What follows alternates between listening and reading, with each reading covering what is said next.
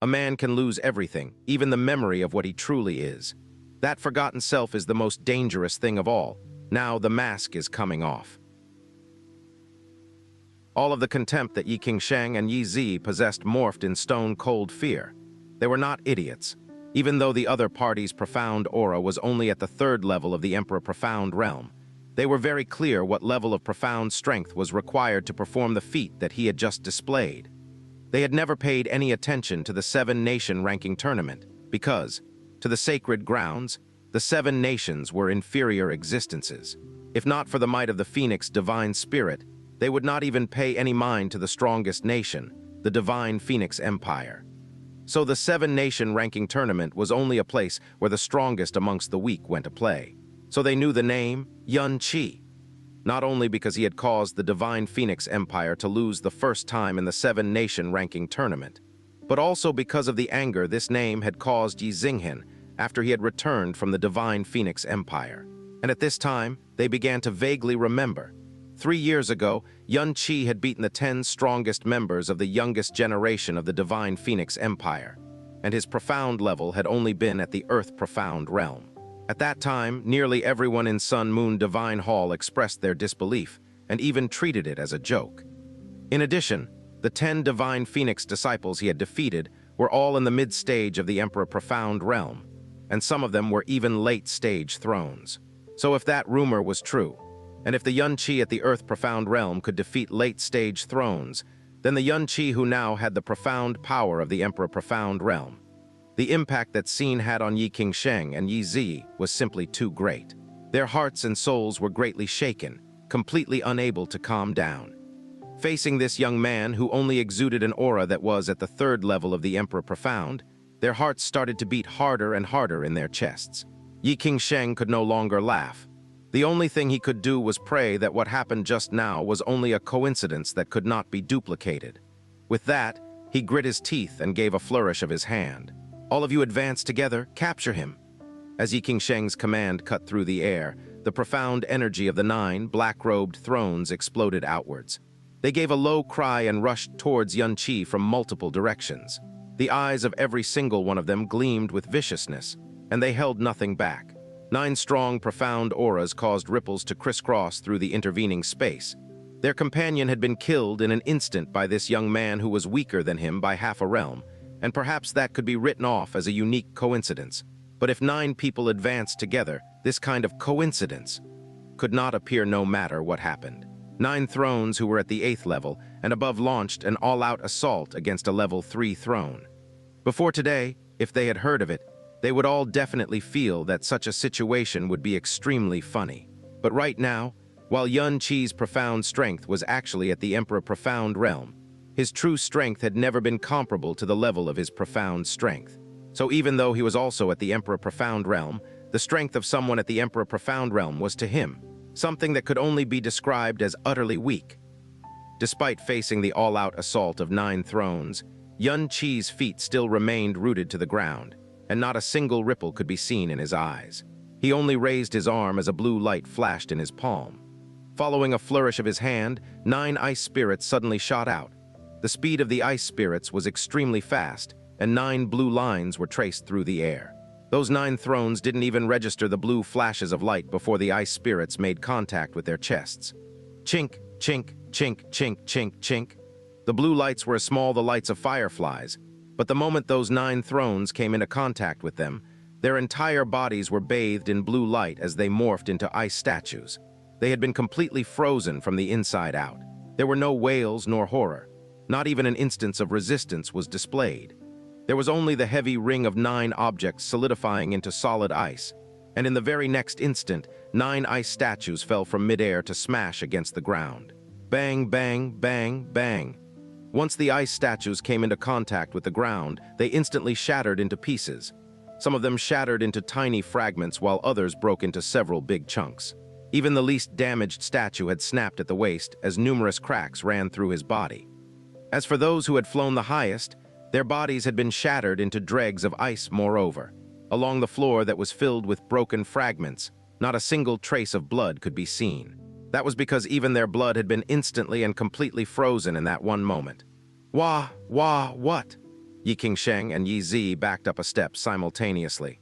The two mighty overlords' pupils shrank into pinpricks, and even their legs could be seen to be trembling. 9 high-level thrones were frozen and sealed in an instant. And the most horrifying fact was that after their frozen bodies had naturally fallen from the air, they actually all shattered on the cold and hard ground as if they were all made of regular ice. As high-level thrones, they had the profound strength of the Emperor Profound Realm protecting their body. Even if they fell to the bottom of an extremely deep ravine, there was no way their bodies would have shattered solely because of that. Additionally, even if they were sealed in ice, their protective profound energy should have still remained. Not only that, even if they had died in that instant, their profound energy should not have immediately and completely dissipated/disappeared. But the scene that had just unfolded right before their very eyes was so horrifying that they could scarcely believe it. They had begun to suspect whether this was an illusion that simply did not exist in reality, or perhaps they were stuck in a nightmare. Unless in that instant, not only were their bodies sealed in ice, but even their profound energy was sealed in ice as well. Furthermore, this level of strength, how could it appear on someone who was only around 20 years old and whose profound energy aura was only at that of the Emperor Profound Realm?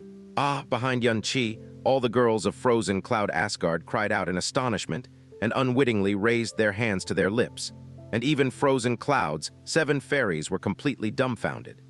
The scene they had just witnessed was 1,000,000 times more shocking than when he had killed that level 9 throne in an instant. This was a power that they had never seen before, one that even completely exceeded the bounds of their understanding. To be able to kill a level 9 throne in an instant was something that Qingsheng and Ye Ziyi could do as well.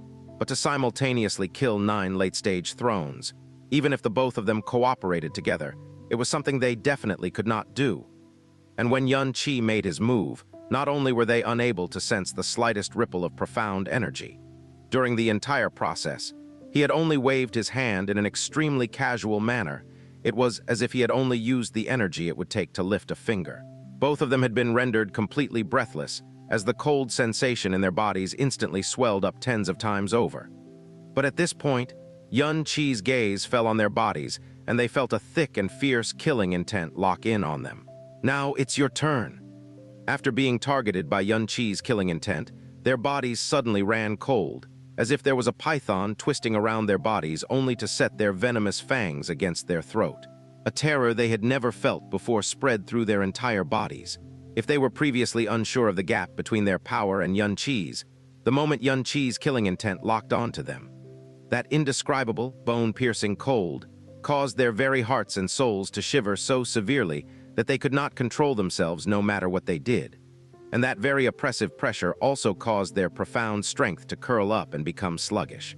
All of these things led them to discover, to their horror, that this young man not only had a profound strength that far surpassed the Emperor Profound Realm, he was also stronger than the two of them, both mid-stage overlords, by nearly an entire realm as well. They had only ever experienced such a strong might and pressure in the presences of a monarch. The Xianxia in front of them, just a flourish of his hand was enough to instantly kill 9 late-stage thrones, so he definitely had the ability to kill the both of them. Qingsheng started to shuffle his feet backwards. That was a movement which indicated that he was prepared to flee at any moment. At this time, he already knew that he could definitely not behave arrogantly, no matter the circumstances.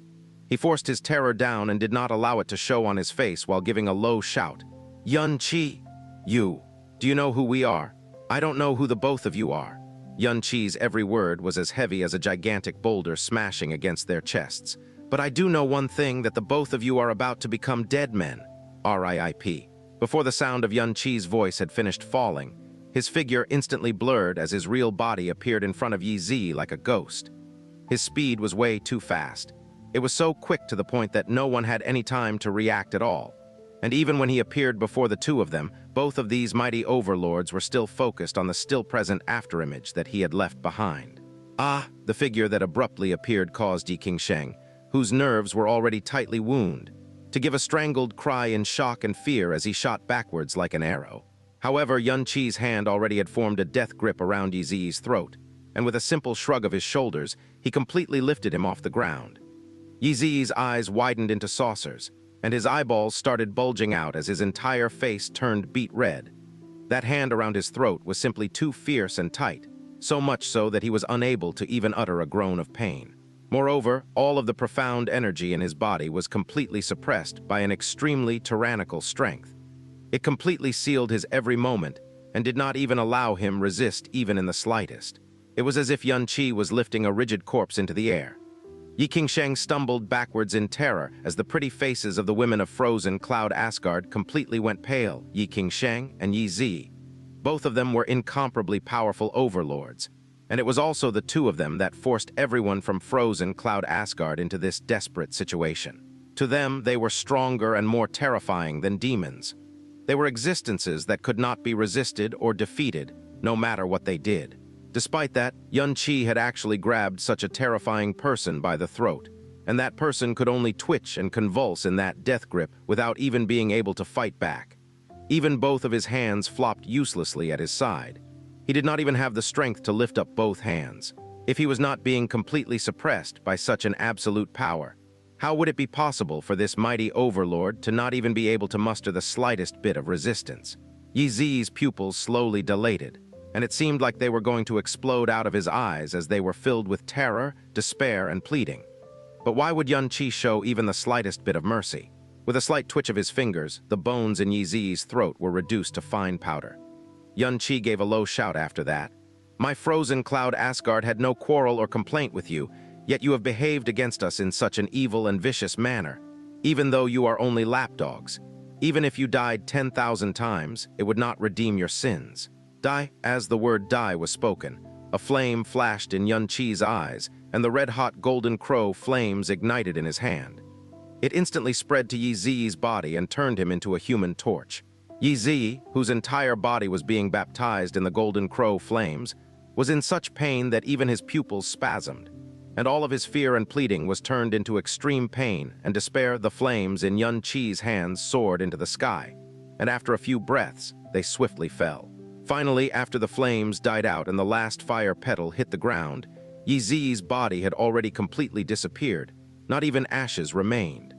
The frozen and divine hall had descended into an absolute silence. While the air had turned scorching hot, Ye Qingsheng's entire body went cold, and he felt as if he had been plunged into a frozen hell. He could only helplessly look on as Ye Ziyi was, in the span of a few breaths, reduced to ashes by Xianxia without even the slightest opposition. His body went limp the moment he saw Ye Ziyi's body completely disappear, and as Xianxia's gaze slowly rotated over to him, he let out a shrill and strangled cry as he scrambled up the wall, attempting to desperately climb to freedom. It was as if he was a defeated dog who had been completely scared out of his mind. However, even if Ye Qingsheng's speed was 10 times faster, it would still be impossible for him to escape from Xianxia's palms. Xianxia stood still, reached out his arm, and an invisible cold air stabbed through the space, instantly shooting out further than 300 kilometers. The body of Ye Qingsheng, who was desperately escaping, became stiff and fell onto the ground while he was screaming. Following that, his whole body was frozen under a layer of ice that was rapidly getting thicker. Keep him alive," exclaimed Gong Yuxian with a rapid voice. Even without Gong Yuxian's reminder, Xianxia wasn't planning to kill Ye Qingsheng in the first place. He had already confirmed that these people were from the Sun-Moon Divine Hall, but he still didn't know why they would attack the frozen Cloud Asgard, especially when these people were obviously under the command of Ye Ziyi himself. At the very least, he must figure out the reason behind this, especially Ye Ziyi's goal. In the blink of an eye, Ye Qingsheng's whole body was completely sealed with ice, and whether it was his body or profound energy, they were all sealed completely. He laid on the ground without moving. Xianxia opened his palm, and along with a chaotic airflow, Ye Qingsheng's ice-sealed body flew up from the ground, quickly flew backwards until it landed by Xianxia's foot, and was heavily stamped on by Xianxia's feet. The moment his feet landed, the ice layer that covered Ye Qingsheng's whole body shattered in an instant. Ye Qingsheng wasn't unconscious.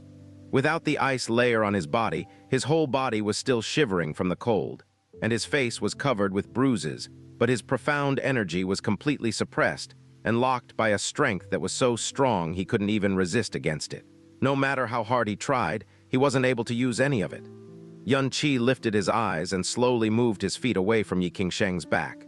Even without Xianxia stepping on him, that overbearing force of suppression still existed. On top of that, his body was completely frozen stiff. Not mentioning standing up, he couldn't even lift his arms or turn his head. There was only weak, unclear moaning coming from his mouth. Bang! Xianxia kicked Ye Qingsheng into a corner of the frozen end divine hall, didn't give him another look, and hurried to Gong Yuxian's front. Because he felt that Gong Yuxian's breath was getting weaker by the moment. If it kept going on like this, her life would end at any moment. Asgard mistress, you asked me to keep him alive. Was it to question them where they are from? Xianxia asked peacefully while facing Gong Yuxian as he started to circulate Great Way of the Buddha and gather the nature's energy. Murong Kayangsu, Jun Lianqi, Mu Lani, Chu Yuili, Feng Hanyu, Feng Hangsu, and all of the frozen cloud disciples looked straight at him with blank looks on their faces. All of their eyes were in a haze as if they were covered with ice mist, and in a blur as if they were in a dream, perhaps. They supposed up until this very moment they were still in the most fantastic dream. A catastrophic calamity. During these 6 months, they were always in a desperate, hopeless situation. Their enemies included 2 overlords and 10 late-stage thrones, and they could not fight against that power no matter what. For 6 months, they relied on the last breath of the Frozen End Divine Hall. Today, when the villains broke open the Frozen End Divine Hall, every one of them had prepared for death and had already stopped hoping for any miracle to appear. But Xianxia, who had died 3 years ago on the primordial profound arc, the only male disciple of their frozen cloud Asgard, actually came back at the very last moment and appeared before them. Not only did he miraculously come back alive, his strength had become so strong that it was both completely unbelievable and incomprehensible. 10 strong, high-level thrones were all killed by him in 2 short seconds. Overlords that were considered as so strong that they were horrifying and exceeded the existence of legends to Blue Wind Nation, could not resist in front of Xianxia at all. They were no different from newborn babes. The danger that placed them in a desperate situation was solved in the blink of an eye because of Xianxia's return.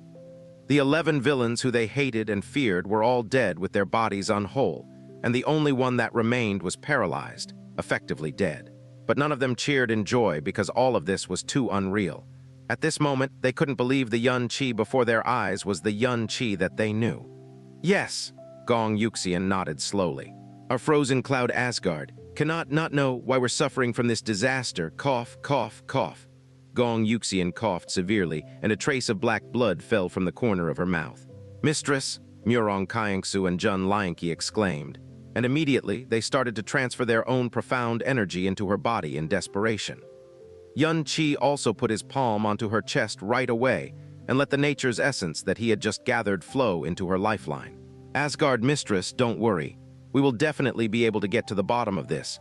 The person behind this, no matter who it is, will have to pay a heavy price for this. Asgard mistress, don't speak now. Close your eyes and calm yourself. There is no danger any longer. You just have to heal your wounds in peace and you will recover very soon. No, but Gong Yuxian shook her head and said, there are some things that I must say now. Gong Yuxian's voice was trembling and weak, but at this moment her eyes were not unfocused anymore. Instead, they were bright and clear. Even the weak vitality in her body had suddenly stabilized. But Xianxia didn't stop worrying at this change. Rather, his heart immediately sunk. This was a moment of clarity right before death. Gong Yuxian was using all of the remainder of her life force in exchange for one last bit of short clarity. Asgard mistress, you don't say anything. Listen to me. Listen to me.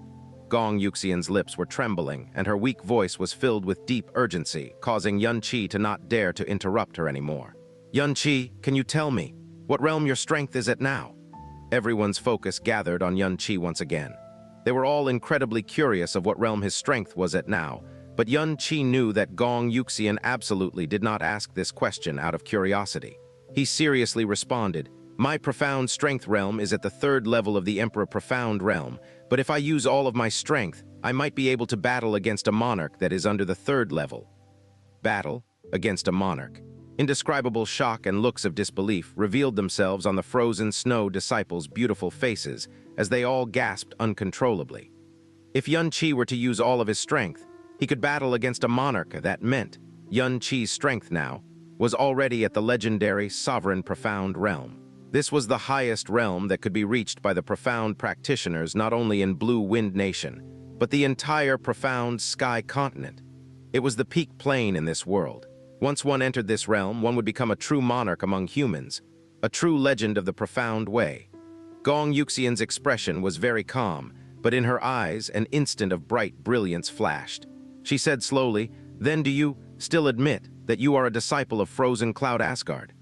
"If Asgard Mistress doesn't expel me, I will always be the disciple of Frozen Cloud Asgard," Xianxia claimed without hesitation. He reached out his palm, and an ice-blue frost crystal slowly appeared in the center of his palm. "This Frozen Cloud Soul Crystal was personally given to me by Grand Asgard Mistress back then, and it is the proof of my identity as the disciple of Frozen Cloud Asgard.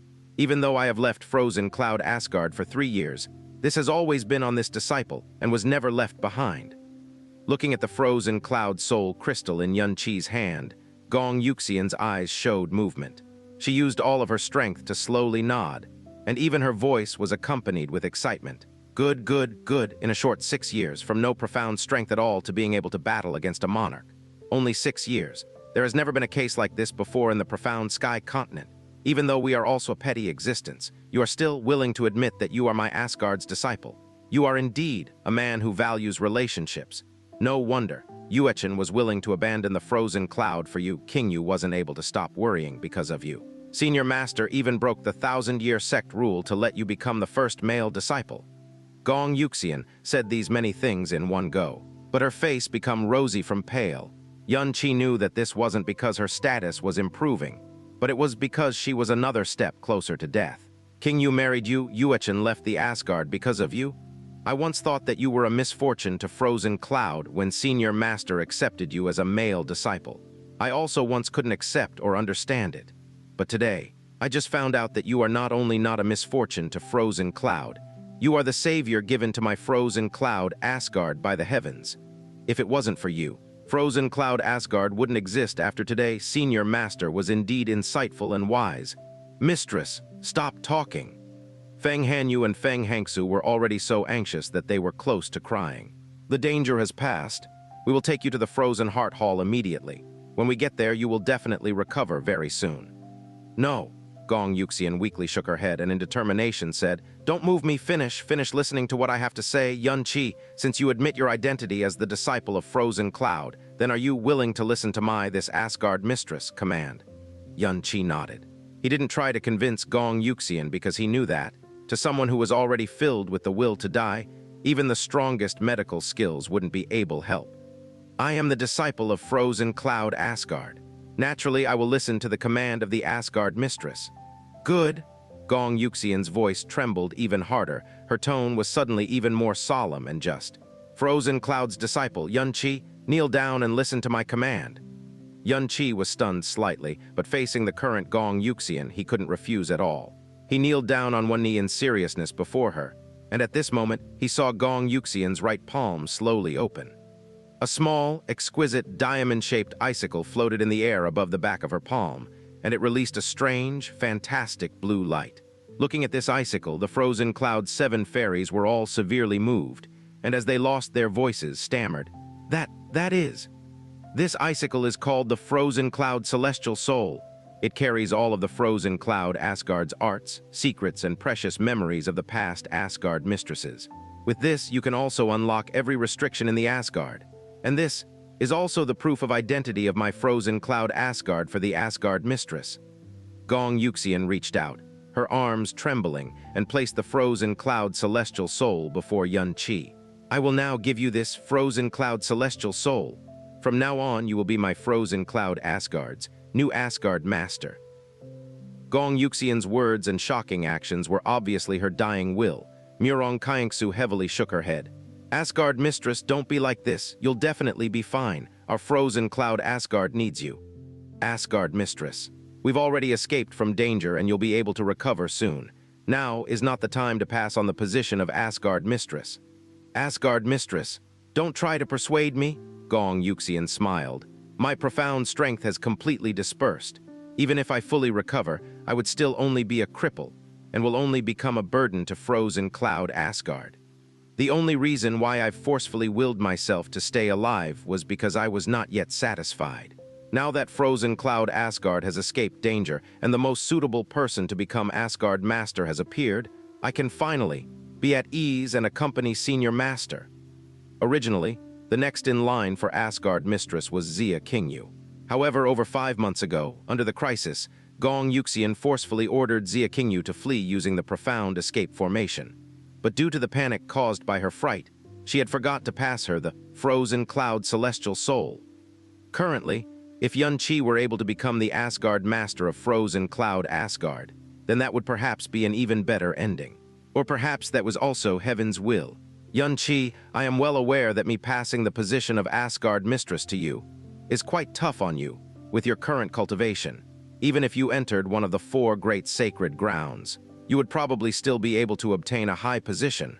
But even though the calamity has temporarily passed, the mastermind behind these villains is an enormous power that Frozen Cloud Asgard simply cannot contend against. Me, selfishly, handing over Frozen Cloud Asgard to you is my command as Asgard Mistress, and also my request. Please, you must promise me.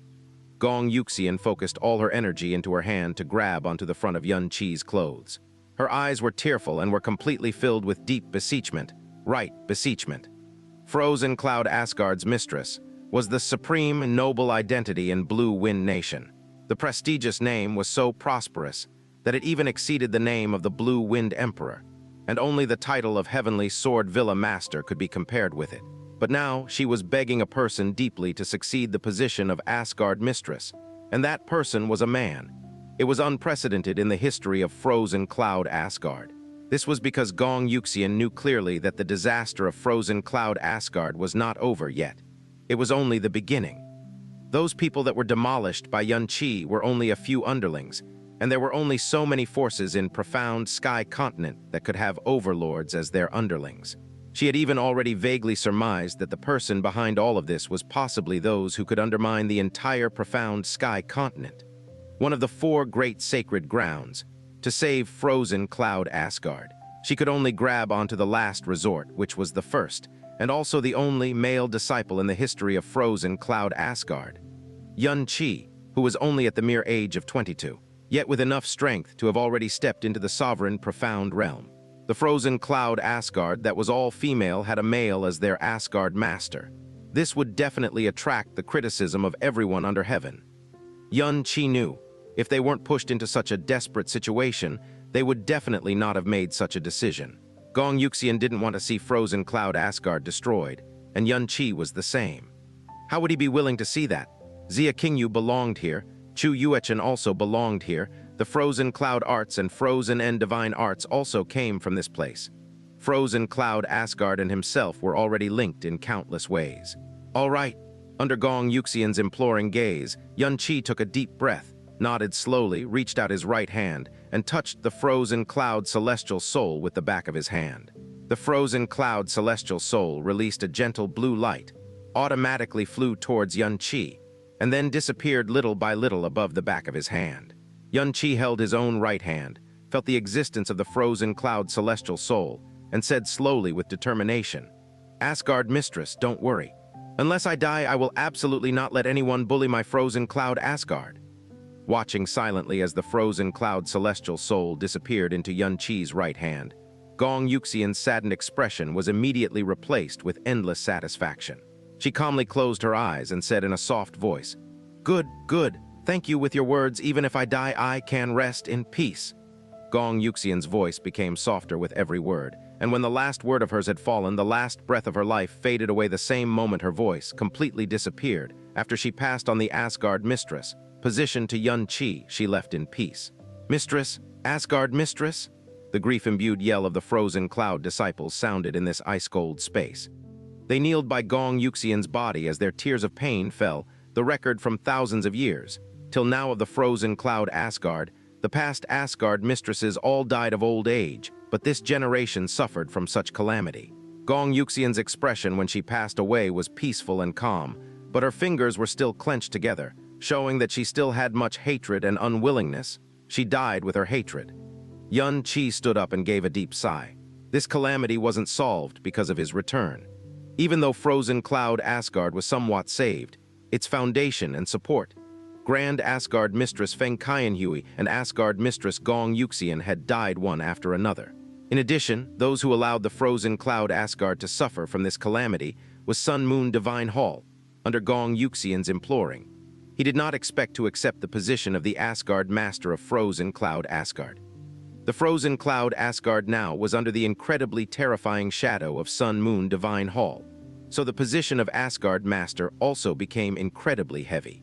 But since he dared to accept it, he had the awareness that maybe, one day, he would have to face the Sun Moon Divine Hall head-on. Even more so, him and that Ye Ziyi already shared a bitter hatred of the other. "Let Asgard Mistress rest in the ice coffin," heavily said Xianxia as he looked at the frozen cloud disciples crying overwhelmingly in front of him. Southeast of Blue Wind Imperial City, 35 kilometers away. As one of the commanders of the Divine Phoenix Army, Han Xingzhao had already completed the mission of taking over of the west area of the Blue Wind Nation. Besides being told to ignore Heavenly Sword Villa, all of the west area of the Blue Wind Nation was already under his control. These days they were all paying attention to the progress of the main army. Taking over the Imperial City was something just around the corner, and soon enough, there would no longer be a Blue Wind Nation. Instead, there would be a Divine Phoenix Empire's Blue Wind Realm, and they could return to their nation with honor very soon. Yesterday, he had already known that the Divine Phoenix Army had arrived at Blue Wind Imperial City. Today, he was originally prepared to send a sound transmission to ask about the results of the battle, however. Whether it was the main army's commander-in-chief, Qi Zhenkeng, or the vice-commander, Duan Qingsheng, none of them responded. Moreover, he and his subordinate then tried to send a sound transmission to almost everyone in the main army who had a sound transmission imprint, but none of them responded. In shock, he immediately sent a 10,000-mile sound transmission to Feng Hengkang, and under the order of Feng Hengkang, he transferred all of the mounts and aerial pets, accompanied with 50,000 soldiers of Divine Phoenix Army, and rushed to Blue Wind Imperial City with the troops moving faster than ever. On the whole way there, he was extremely anxious. The supervisor who accompanied him, Feng Hengjiang, the 52nd elder of the Divine Phoenix sect, his expression was also darkened the whole way there. If it was just one or two people that didn't respond to the sound transmission, then maybe they were focused on the battle and didn't have time to respond. But none of them responded. This was absolutely abnormal. When the sky began to get dark, they were finally 35 kilometers away from Blue Wind Imperial City. But the scene before them stunned them all for a very long time. What is going on? There was no sound of battle or yelling at all. This place was so quiet that it was frightening. Not only that, but the land in front was actually sunken to an extreme degree, and it sunk in an incredibly smooth manner, not mentioning the things that a battlefield should have, like traces of fighting, bodies, or blood. There wasn't even a trace of it being stepped on. This view extended as far as the eye could see. Facing this extremely strange scene, everyone stopped moving forward. Feng Hengjiang flew down and landed. He stood on the land that had been sunk to a large degree, and his expression changed. He felt an aura of a flame, and he had a feeling that this strange, boundless area was an area of destruction that seemed to be created by strong, unparalleled strength. Still, even with all of the supervisors from the Divine Phoenix sect that came here together this time, they couldn't have created such enormous area of destruction. And the Blue Wind Nation, it was even more impossible for a strength like this to appear from them. The most crucial point was, where did the army of 700,000 19th Elder and 43rd Elder go? They were near Blue Wind Imperial City that they were invading just this morning, but not even a shadow was to be seen. Could it be? An extremely horrifying thought appeared in Feng Hengjiang's head, but he immediately denied it in panic. Impossible. How could something like this be possible? 52nd Elder, can you tell what happened to this area? What should we do now? Han Xingzhao tried to ask calmly. Feng Hengjiang's expression changed. He gnashed his teeth and ordered, "We will, of course, see what is going on ourselves at Blue Wind Imperial City. There are only a few kilometers left. Immediately report the situation to the sect master and move forward at full speed." Yes. Blue Wind Imperial City. The sky started to dim, and the whole city was tense because they were still in the process of preparing for war since the Divine Phoenix Army could show up anytime. Xianxia hadn't returned from the frozen cloud Asgard for a long time. Kang Yue and the others couldn't help but start to worry. At this moment, a panicked voice came from outside the hall. "Your Majesty, bad news." Kang Yue hastily stood up from her throne and with her eyebrows lowered said, "Did the Divine Phoenix Army arrive?" A soldier of the blue wind in silver armor rushed in and kneeled on the ground. Then he rapidly said, "A wave of the divine phoenix army is flowing in from the northwest. They are currently less than 15 kilometers from the imperial city." "What?" Kang Yue's eyebrows jumped, and the expression of the generals in the main hall all changed suddenly. Feng Yunli stood up and roared, "Why did we only notice when the divine phoenix army is this close? Are the sentries at the front lines all dead?" "Your Majesty, General, calm yourselves. This wave of divine phoenix army soldiers is probably around 50,000. But the speed of their troops was extremely fast. Among them, around 20,000 of them are riding the fire war horse of the divine phoenix nation. And the rest of the 30,000 soldiers were all riding different types of aerial profound beasts. Their speed is really too fast. May your Majesty immediately order us to fight." 20,000 fire war horses and 30,000 aerial profound beasts that were carrying the divine phoenix army. Everyone in the main hall gasped a breath of cold air. Aside from the 50,000 soldiers of the divine phoenix army, just this frightening number of fire war horses and aerial profound beasts wasn't something that the Blue Wind Imperial City could defend against right now. But none of them showed panic on their faces, because their Blue Wind Imperial City had a guardian that was as strong as God. More than 100,000 soldiers of the Divine Phoenix's main army were demolished by him in an instant. There was no need to mention 50,000. Looks like after the main army was demolished, the Divine Phoenix army on the west noticed that something was not right, so they came over in a hurry to see what is going on, Kang Yue said peacefully. Looking out from Blue Wind Imperial City, the southwestern sky was completely black. There were nearly 20,000 aerial profound beasts with at least one divine phoenix soldier on each one. These aerial profound beasts consisted mostly of spirit profound beasts, but there were a few earth profound beasts as well, and the ones in the lead clearly released the aura of the sky profound realm. Underneath them, the fire war horse's speed was no less compared to the aerial profound beasts. These fire war horses were also spirit profound beasts.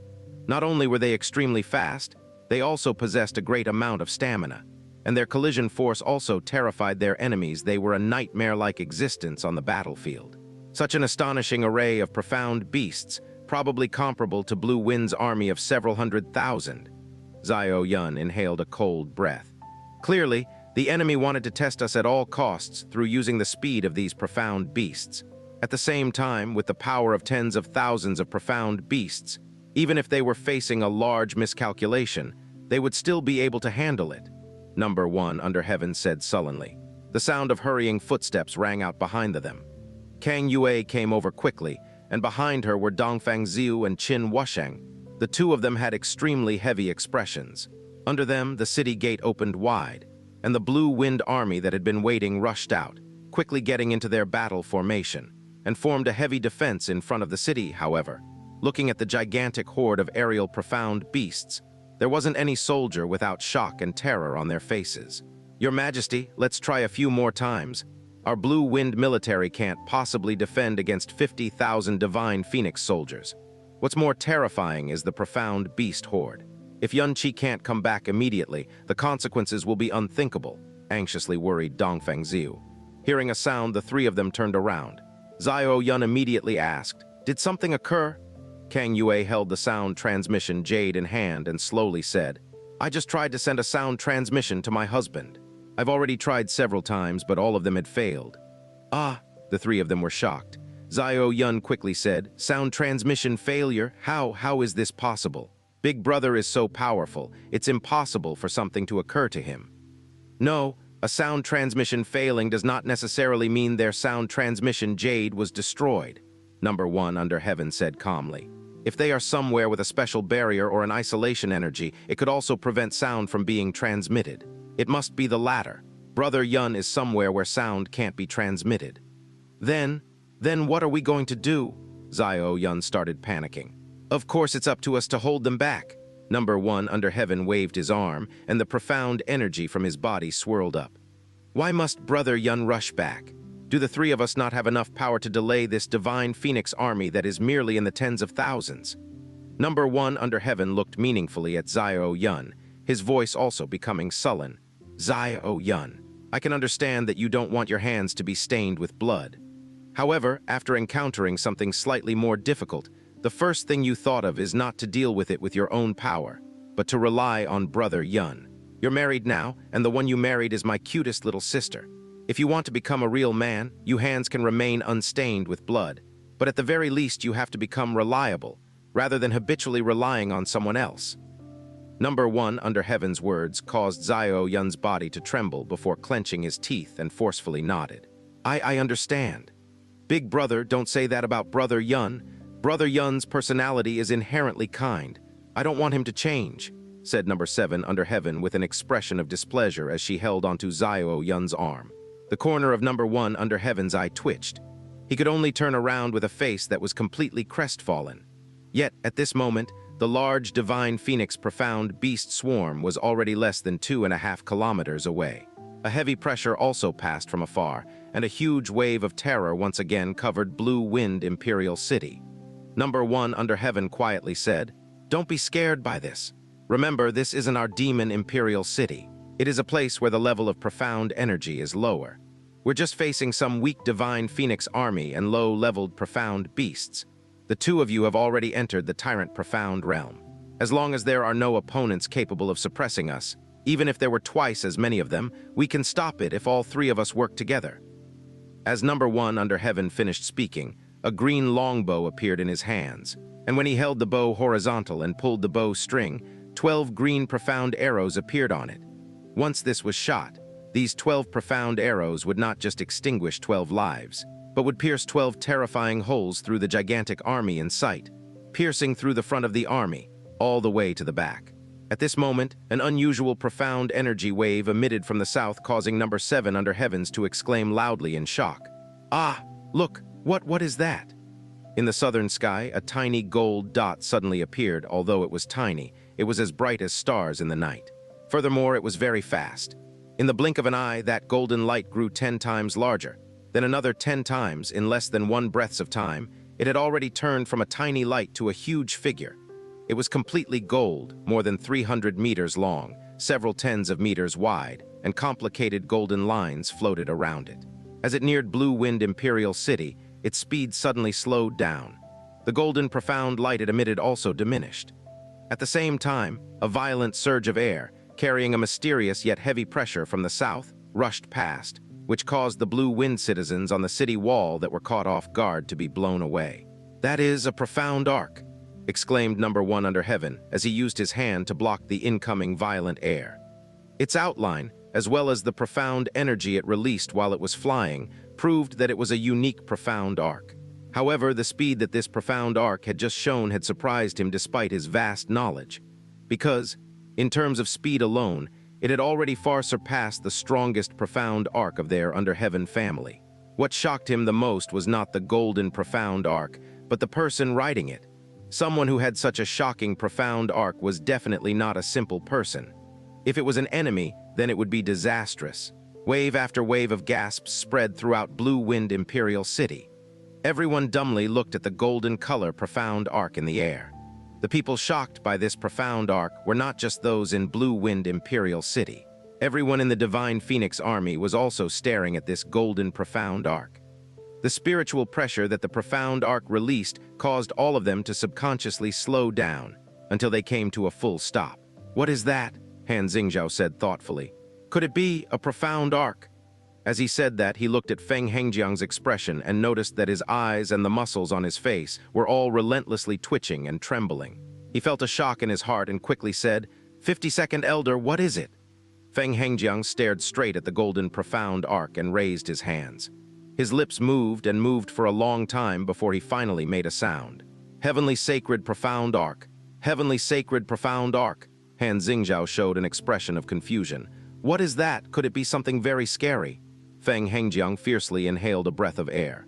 "Heavenly Sacred Profound Arc, the exclusive arc of the Saint Emperor, Absolute Monarch Sanctuary's highest ruler." WHWH what? Han Xingzhao nearly fell off his aerial profound beast in complete shock after hearing that. He had never heard of the Heavenly Sacred Profound Arc, but who had not heard of the name of Saint Emperor? He was the leader of the 4 great sacred grounds, the ruler of Absolute Monarch Sanctuary, the supreme existence that gazed down at the entire profound sky continent from above. The true number one existence on the profound sky continent. He said in shock, 52nd Elder, could you be mistaken? How could someone like the Saint Emperor come to this sort of place? I'm not wrong. There's only one heavenly, sacred, profound arc in this world. I was lucky enough to see it one time back in the day when I followed Sect Master to visit Absolute Monarch Sanctuary. I'm definitely not mistaken. Feng Hengjiang's body and voice were trembling. As an elder of the Divine Phoenix sect, he was someone that could walk against the law in the profound sky 7 nations. However, in front of the name of Saint Emperor, he could not stop his body from shuddering no matter what. Furthermore, the Saint Emperor highly values the heavenly sacred profound arc and has never lent it to anyone. Even his godsons have no right to drive it privately. So once the heavenly sacred profound arc appears, it will definitely be the Saint Emperor himself. It was at that moment the golden profound arc finally came to a complete stop. The light and profound energy fluctuations almost completely disappeared. The golden profound arc floated quietly in the air, and on the right, one of the arc doors slowly opened. Han Xingzhao and Feng Hengjiang held their breaths, but before they could clearly see the figure that walked out from the arc door, an extremely terrifying, rampaging aura had already locked onto them. They didn't dare to move a muscle, as they felt like they were held down by a mountain that was tens of thousands of meters tall. A tall and muscular figure walked out from the arc door and then slowly flew down. His eyes stared at the black Divine Phoenix army and profound beast swarm in the southwest. He wore a gray shirt that couldn't be even more plain. It was even a bit tattered, and his muscular body could even be described as gigantic. He was at least 4 or 5 times the size of a normal adult, and just by standing there, he was like a small mountain of meat. Han Xingzhao and Feng Hengjiang opened their pupils wide. Their entire bodies trembled uncontrollably. What frightened them was not the person's muscular and unusual body, but his rage and killing intent. The rage of the aura that had locked onto them was like the molten magma of hell. Just under this aura, they felt as if their bodies would be torn to shreds any moment now. And the aerial profound beasts under them, as well as the fire war horses underneath, were all trembling erratically. They were even whimpering in terror. That person's aura is so terrifying, Number 1 under heaven exclaimed. He knew in an instant that this person's aura far surpassed his, who was at the 8th level of the Tyrant Profound Realm. It was clearly the power of the Monarch Realm, and by the strength of the aura, it didn't seem to be weaker than an enraged Xianxia. Who was this guy? Wasn't Blue Wind Nation the weakest in terms of profound energy levels in the profound sky continent? If so, why did a monarch appear? However, despite his shock, Number 1 under heaven was relieved as this person's rage that was powerful to the point of being terrifying was directed at the Divine Phoenix Army, not Blue Wind Imperial City. Such a huge person, there is actually someone this huge, said Number 7 under heaven with her eyes wide. Kang Yue had already covered her mouth tightly, and after a long while she finally couldn't help back and shouted, Yuanba. It's Yuanba. They hadn't met for 5 years, and from her point of view, Xia Yuanba didn't look very different. But his body was far taller and more muscular compared to what she remembered, and his gaze and aura had changed in an even more extreme manner. It caused her to be unable to link him with the old Xia Yuanba she knew. However, what made her scream out the name, Yuanba, was the slightly tattered gray shirt on his body. Back when Xianxia first entered the Blue Wind Profound Palace, when she helped Xianxia sew his training uniform in order to hide her feelings for Xianxia, she also made a set for Xia Yuanba. Xiao Yuanba always treated it like a treasure and enjoyed wearing it. 5 years had passed and he still had not discarded it. Although it was tattered in a lot of places and could not cover his body since it had grown, he still wore it. Yuanba, which Yuanba? Dongfeng Ziu and Qin Wusheng all blanked. No matter what, they could not link this person who was emitting such a terrifying aura and driving the golden profound arc with Xia Yuanba, who had little to no talent in the past, was only of the elementary profound realm, and suffered tons of bullying in the Blue Wind Profound Palace. Kang Yue did not say anything. She was just so worked up that tears were about to fall. Xianxia returned, and now Xia Yuanba had also returned.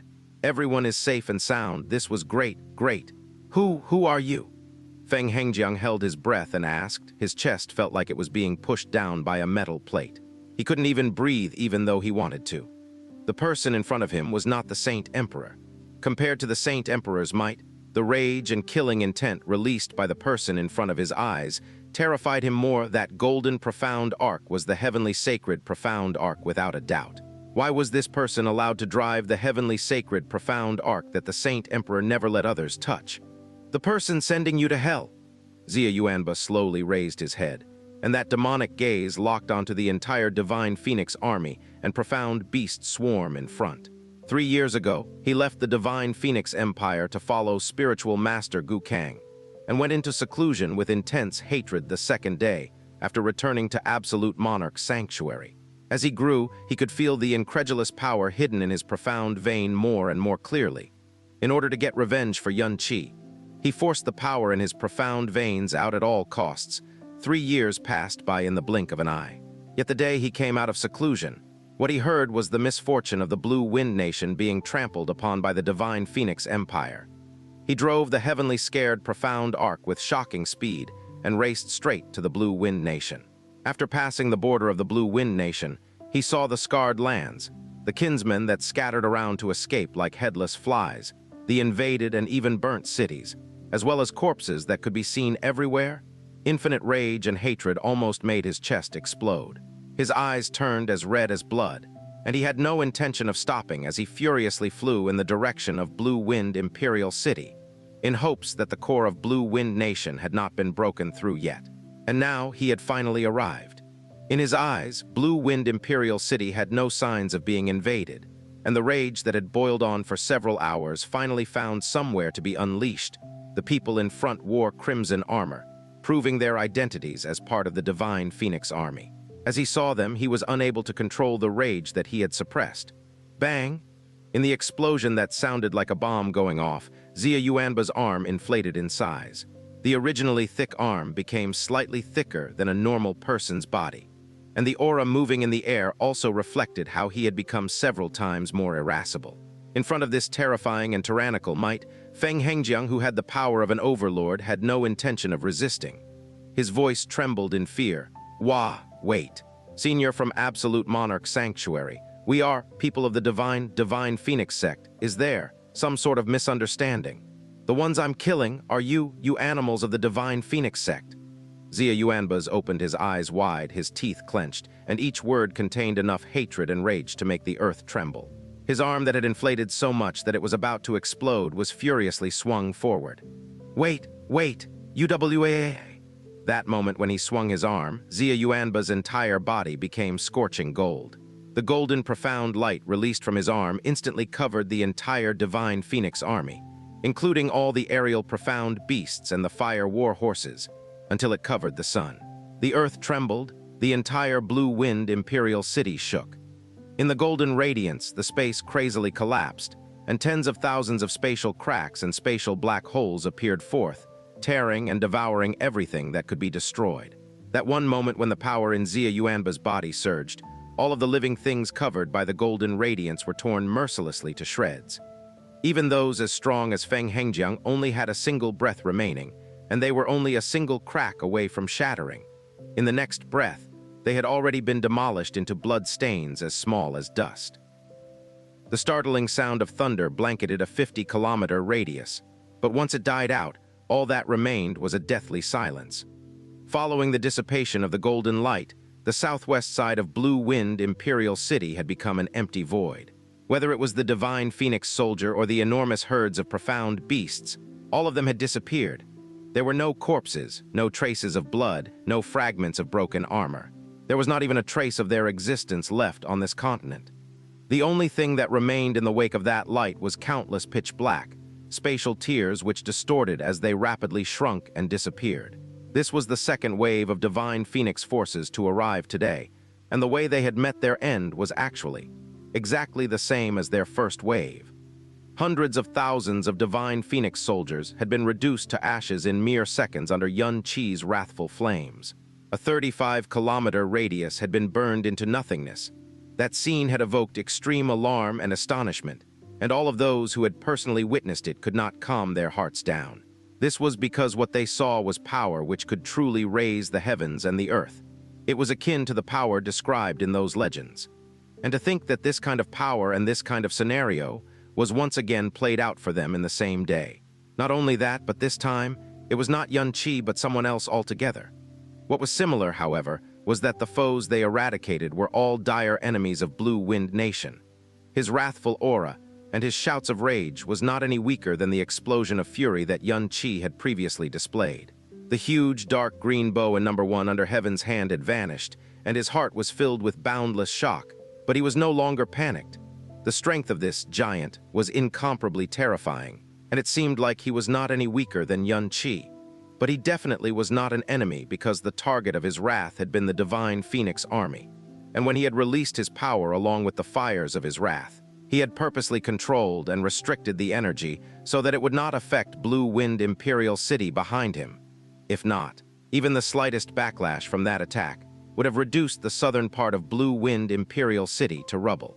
Number 1 under Heaven took in a deep breath and asked Kang Yue, "Just now you shouted Yuanba. Is it that person's name? Could it be that you know this person?" "His name is Xia Yuanba, and he is the junior brother of my husband and I, and even more than that, he is a relative of my husband," Kang Yue replied in a voice filled with emotion. Jun, junior brother." The eyes of number 1 under Heaven and Xiao Yun widened into saucers as they found it hard to believe what they just heard. Could it be that he is actually younger than Big Brother? "Yes, he is more than 1 year younger than my husband," Kang Yue replied softly. "%." Number 1 under Heaven and Xiao Yun could practically hear the sound of their jaws hitting the floor. In the air, Xia Yuanba had fully vented his fury following the complete destruction of the divine Phoenix army, and he had regained a modicum of calm. He slowly turned around and looked towards Kang Yue and Qin Wusheng, who stood beside her. When Yuanba saw them, he, who had awoken the heart of a tyrant and had long ago ceased to be cowardly and weak, felt his eyes quiver as they moistened slightly. "Senior Sister Zuru, Palace Chief Qin," he said in a low voice as he swiftly flew over. During the period where he lived in the Blue Wind Profound Palace, besides Yun Qi, it had been Kang Yue who had treated him the kindness, while Palace Chief Qin had always taken care of him. When he saw that both of them were safe and sound, there was nothing that comforted his heart more. Ping! A faint shattering sound that seemed to resonate from the deepest depths of the soul caused a frazzled and frustrated Feng Henkang to immediately open his eyes as confusion fogged his vision for a moment. He could only hope that what he sensed was only a misconception. But immediately, the sound of hurried footsteps could be heard from outside. What followed it was a shout that was filled with bewilderment. "Sect Master, this isn't good. 52nd Elder's soul crystal, suddenly shattered just a moment ago? We sent a sound transmission to 52nd Elder and Commander Han, who was together with him, but we received no response whatsoever." Feng Henkang slowly rose to his feet, a dark cloud covering his face. It had not even been an hour since Han Xingzhao had sent a sound transmission to him, reporting that there was a weird calm settling over Blue Wind Imperial City. And not only were there not traces of the divine Phoenix army, there were not even any traces of battle. And now, the situation that occurred with the main divine Phoenix army occurred once again, and they had become impossible to contact with no new messages coming in. What exactly was happening over at Blue Wind Imperial City? Frozen Cloud Asgard. Yun Qi used the Frozen Cloud Celestial Soul in his body to release a unique restriction. After that, he, together with all the ladies of Frozen Cloud Asgard, entered the Frozen Cloud secret grounds and deposited the ice coffins, in which the bodies of Feng Qianhui and Gong Yuxian rested, at the room at the very end of the area. Murong Qiangshua, Jun Lianqi. Mu Lani, Feng Hanyu, and Feng Hangsu knelt in front of the ice coffin, and all of the Frozen Asgard disciples behind them followed suit. They knelt for nearly 2 hours until Yun Qi finally let out a soft sigh and said, "Let us depart and allow Mistress Gong to sleep in peace. She labored for Frozen Cloud Asgard her entire life, so it's about time she enjoyed her well-deserved rest." Once he brought the gathered Frozen Cloud disciples out of the secret grounds, the sky outside had already darkened. Even though Frozen Cloud Asgard had met with a great calamity, they had the protection of their special barrier, and after that barrier had vanished, they had all huddled inside the Frozen End Divine Hall. As a result, no terrible battles had taken place, and the better part of Frozen Cloud Asgard had been preserved from harm. The canopy of night had dyed Frozen Cloud Asgard in some sort of illusory beauty, transforming it into a fantasy of ice and snow, one of glittering snowflakes and crystalline glass. Yun Qi glanced at the sky. There had been no sound transmissions from Blue Wind Imperial City, so it looked like no other divine phoenix soldiers had attacked it. However, what he did not know was that the frozen cloud's secret ground's special restrictions not only blocked auras from outside, it even blocked sound transmissions as well. "We greet the Asgard Master." Just as Xianxia was about to turn around, all of the women of Frozen Cloud, including the Frozen Cloud's 7 fairies, had all knelt down and bowed their heads as they solemnly paid their respects to him. He hurriedly said, get up, you do not need to pay respect to me. Even though I am the temporary Asgard Master, you don't need to behave with such decorum towards me." Qingsheng sincerely replied, "It was due to the Asgard Master's actions that Frozen Cloud Asgard, along with all our lives as well, were saved. Moreover, you are also the person who was personally appointed by the previous Asgard Mistress as the new leader of our sect. So according to both our emotions and the law, we still want to kneel before you in respect. From today onwards, we sisters and disciples will follow the orders of the Asgard Master." Every single one of the ladies of Frozen Cloud were paramount beauties, but their hearts were like ice and snow, making it hard for people to approach them. This had previously caused his teeth to itch, while he secretly raged that Frozen Cloud Asgard was a sinful place, which greatly wasted its natural resources. And now he had become the leader of this very Frozen Cloud Asgard, and all these women of Frozen Cloud now knelt at his feet. This feeling was indescribably complex and subtle. "Fine, but all of you quickly get up. You can consider this my first command as Asgard Master," Xianxia said as he strove to keep a straight face. All the ladies of Frozen Cloud rose to their feet, and even though their eyes still contained the bleak pain of being plundered when they gazed at Xianxia, they did not contain too much rejection towards their new male leader. 3 years ago, when he was the first male disciple to ever be accepted in the history of Frozen Cloud Asgard, it caused all of the Frozen Cloud disciples to become puzzled, and this even included Gong Yuxian. But after that, he helped Qingsheng and the other fairies open their profound entrances, and helped 6 of them achieve the world-shocking heavenly god's spiritual veins. In addition, coupled with him being able to understand the frozen end divine art even faster than Xianxia, these actions caused the disciples of Frozen Cloud Asgard to not reject or question him. It even caused them to lower their guards against him, and after a few months, they basically became used to his existence. And now, he had returned in their hour of need and basically single-handedly rescued them from their certain doom and demise. Furthermore, the power that he had displayed caused them to be incontrovertibly convinced. The calamity hanging over Frozen Cloud Asgard had not been completely removed, but having Xianxia, who had strength at the sovereign profound realm, was undoubtedly like having a powerful guardian which they did not even dare dream of before. After going through these nightmarish 6 months, they had since formed a dependence on their male sect master that was so strong that they themselves had not realized it yet. "My senior and junior masters and all the various senior and junior sisters," Xianxia said in a gentle and sincere tone. 3 years ago, I entered Frozen Cloud Asgard as its first male disciple, breaking 1,000 years of regulation. And now that I have become Asgard Master, I still feel that it is rather inappropriate, and it will bring about a great deal of criticism for our sect.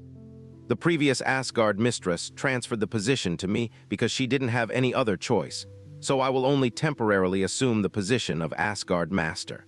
When Qingyu comes back, I will immediately transfer the position of Asgard Mistress back to her. But everyone, do not worry. In the end, I am still a disciple of Frozen Cloud, so I will definitely keep my promise to the previous Asgard Mistress. Unless I die, I will definitely not allow anyone to bully or trod on our Frozen Cloud Asgard." Gong Yuxian had passed down the Frozen Cloud celestial soul to him, and inside of it lay the important memories of all the previous Asgard mistresses, and a large portion of the hidden secrets regarding Frozen Cloud Asgard. According to the records within, the escape profound formation that Xianxia had used was a random teleportation formation, so no one would be able to decipher where she was sent to. In fact, it was not even known what the greatest scope of this teleportation would be. He also knew that the reason Qingsheng and his goons attacked Frozen Cloud Asgard was astonishingly Xianxia. This was something that caused him to be extremely confused while putting him on high alert. Xianxia had spent 16 years in the floating cloud city, and she had hardly left her own room. Even Xianxia, who was her fiancé, had only seen her a few times in those 16 years. After that, she had basically remained at Frozen Cloud Asgard and very rarely went abroad, even during those rare occasions. She had never left Blue Wind Nation before. So why would the Sun Moon Divine Hall suddenly want to aim for Xia Qingyu? Could it be that Ye Xinghen took a fancy to Xia Qingyu's beauty? That could not be, because Ye Xinghen should have never even seen Xia Qingyu before. Asgard Master, what should we do next? Murong Qiangsu asked in a quiet voice as her icy eyes filled with deep sadness and worry.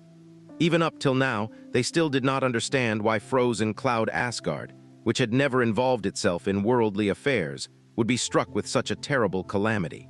All of those beautiful eyes turned towards Xianxia. In the face of this dire calamity, this young man of not more than 22 years of age had quietly become their support.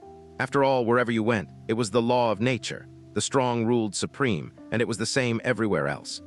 Xianxia gave a faint but heavy sigh and said, "Let us first interrogate this wretch who deserves to die." Xianxia extended his hand, and a cold wind blew, causing the black-robed man to cry out as he was dragged from far away before heavily landing at his feet. Yi Qingsheng's profound strength had already been crippled by Xianxia, and his meridians were also severed, so he could not even commit suicide if he wanted to, much less resisting or running away. In this frozen snowscape, he, who had no profound energy to protect him, was so cold that he kept trembling and shivering as the extremely bitter cold sent countless icy needles piercing into his body with each breath, resulting in untold pain. He looked at Xianxia and his eyes contained no more pleading, it only contained terror, but he was not even able to utter a single sound from his mouth. Looking at him, the faces of all the ladies of Frozen Cloud were filled with fury and resentment. Xianxia strode forward a step, and not wanting to waste any words on him, he simply extended his hand and caused his profound handle to fly out and sink into his body as he instantly performed the profound handle soul search. Yi Qingsheng's entire body trembled while both of his eyes quickly lost their focus and became blank pools. "What is your name?" Xianxia asked blandly as he removed his palm. "Yi Qingsheng." Yi Qingsheng's voice quavered due to the cold. "Yi." Xianxia's brows faintly quivered. It was Sun Moon Divine Hall after all. Even though Sun Moon Divine Hall was not a power that was tied together by a family, all of the people who entered Sun Moon Divine Hall had to change their surname to Yi. He urgently asked, "Is the sect that you belong to Sun Moon Divine Hall?" "Yes," Yi Qingsheng replied robotically. Shouts of surprise and alarm rang around Xianxia. The name, Sun Moon Divine Hall, caused the pretty faces of the girls of Frozen Cloud to go pale. There were not many powers within the profound sky continent which had the ability to dispatch overlords. During the past 6 months, the words sacred ground had occasionally appeared in their minds, but they immediately dismissed those words. Because in regards to Frozen Cloud Asgard, and even the entire Blue Wind Nation, the 4 sacred grounds were akin to divine palaces that were high above the heavens, so they would never, ever have any interaction with their Frozen Cloud Asgard. And there was even less reason for them to act in such a vicious manner towards them. But the name that they had heard at this moment was indeed a name that belonged to the mythical 4 great sacred grounds that they could only gaze at from the ground. "Who sent you here?" Amidst the voices filled with shock, confusion, and fright, Xianxia looked directly at Yi Qingsheng as he continued his questioning. "It was young master, Ye Xinghen, and Ye Xinghen sent the lot of you to Frozen Cloud Asgard in order to capture Xia Qingyu?" Xianxia asked with sunken brows. "Yes, we also had to guarantee that Xia Qingyu was not harmed at all in the process. Why did he send you to capture her? What scheme does Ye Xinghen have regarding Xia Qingyu?" Xianxia's voice grew even deeper and more severe. Yi Qingsheng's hollow eyes turned blank, and it was a long time before he replied. "I do not know." No lies could be uttered while someone was under the influence of the profound handle soul search. So since his answer was that he did not know, it could be confirmed that it was so. The question that caused the most questions in Xianxia's mind was not able to be answered, so he heavily sucked in a breath and abruptly asked, "And where did Ye Xinghen see Xia Qingyu? Or was it that he found out about Xia Qingyu's existence from another source?" Young Master has never seen Xia Qingyu before. Young Master had heard the name of Xia Qingyu from an elder belonging to Mighty Heavenly Sword region. An elder from Mighty Heavenly Sword region. Xianxia's brows knit together tightly as he replied, "Which elder? I do not know." Xianxia ran out of patience and planted one foot on Yi Qingsheng's chest as he pressed both palms against his head.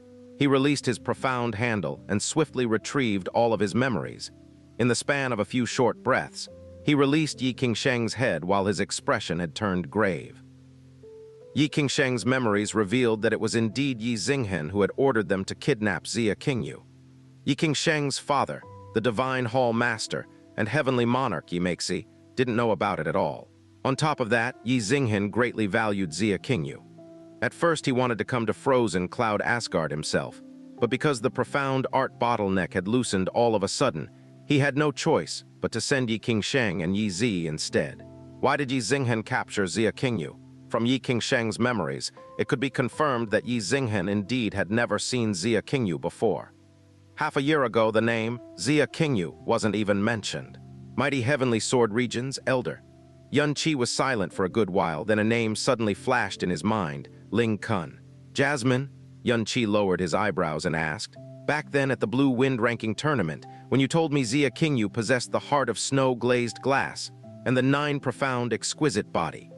You mentioned that the heart of snow-glazed glass shouldn't have appeared in this plane so no one could identify it.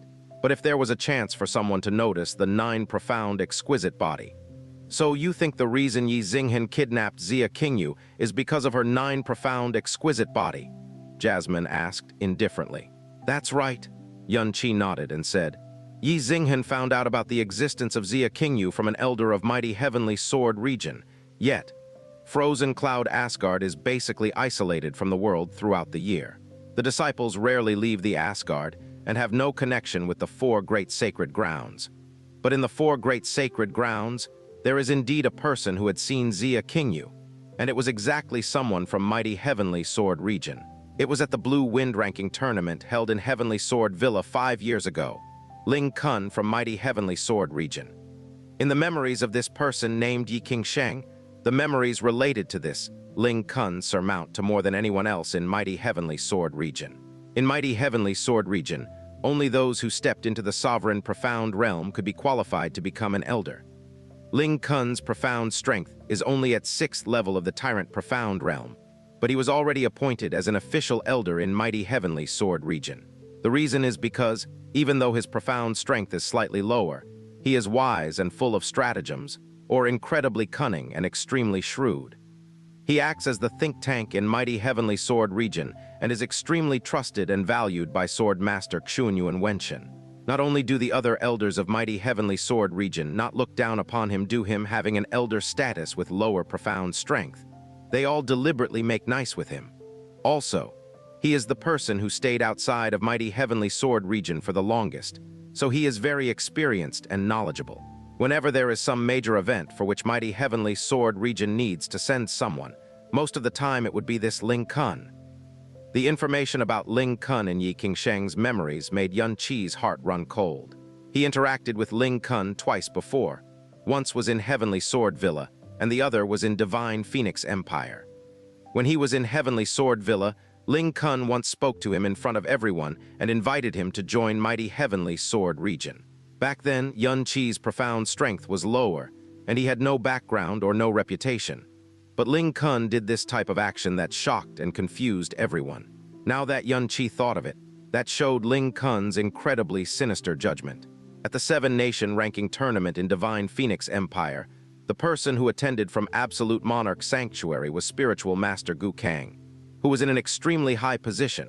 From Sun Moon Divine Hall was their young master Ye Ziyi, and Supreme Ocean Palace sent Jai Qianru, whom both Feng Hengkang and Ye Ziyi feared to some degree.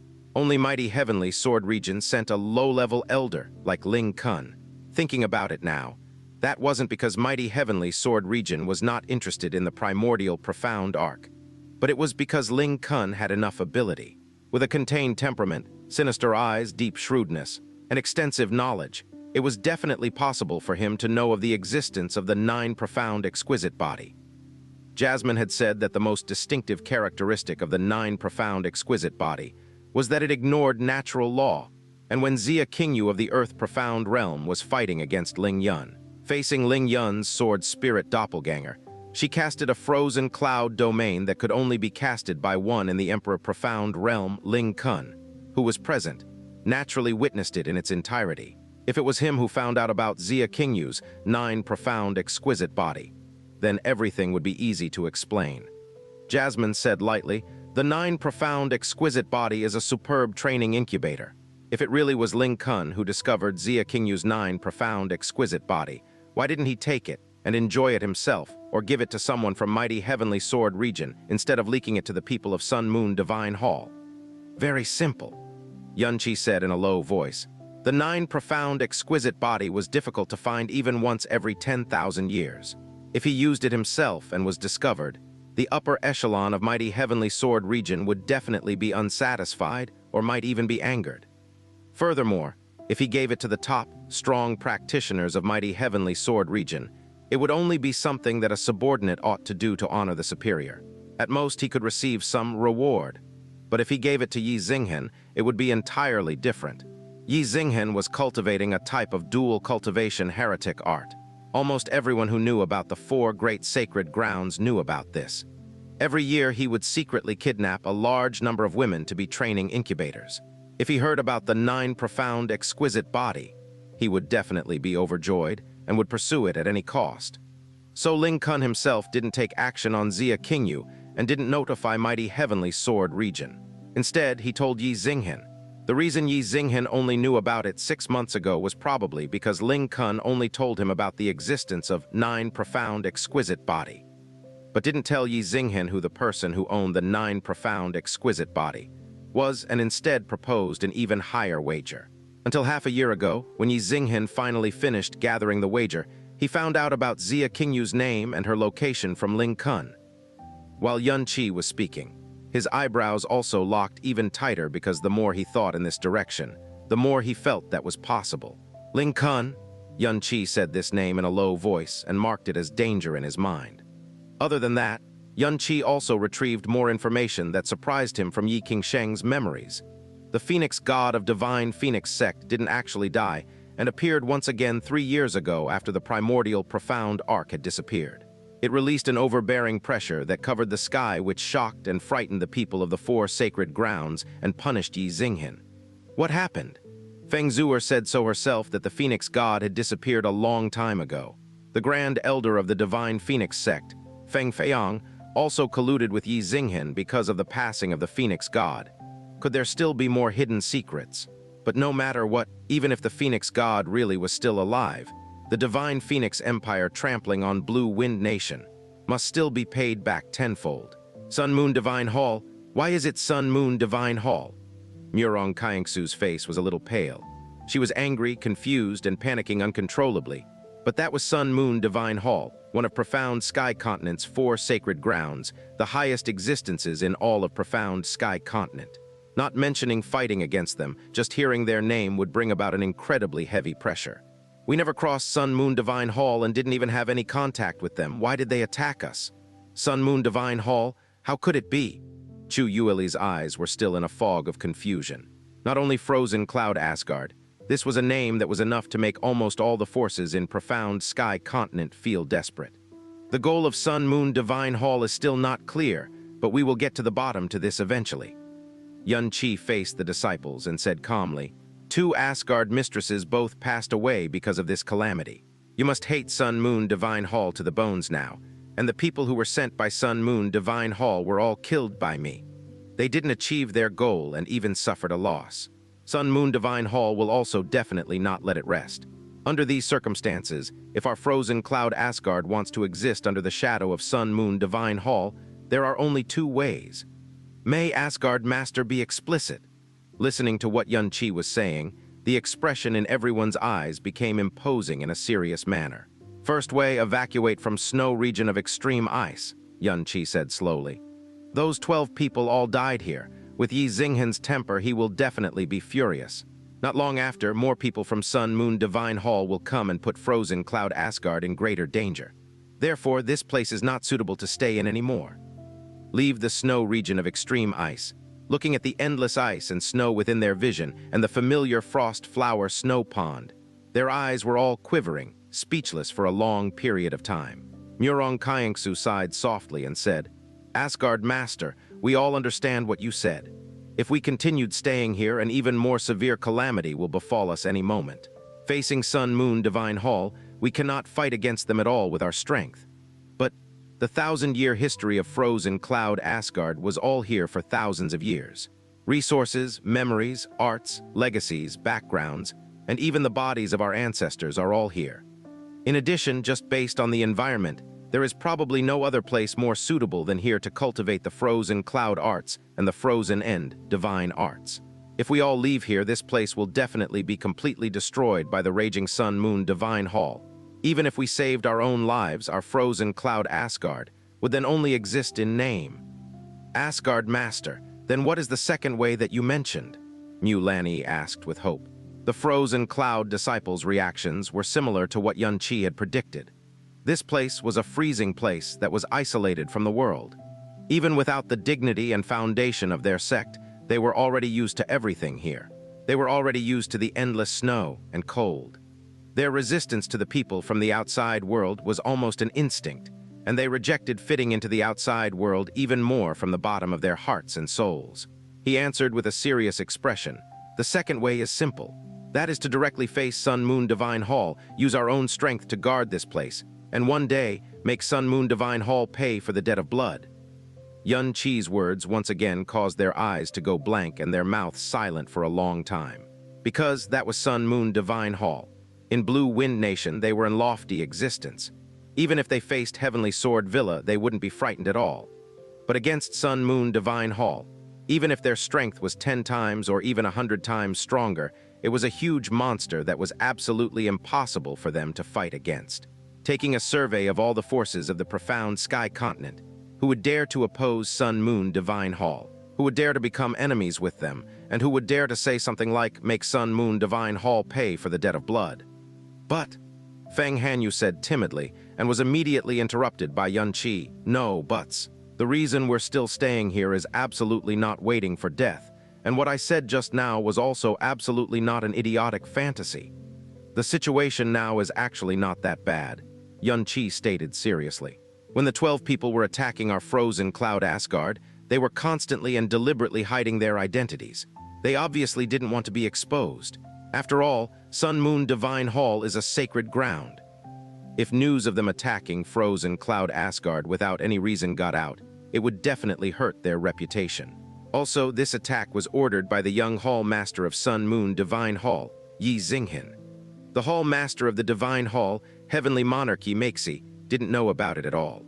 Therefore, Ye Ziyi's actions later on shouldn't be too important, and he would even try very hard to cover it up. With your current strength, even if it is only a few underlings from Sun-Moon Divine Hall, it would be hard for you to resist.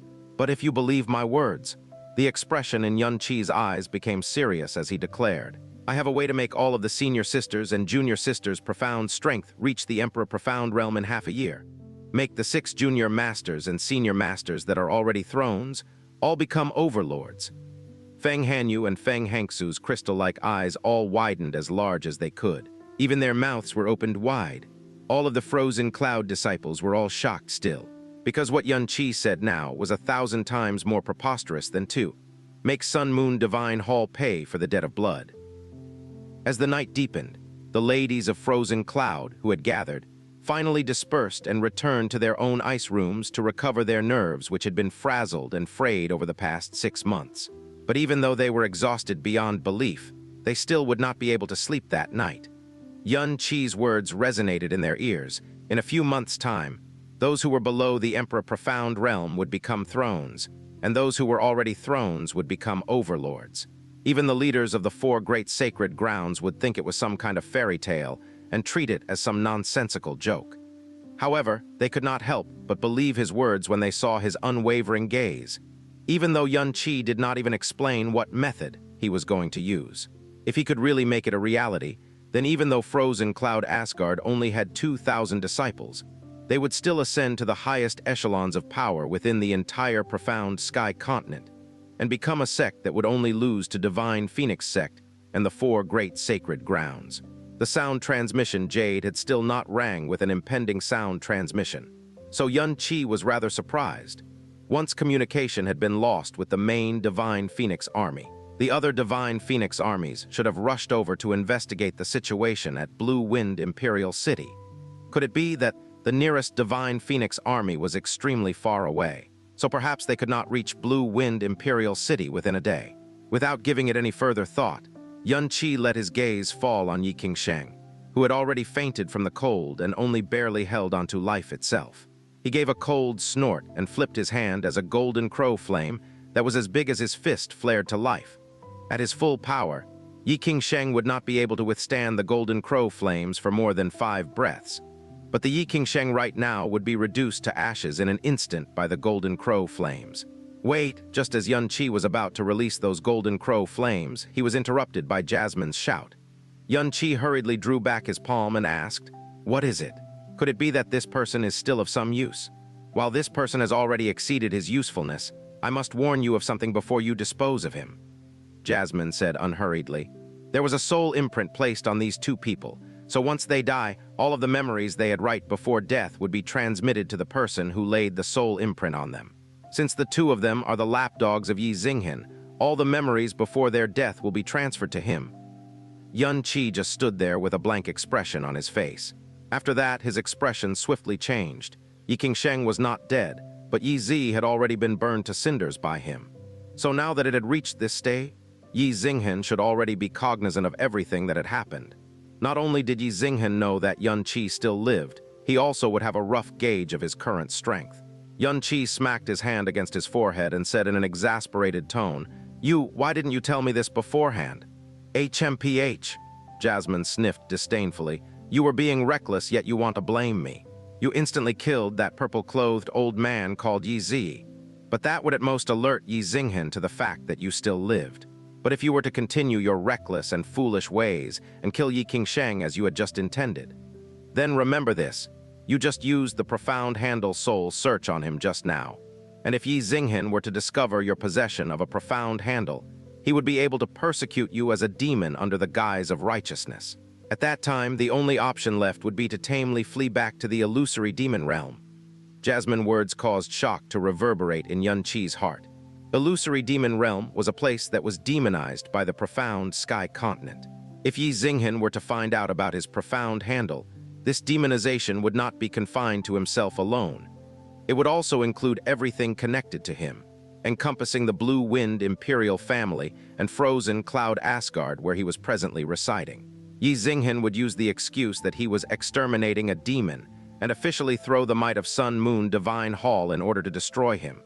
Before killing him, use your profound handle to erase the soul imprint placed on him, Jasmine said in a cold voice.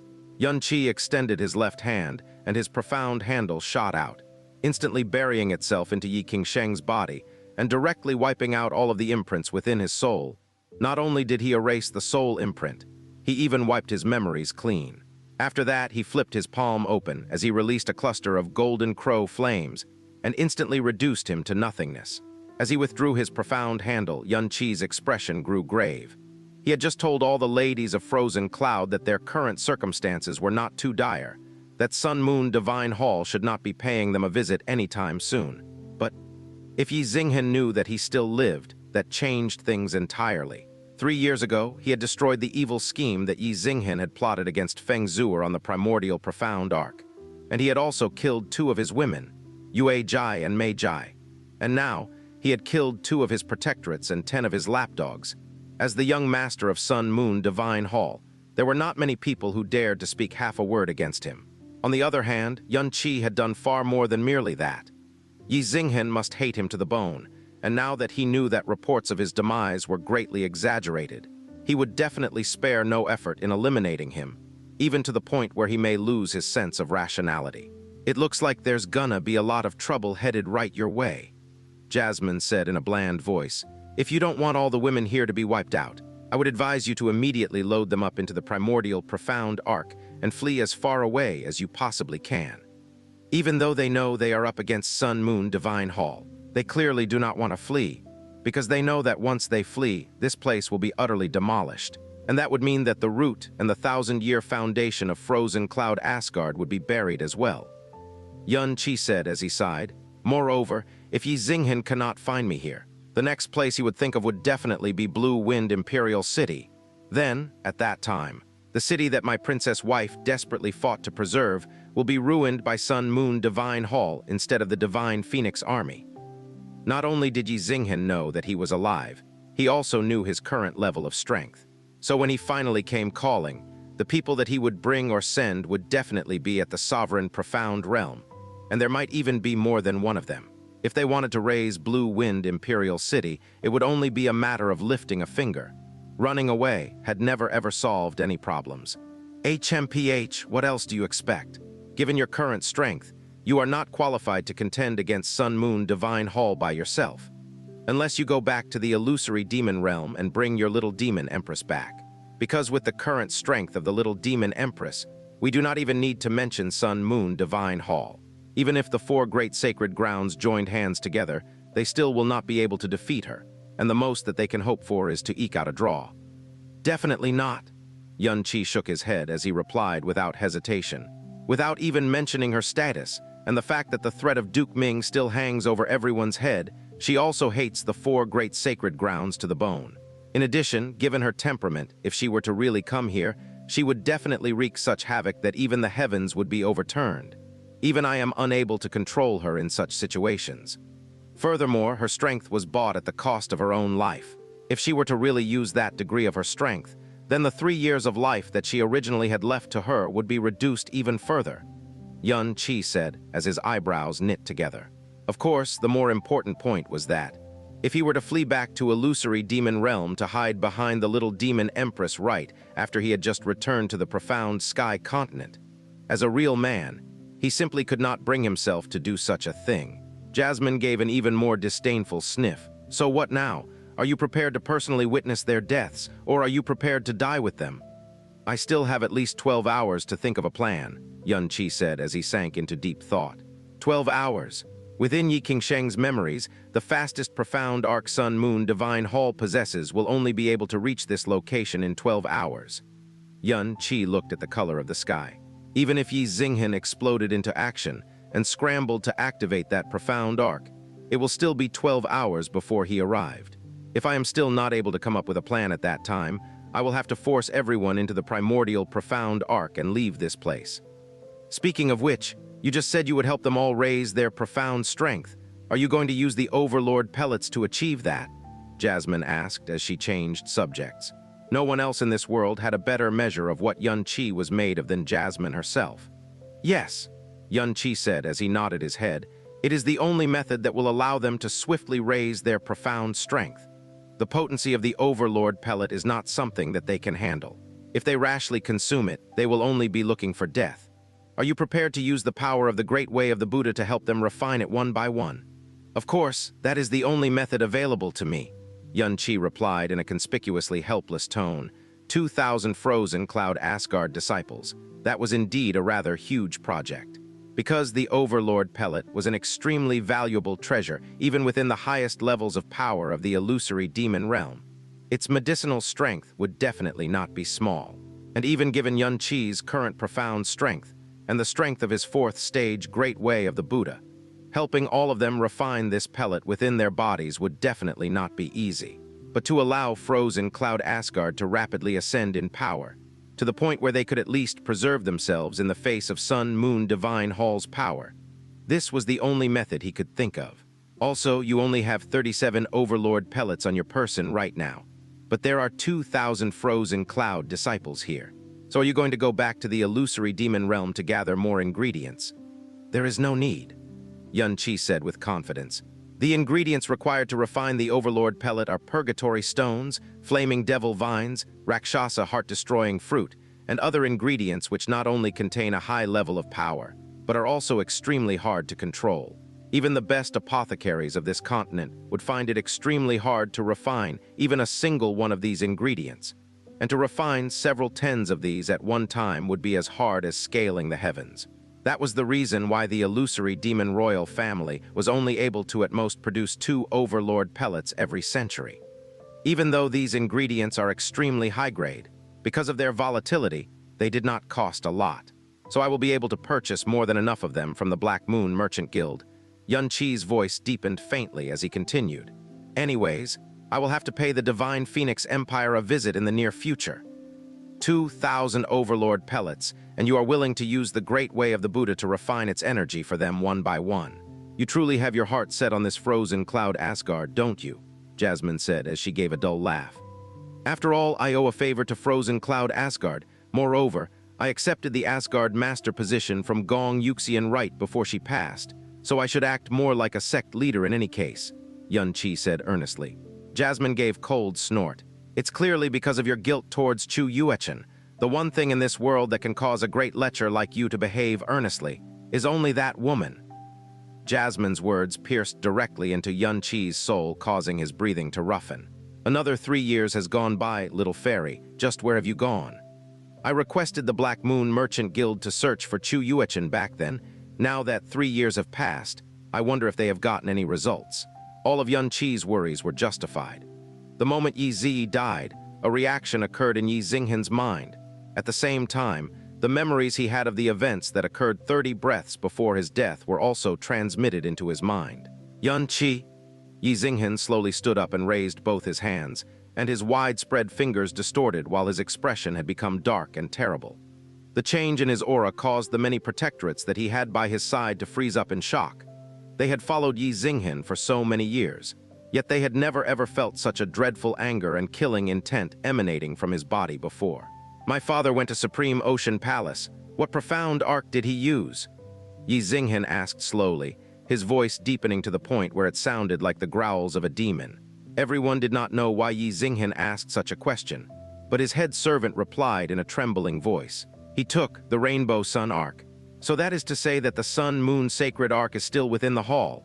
Ye Zinghen's eyes abruptly focused as his old hatred surged back into life, and a fierce killing intent that he had never felt before in his entire life swelled to such an extent that it threatened to rupture his body. He knew that he had already lost all sense of rationality, but he did not allow himself to calm down. He turned around and said in an incomparably deep voice, "Immediately inform the 9th Elder, the 11th Elder, the 15th Elder, and the 17th Elder to come and see me. Also, I will give you an hour to quickly prepare the Sun-Moon Sacred Arc. I want to personally pay a visit to this lowly Blue Wind territory." Even though Yun-Chi and Ye Zinghen had only met once, Ye Zinghen's behavior at the Seven-Nation ranking tournament and the primordial profound arc had clearly revealed his nature to Yun-Chi. Once Ye Zinghen knew that he still lived, there was a great possibility that he would rush over as fast as he possibly could to kill him, and he would even come himself. Right after he had solved the crises that Blue Wind Imperial City and Frozen Cloud Asgard were facing, an even greater one popped up. From the sky, he surveyed Frozen Cloud Asgard, which had more or less calmed down, and heaved a long sigh of relief before summoning the primordial profound arc and returning to Blue Wind Imperial Capital. However, what he did not notice was that in the sky far above him, a pair of beautiful, crystalline eyes had been observing him silently. It was only until he left that those beautiful eyes finally withdrew their gaze as faint emotions bloomed on those features that were wrapped in cold mist. She was dressed all in white, as wispy as a fairy, and the ice spirits that floated all around her were even clearer and purer than the most perfect crystals in existence. Master, the conclusion of Frozen Cloud Asgard was completely different from what was expected, the blue-clothed girl who stood by her side said. Her voice was laced with joy because she knew that even though the white-clad woman in front of her had sworn a vow of neutrality, she was still not able to completely let go. Because if that was the case, she would not have taken a risk today and venture here once more. However, the sect master of Frozen Cloud Asgard has now actually become a man, even though he was the one who resolved the crisis, and there was no other alternative. I still feel that it's a bit weird. If he can truly help Frozen Cloud Asgard safely live through this crisis, whether he is a man or a woman is of no concern. The white-clothed lady replied in a gentle tone. Men are also able to cultivate the Frozen Cloud art and the Frozen and Divine art. The regulation that only allowed women to be accepted as disciples within Frozen Cloud Asgard was merely meant to protect it. I just feel that it's weird. Besides senior brother Hanyi, all of those men in our Snow Song realm are so hateful. The blue-clothed girl's tender and pink fragrant lips pouted, but after that she asked curiously, "Master, just now you kept looking at that person called Yun-Chi. Was his body strange in any way?" The white-robed lady faintly looked to her side and replied, "He has the Frozen and Divine art in his body, and he has already unlocked its 6th stage, but he can also ignite the Golden Crow flames. His body houses both fire and ice, and it is the extremely cold frozen end energy and the extremely violent golden crow flames that are mixing together. However, the profound energy in his body is incomparably stable, and no disorder can be detected in his body. It is far too peculiar. The brows of the white-robed lady wrinkled slightly, as if she could not understand something, and at her level there were not many things left that could cause her any confusion at all. Ah, so the flames he used to burn that purple-clothed man to ashes was truly the golden crow divine flames. I had thought I was mistaken, the blue-clothed girl said in astonishment. So that is to say that this continent actually contains one of the legacies left behind by the golden crow. Ooh, if the Flame God Realm's golden crow sect finds out about it, they will definitely send people to investigate immediately. The white-robed lady remained silent. Master, is anything the matter? Why have you suddenly become so serious? The blue-robed girl asked as she looked at her. The white-robed lady faintly closed her eyes and looked as if she was focusing her spirit to the greatest degree. Have you sensed that? There is someone peering in at us from some other location. Ah, the mouth of the blue-robed girl widened, but she immediately shook her head. How can that be? How can any person on this plane discover our presence? I think Master must have been mistaken. After a short while, the white-clothed lady's eyes slowly opened, and she softly replied, Perhaps. At this time, the ice spirits around her suddenly fluttered chaotically, and the celestial body underneath those icy mists shook violently as a mouthful of dark red blood suddenly spurted from her lips, dyeing her cloud-white robes in patches of red. Master, the blue-robed girl cried out in alarm, as she hurriedly supported the body of the white-clothed lady while exclaiming in fright. Why is it like this? Didn't you just have a relapse half a month ago? Why did it happen again so quickly? With a light wave of a cloud-white sleeve, ice flowers appeared in the air, and all of the bloodstains instantly faded away into nothingness. But the complexion of the person wrapped by the icy mists had turned even more white, and even the trajectory of those dancing ice spirits had become extremely disorderly. The white-robed woman moderated her aura, but her voice still remained as indifferent as mist. My injuries have fatally wounded me, and there is no reprieve for this situation. To be able to linger on for the past 1,000 years is already the kindness of fate. I have no complaints. Her words signified that she had already began to feel her life coming to an end. The blue-robed girl's eyes started gushing with tears. No, Master cannot just yield to fate like this. The wounds Master sustained a millennium ago were so severe. But Lord Realm King will still be able to deal with it. This time, Lord Realm King will definitely also have a way, or perhaps, I can go and plead with the Flame God Realm. You are not allowed to speak foolishly, the white-robed lady rebuked her in a soft voice. From the moment she vomited blood until now, in the span of slightly over 10 breaths, her profound energy aura had already weakened by more than half. Eyeing the boundless icy world below her, she gave a light sigh and said, Let us depart, the aura of this place is muddy, and it will merely accelerate and exacerbate my condition. I had originally thought that I could part ways with it, but in the end, it is still like a child to me, and perhaps I will be unable to stop myself from coming here once again in the near future. She held onto the blue-robed girl's arm and slowly floated upwards as they entered a profound formation which had silently appeared above them. After the profound formation had disappeared, the figure of a girl with long, blood-red hair that fell to her waist and eyes, which exuded a bewitching light, slowly appeared where they had been standing. Snow Song Realm? The girl gave an extremely low and cold snort, HMPH. No wonder I had always felt that the frozen end divine art felt somewhat familiar. Looks like it was the Ice Phoenix God investiture canon. That does not contain the soul of the Ice Phoenix.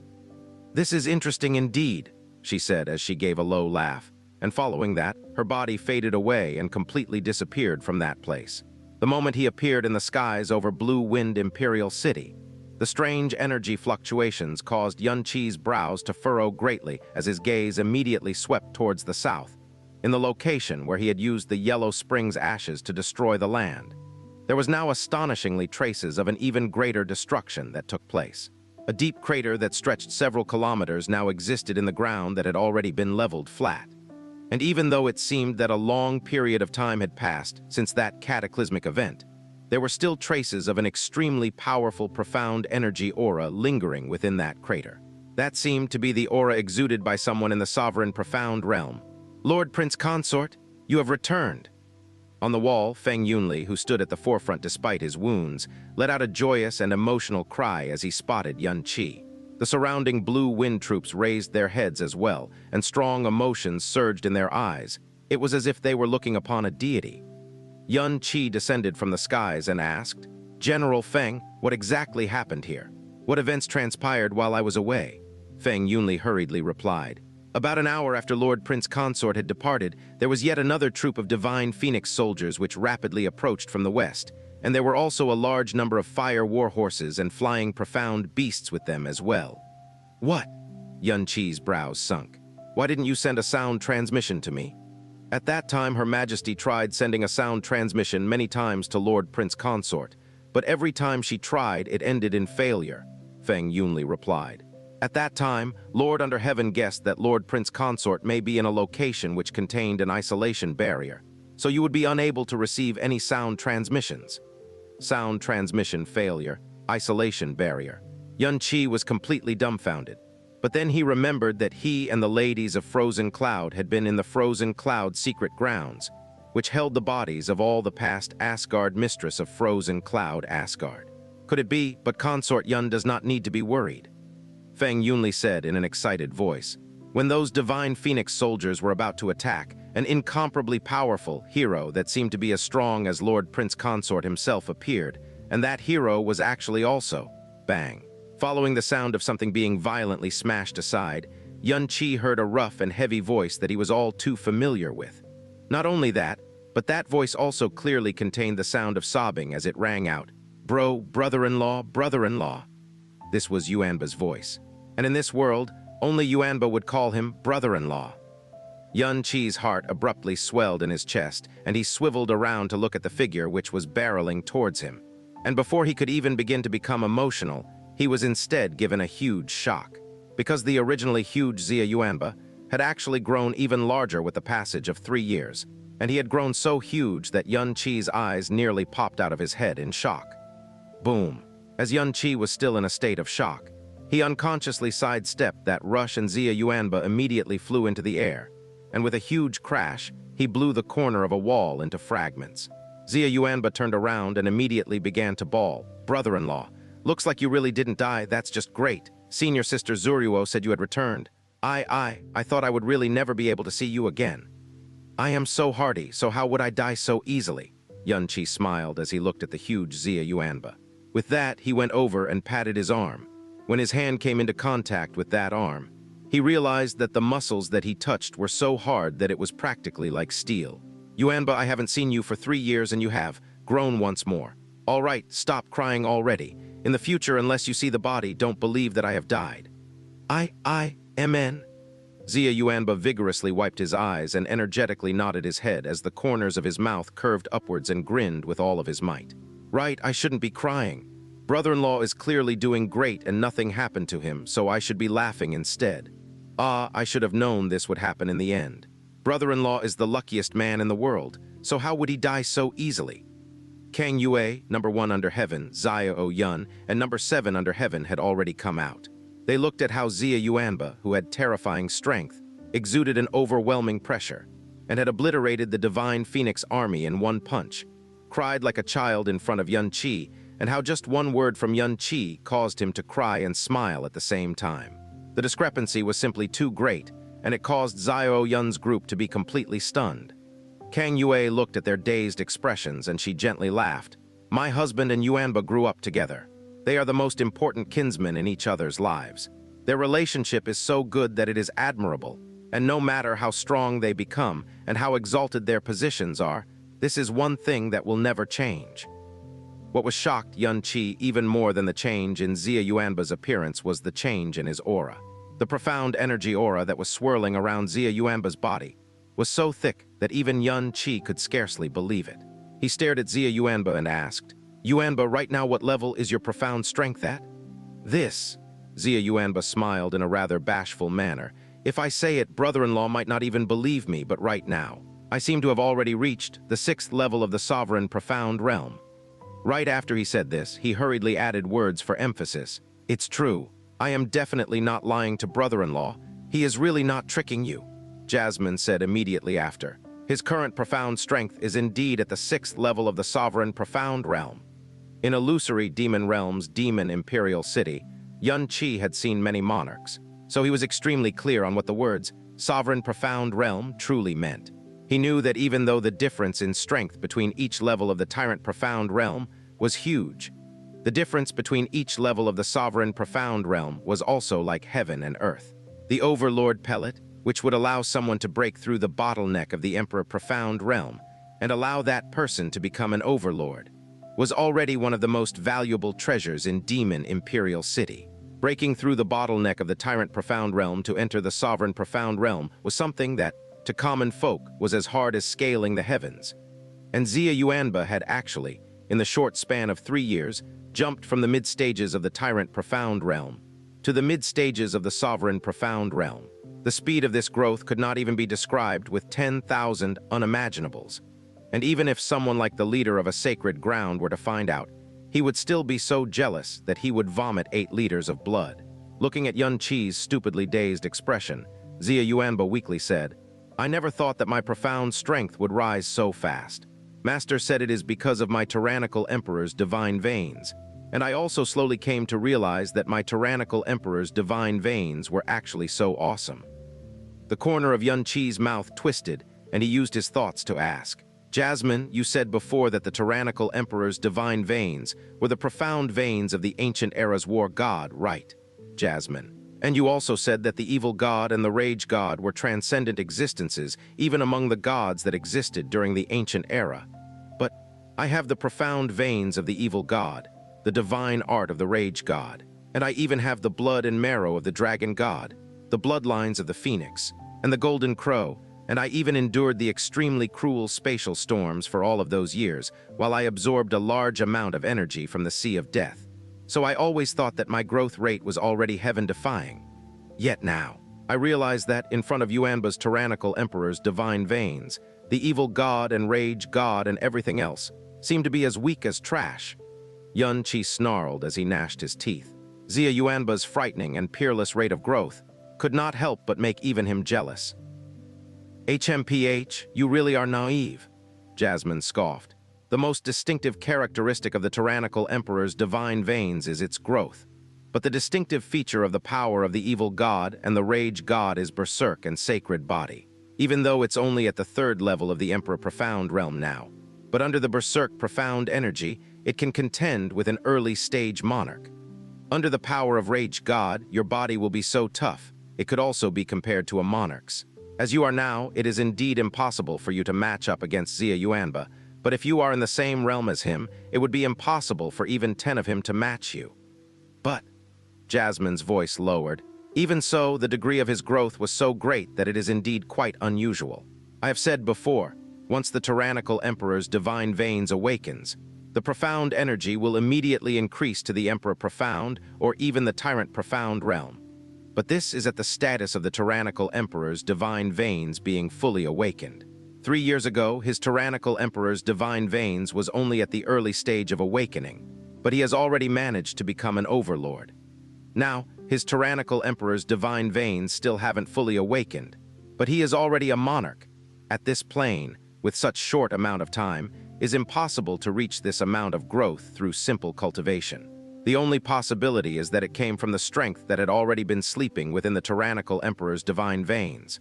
But in normal tyrannical emperor's divine veins, it is impossible to have innate strength this strong to be sleeping within, much less at this lower level plane. Then there is only one possibility." "What do you mean?" Yun Qi continued to ask. "That is, his birth father or birth mother is an extremely strong person. So in the tyrannical emperor's divine veins, besides the power of war god, it also carries a powerful innate gift and strength from the birth father or birth mother. Or else it is impossible for him to grow at such speed with the tyrannical emperor's divine veins still not completely awake," Jasmine said with complete certainty. "But Yuanba's father was a merchant his whole life, almost not cultivating any profound strength at all, and Yuanba's mother passed away when he was very young," said Yun Qi as he locked his eyebrows. "Xia Yuanba and Xia Qingyu, one of them has an extremely strong tyrannical emperor's divine veins, and the other has the 9 profound exquisite body, and the heart of snow-glazed glass." If their parents are just normal people, that is simply the biggest joke, Jasmine scoffed. I have actually seen their father. That person named Xia Hongyi is indeed a normal person. But for their birth mother, not only is it impossible for her to have been a normal person, she must be so strong and in such a realm that you cannot even comprehend as you are now. Yunqi. Nightfall, the moon-embracing palace was brightly lit. Blue Wind Imperial City was very quiet, and the dark clouds covered the light from the moon, which made the entire capital so dark that it could almost suffocate people. Yunqi, Kang Yue, Xia Yuanba, and the others were talking to each other about the encounters during these 3 years.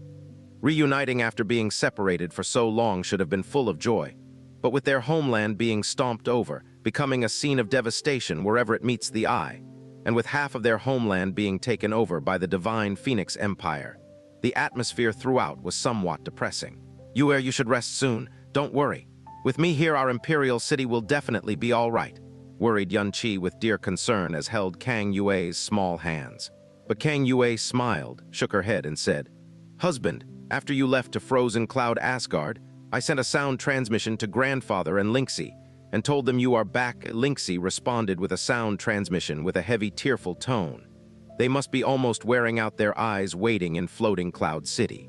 Even though it is midnight now, they must still be awake. You should go there soon and reunite with them. Here in the capital, we have Yuanba, so there is nothing to be worried about. Yunqi unconsciously turned his head to look in the east and sighed softly, but then shook his head slightly.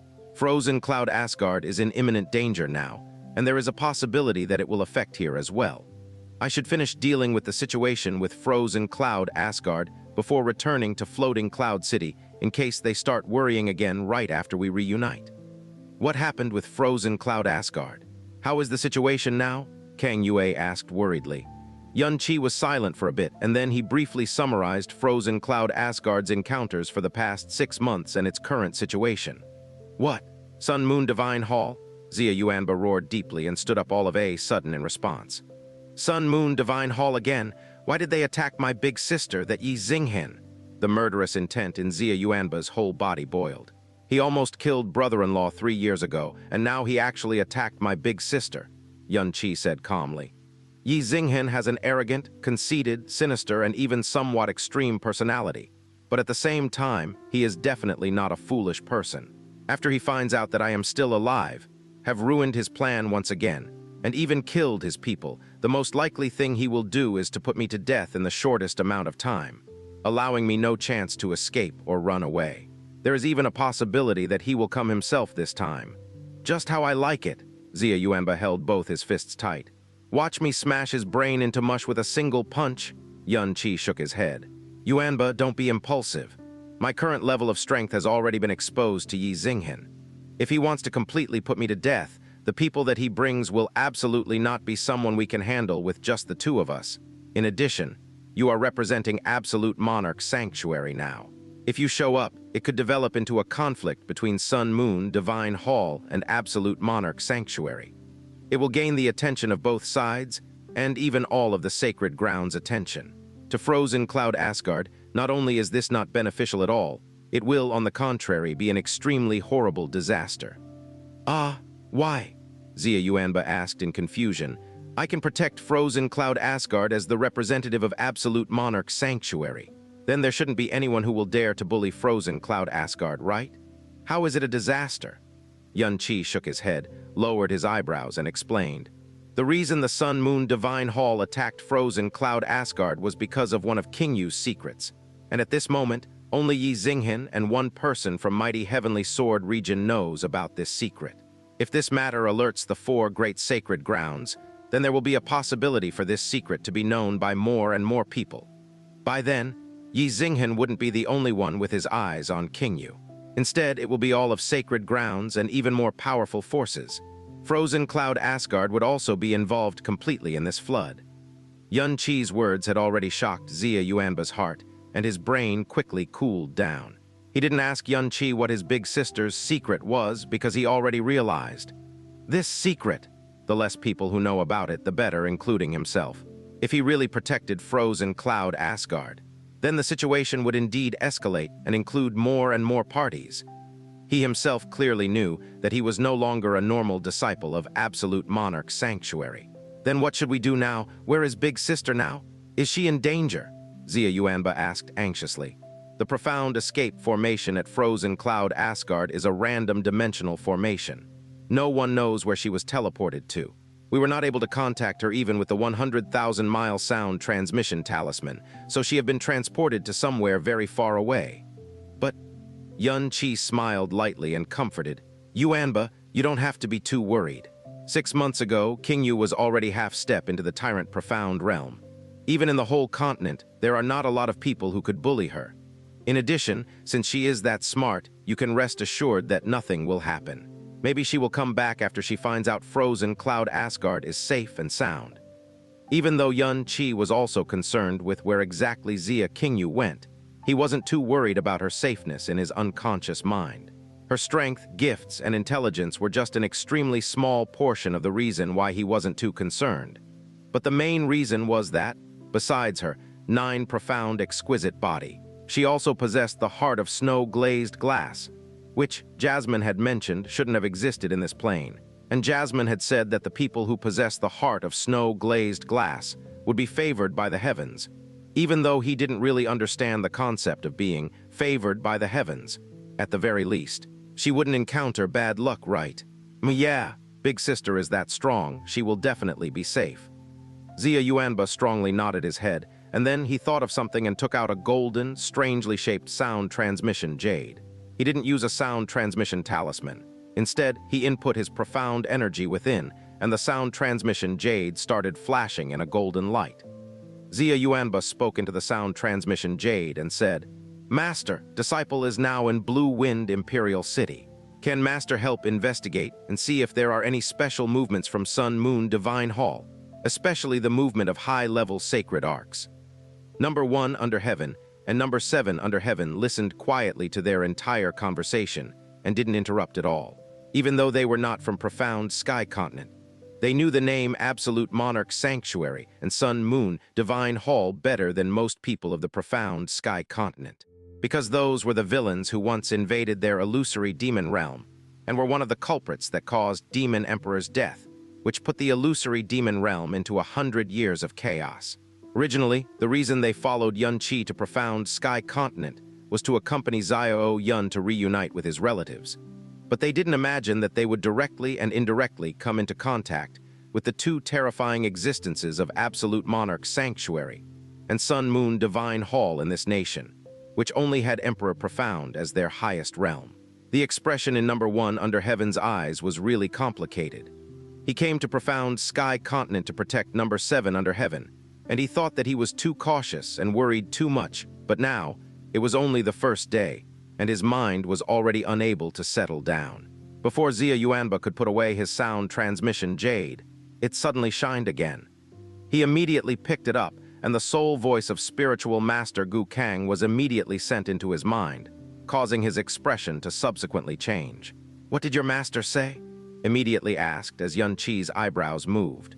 The reason Xia Yuanba's master would give him a response so quickly was obviously because he had noticed something strange from Sun Moon Divine Hall already. Xia Yuanba lifted his head and said in a deep voice, "Master said the Sun Moon Sacred Ark had already flown out from Sun Moon Divine Hall 4 hours ago. It was moving extremely quickly, and the direction it was flying in was where Blue Wind Nation is." Sun Moon Sacred Ark? Yun Qi's eyebrows locked. According to Yi Qingsheng's memory, the Sun Moon Sacred Ark is the best profound arc of Sun Moon Divine Hall. Even though it could not be compared with the heavenly sacred divine arc that Xia Yuanba used this time, the speed of it definitely surpassed common folks' knowledge, and it also has very strong offensive capabilities. I heard Master mention that the Sun Moon Sacred Arc of Sun Moon Divine Hall can only be controlled by the heavenly monarch Yi Meixi and his son, Yi Xinghin. And Master said that Yi Meixi was still currently in Supreme Ocean Palace. That means Yi Xinghin must be in the Sun Moon Sacred Arc, angrily exclaimed Xia Yuanba as he grit his teeth. During the secluded cultivation in the past 3 years, the reason his powers awakened and increased so fast was because of his desire to take revenge. The person he wanted to take revenge on was naturally Yi Xinghin. Even though he now saw that Yun Qi was safe and sound, His hatred towards Ye Ziyi still only increased instead of decreasing because of frozen Cloud Asgard's calamity. If Ye Ziyi appeared before him now, even with Yun Qi's reminder earlier, he would definitely punch him in the head with all of his strength. Even if he was the young master of Sun-Moon Divine Hall, the only son of the heavenly monarch. With the speed of the Sun-Moon Sacred Arc, they will arrive in about 8 more hours, at most 9 hours. Brother-in-law, what should we do now? Xianxia was already unsettled and couldn't sit still. He tightly clenched his fists, and the profound energy in his entire body was moving uncontrollably. Even though his profound strength was already so strong that it bordered upon terrifying, his almost instinctive trust and reliance on Yun Qi had still not changed in the slightest. Big Brother Yun, let's send the people from Frozen Cloud Asgard away immediately with the profound arc. With Big Brother Yun's profound arc, none of them would be hurt. Number 7 under heaven shouted. No, Yun Qi said in a deep voice. This time, Ye Ziyi even used the strongest profound arc of Sun-Moon Divine Hall to rush here as fast as possible. He must want to kill me at all costs. If he was left empty-handed at Frozen Cloud Asgard, destroying the Frozen Cloud Asgard would still be secondary.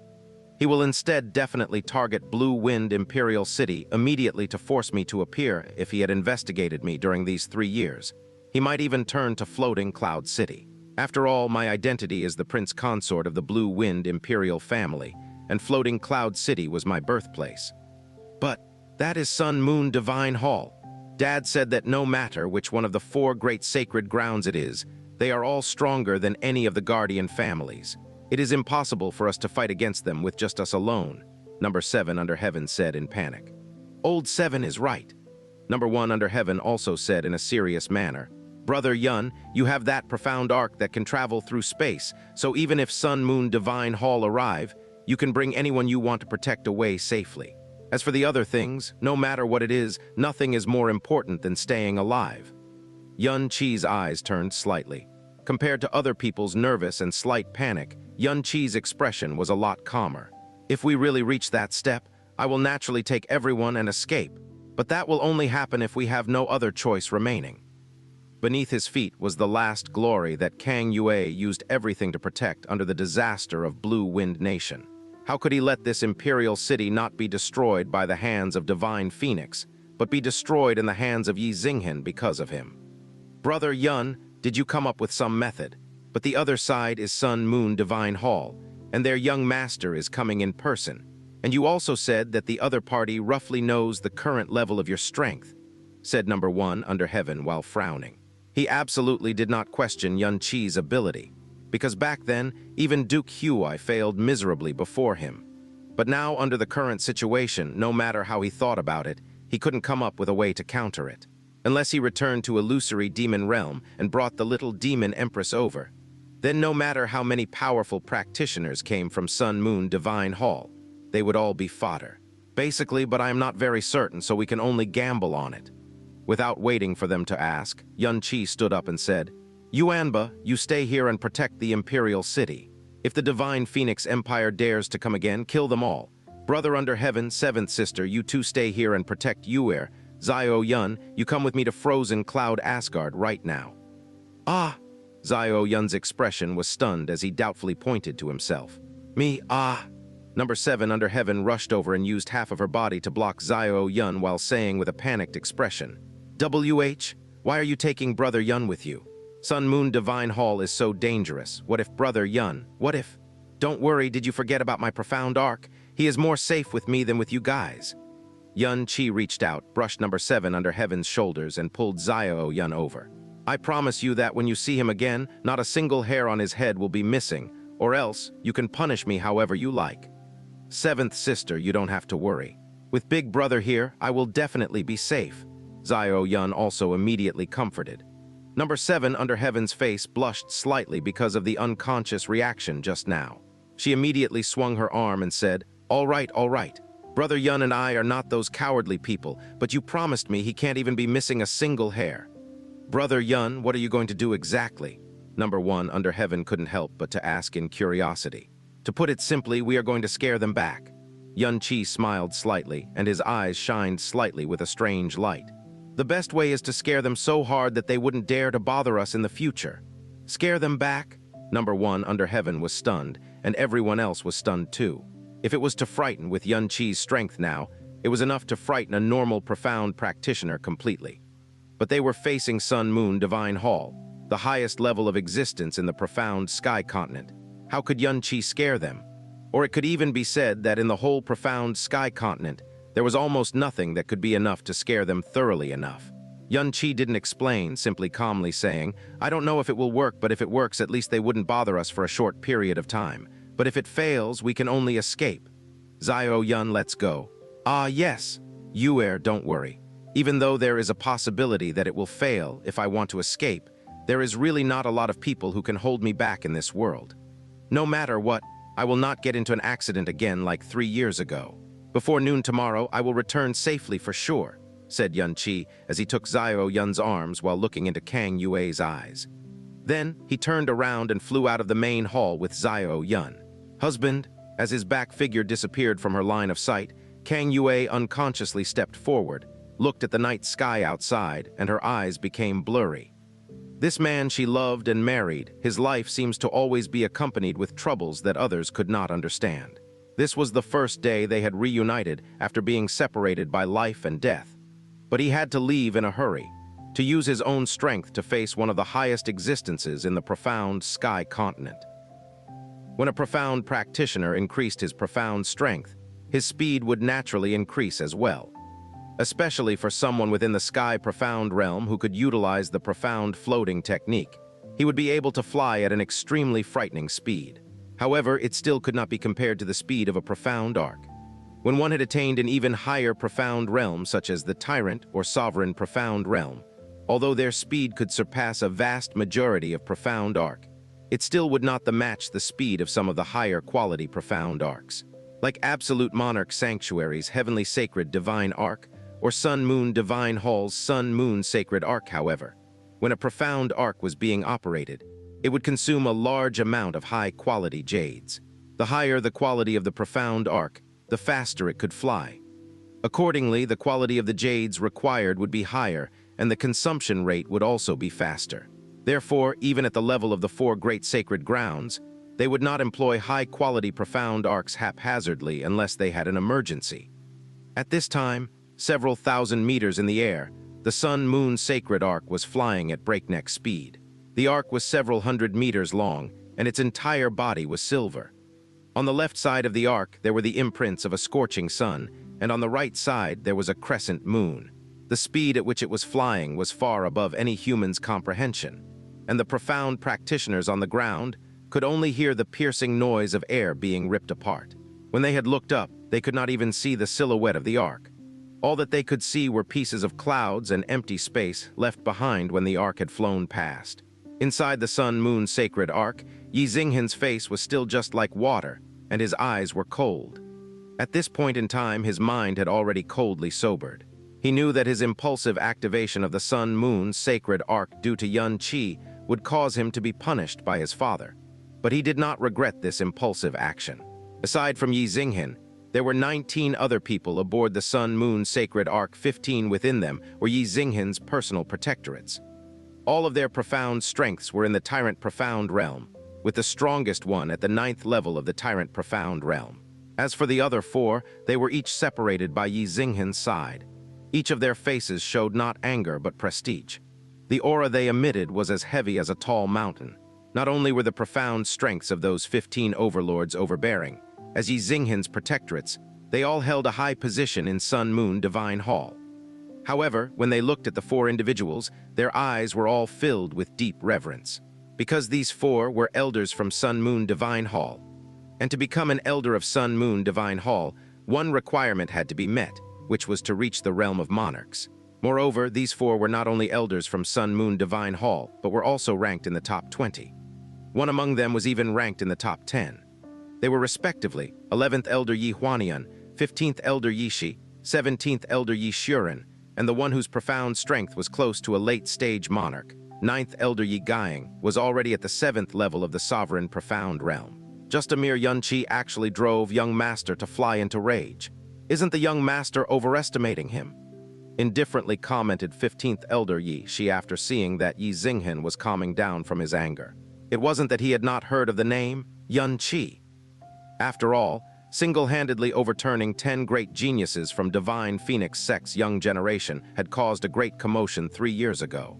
It was hard to not know of that matter, however. They had only heard of it and nothing more because Xianxia did not qualify to hold their interest due to the difference in levels. As for hearing that Xianxia had foiled Ye Ziyi on the primordial profound arc and then died on it, they had only just laughed it off. Because anyone who dared to offend their Sun Moon Divine Hall's young master, even if he did not die in the primordial profound arc, after coming out of it, he would die an even more miserable death. After suddenly finding out that Xianxia was actually alive and had even killed 2 of his protectorates, Ye Ziyi was thoroughly enraged. He wanted to kill him immediately and didn't hesitate to activate the Sun Moon sacred arc and bring 15 protectorates. He even brought 4 of their elders. This was like bringing a knife that could butcher cows to kill chickens. Ye Shi is right. Ye Xuren slightly nodded his head and said, even though that Xianxia has impressive talent, what status does young master have? How is he even worthy of such treatment from the young master? If young master wants him dead, why does he need to activate the sacred Sun Moon arc and come in person? Only I am needed to kill him without a proper burial. Ye Ziyi's face was cold and dark as he quietly exclaimed, Xianxia has to die. Ye Ziyi raised his head slightly, then said, young master, this old one thinks that we should be a bit more cautious in going to Blue Wind to kill Xianxia at this time. Why does Ninth Elder say that? With the 4 of us here, even if there are thousands Xianxias, he would still die a certain death. That Xianxia was able to kill those 2 pieces of trash, Qingsheng and Ye Ziyi, is indeed unexpected, but how could he triumph over the 4 of us? Ye Ziyi's statement caused the faces of both Ye Shi and Ye Xuren to reveal puzzlement. As the 9th Elder, Ye Ziyi's profound strength cultivation had reached great heights. The position he held in Sun Moon Divine Hall was high, and although he was also an elder, while Ye Ziyi could call Ye Shi and Ye Xuren by name, Ye Shi and Ye Xuren still had to be slightly respectful and refer to him as 9th Elder. No, we still have to be careful, not against Xianxia, but the one that is supporting him from the shadows, or to speak more precisely, his master, Ye Ziyi solemnly replied. Although young master is impulsive in his rage, he is not stupid. I believe that he had considered and thought it over before bringing us 4 along with him. I also have to agree with what 9th Elder had said. 11th Elder Ye Huanian spoke. It is said that Xianxia's profound veins were crippled when he was young and were miraculously healed later on. 3 years ago, when he swept the profound Sky 7-Nation ranking tournament, it had been said that he had not even been cultivating in the profound for 4 years. And now that such a short 3 years have passed, his profound strength has reached the realm where he could kill Ye Qingsheng and Ye Ziyi in but an instant. This level of power could be described as being exaggerated to the extreme.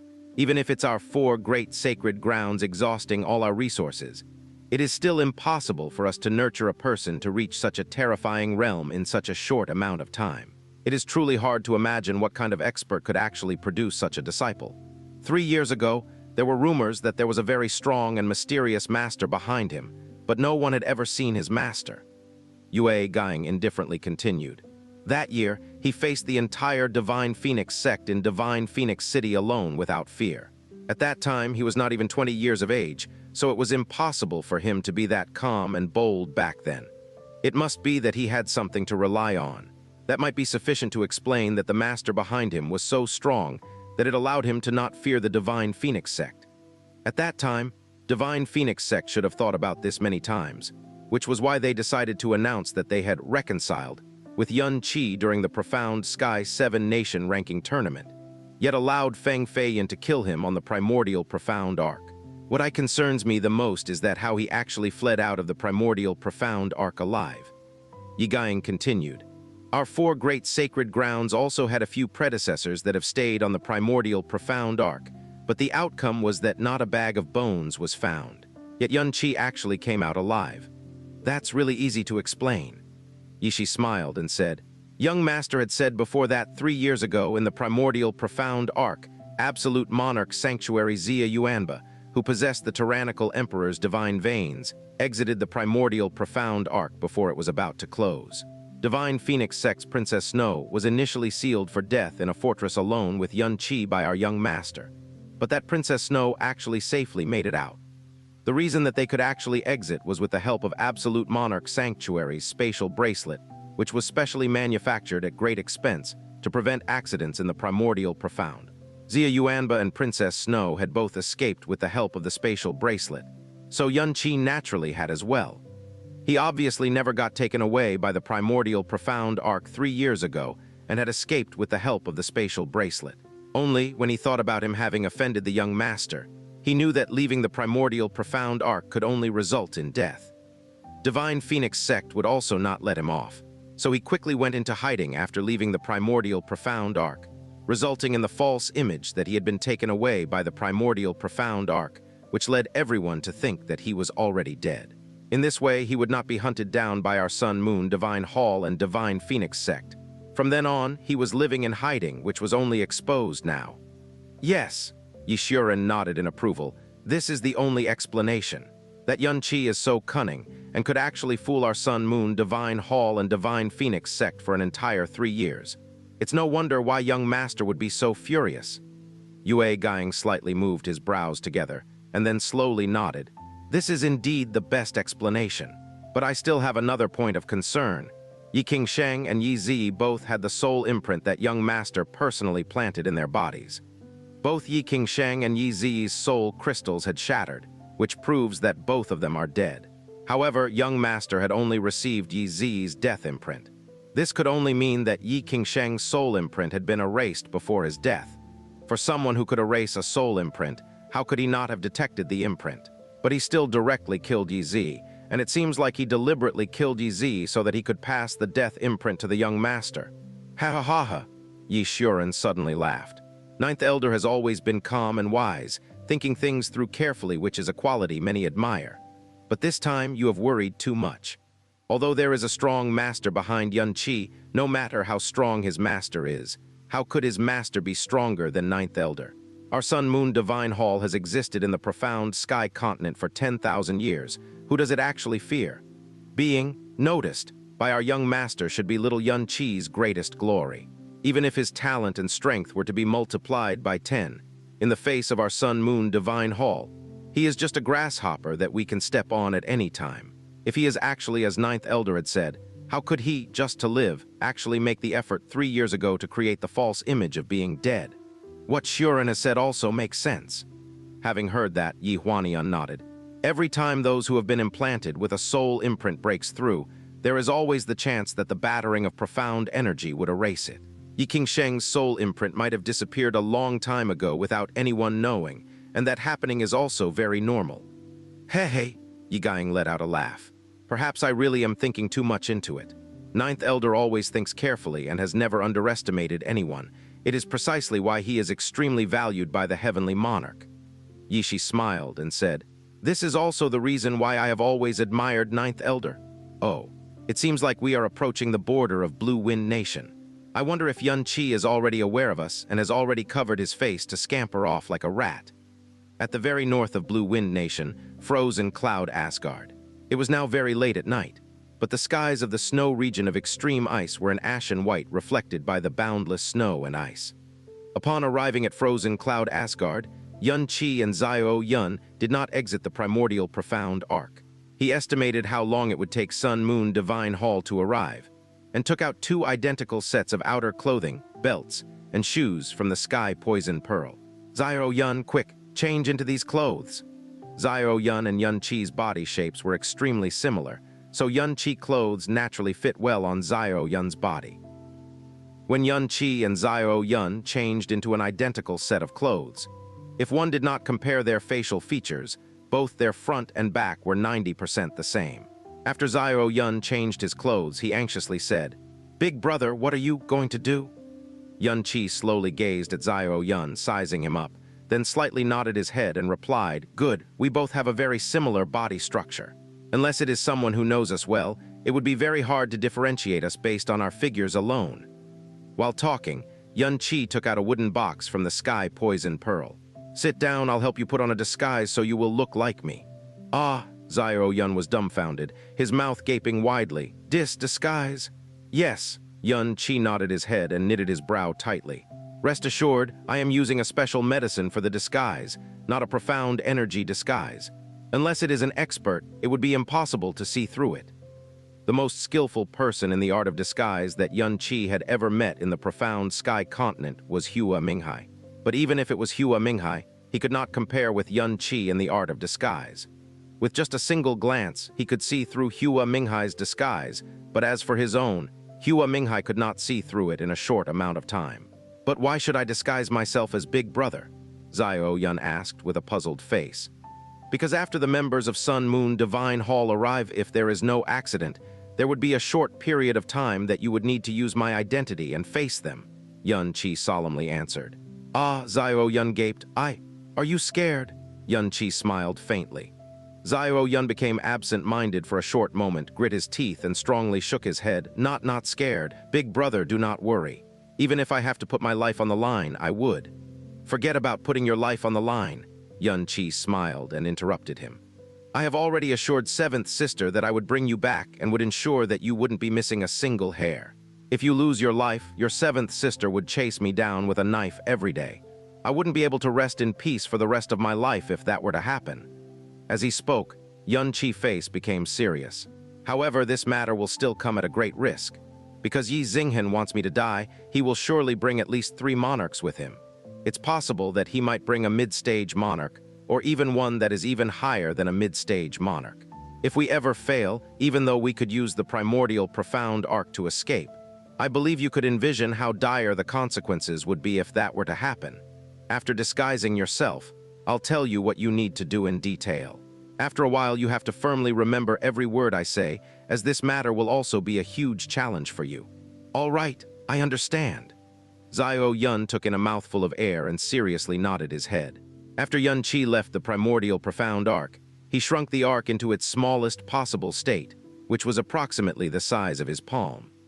Then, after arriving in front of frozen Cloud Asgard's main gates, he took the primordial profound arc and placed it between 2 thick blocks of ice. To common knowledge, the way one entered and exited a profound arc was naturally going through its arc door. The primordial profound arc could also be entered through the arc door, but it also had an additional special way of passage, which was also what Xianxia had always used since the start, that was space transfer. This was also one of the things that Xianxia would rely on when he faced Sun Moon Divine Hall today, of course. The prerequisite for this was for the opponent to not discover the existence of the primordial profound arc. However, the primordial profound arc's energy medium was Honger and not its own body, so it wouldn't release any profound energy fluctuations when stationary. Added to the fact that the primordial profound arc could become big or small, even if one was a monarch, it would still be hard to detect its existence.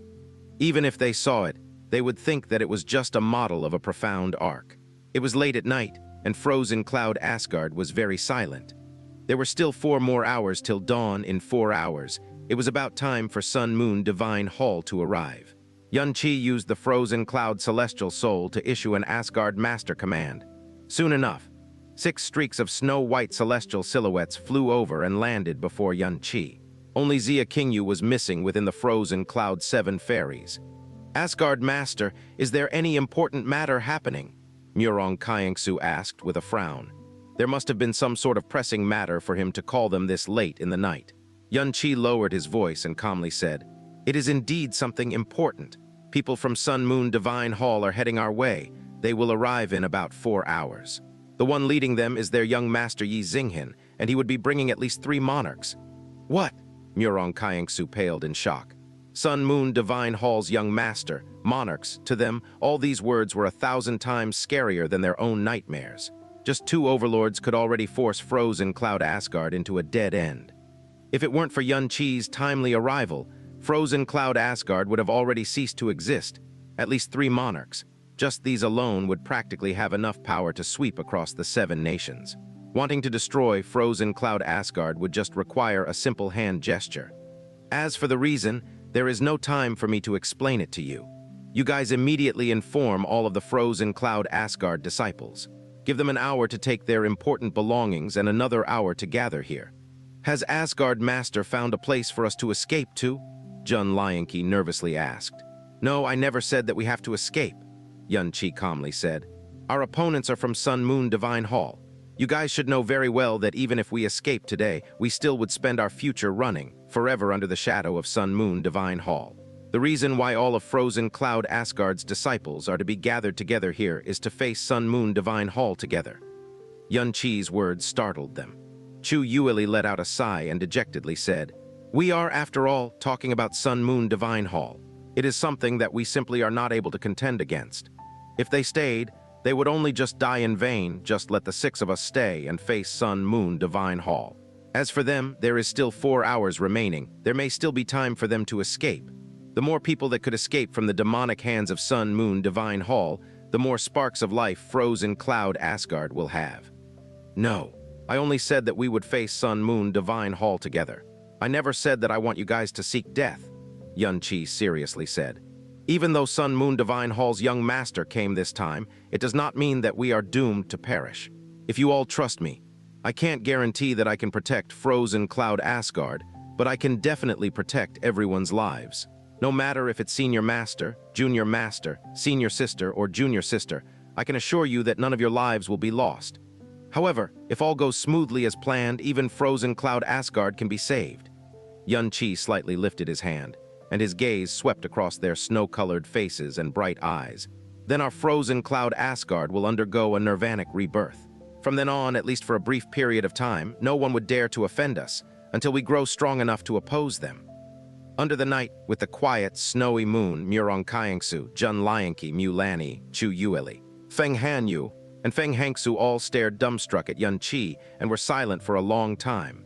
They weren't able to imagine what he was relying on when he said such words against the Sun Moon Divine Hall's young master, and at least 3 monarchs that he had personally stated. As it grew deeper into the night, the color of the sky turned from a gray-white into a darker gray. Chu Yuili was the first to speak up. "All right, since you are our Asgard master, we will naturally believe your words. We will go gather all the disciples now," Murong Kayingsu said while nodding. As she spoke, ice beads had already formed at the tips of her hair. Killing the 2 overlords from Sun Moon Divine Hall had allowed Frozen Cloud Asgard to escape their destruction. But they all knew that it was not the end of their calamity.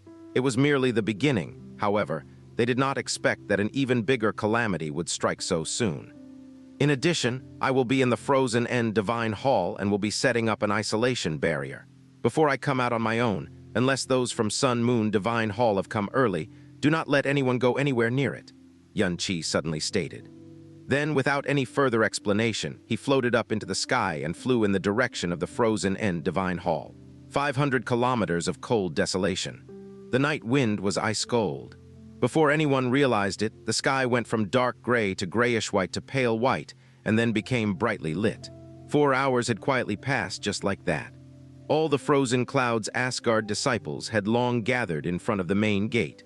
A nervous yet determined atmosphere had also enveloped all of Frozen Cloud Asgard. Murong Kayingsu and the others were floating high above in the sky. All of their beautiful eyes looked southward, and would occasionally turn to look in the direction of the Frozen End Divine Hall. After Xianxia entered the Frozen End Divine Hall, there were no other movements. It was now nearing the 4-hour time span Xianxia had spoken of. They could only continuously use frozen heart arts to calm their minds. At this time, from a distant location, an ear-piercing tearing sound could be heard from the southwestern sky. It was also quickly getting closer and closer. Then, in the direction of the tearing sound, a faint black spot could be seen in the pale sky. "What is that? AH?" Following the scream of the frozen cloud female, in but an instant, in just a short moment, the faint black spot which could be seen was becoming bigger at a terrifying speed, clearly appearing as a completely silver profound arc silhouette. Its terrifying speed far surpassed most of the frozen cloud lady's cognition, and then the silver profound arc suddenly stopped. Just like that, it stopped at a distance of around 300 meters in front of them. The cold wind became chaotic and space was faintly fluctuating, as an enormous, indescribable, profound energy aura covered the entire snow region of extreme ice. This had even left Murong Kayingsu, who was currently Frozen Cloud Asgard's strongest, completely breathless. This level of profound strength could only be deemed incomprehensible. It was the people from Sun Moon Divine Hall. They had really arrived. This profound arc is called the Sun Moon Sacred Arc. It is the highest quality profound arc in Sun Moon Divine Hall. It is very fast, and they would have not activated lightly. However, in order to pay our Frozen Cloud Asgard a visit this time, they had actually activated it. A slight tone of mocking could be heard from the calm voice that came over. They all quickly turned their head back and exclaimed in surprise despite their fear, "Asgard Master!" Xianxia arrived while stepping on wind. In the blink of an eye, he flew in front of Murong Qingsheng. No one knew what he had been doing in the frozen and divine hall within those 4 hours. However, they could vaguely feel that the heavy aura that was on Xianxia's body was weaker than it had previously been. At this point, while facing against the approaching the Sun-Moon sacred arc, there was only calm in his aura and brows. There was even a bit of proudness. The only thing lacking was fear and anxiety. Xianxia stood at the very front with his gaze fixed on Sun-Moon's sacred arc's arc door, which had yet to open. There seemed to be a bit of a smile on his tranquil face. Every senior master, junior master, senior sister, and junior sister before us is indeed a calamity we have never countered in our frozen cloud Asgard's 1,000 years of history. However, since I am already frozen cloud Asgard's Asgard master, I, Xianxia, am willing to bet on my dignity that I'll never allow frozen cloud Asgard to fall into enemy hands, nor will I allow anyone to suffer a tragic end. What you all have to do later on is that, no matter what happens next, don't panic. Perhaps, he turned his head and lightly laughed at Frozen Cloud's young ladies, you would discover that Sun-Moon Divine Hall isn't as scary as you think. With the calamity before them, every single one of them smelled the odor of a stifling, ice-cold despair. However, Xianxia's words and his smile, when facing against such a powerful adversary, was like a gust of wind that brushed away more than half their depression and fear.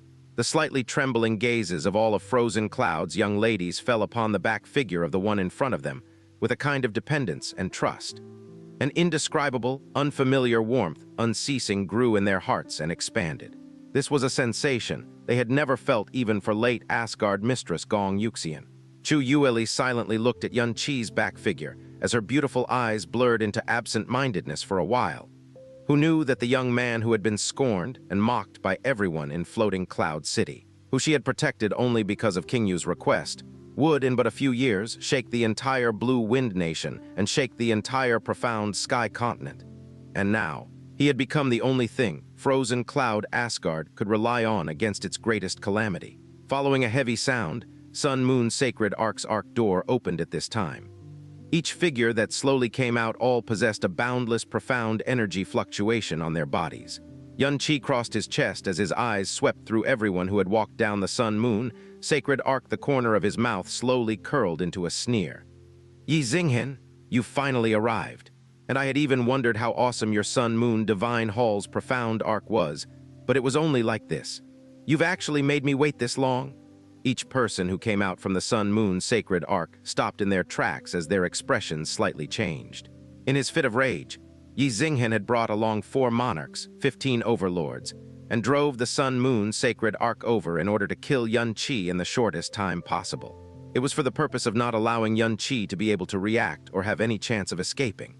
On the way there, they had all envisioned all kinds of scenarios. When their Sun-Moon Divine Hall unexpectedly arrived, they had expected Xianxia to be scared witless on the spot or perhaps flee while cowering like a rat. That within his fear, he would desperately run for his life, or perhaps he would have detected it and would have escaped from the frozen cloud Asgard. Then, they would be able to destroy frozen cloud Asgard and attack Blue Wind Imperial City in order to see Xianxia's look of despair. However, even in their wildest imagination, they would never have expected to see such a scene when they arrived. Xianxia, who was calm and composed, appeared to have been waiting for their arrival. He had obviously known that they were coming, yet not only did he not escape, he showed no signs of worry or fear. From his deafening voice, there were no signs of nervousness or fear. Furthermore, his slightly crooked lips and his eyes, which looked at them with arrogance and mockery, seemed as though he was viewing prey that had been captured. As hunters, when they were faced with Xianxia's gaze, they instantly felt like they had become the hunted. Xianxia, looking at Xianxia's coldly smiling face, unspeakable resentment and loathing erupted in Ye Ziyi's heart. Back then, it was this small fry, who was not even significant enough to be counted as a worm when compared to his lofty status as the young master of Sun-Moon Divine Hall, who completely wrecked his plans in the primordial profound arc. If not for Xianxia, he would have already obtained Feng Zuer's divine phoenix body, and his current strength would have broken through to the sovereign profound realm, while his rate of growth would be far greater than what it was today. All of his plans had been ruined because of this Xianxia. When Xianxia had died in the primordial profound arc all those years ago, he was still unable to get rid of the hatred in his heart. And now that 3 years had passed, he discovered that Xianxia was not actually dead.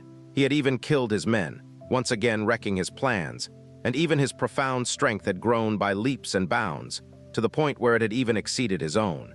When he received Yi Qingsheng's death imprint, the anger, resentment, and killing intent that he felt in that instant was so fierce that it felt as if his chest was going to explode.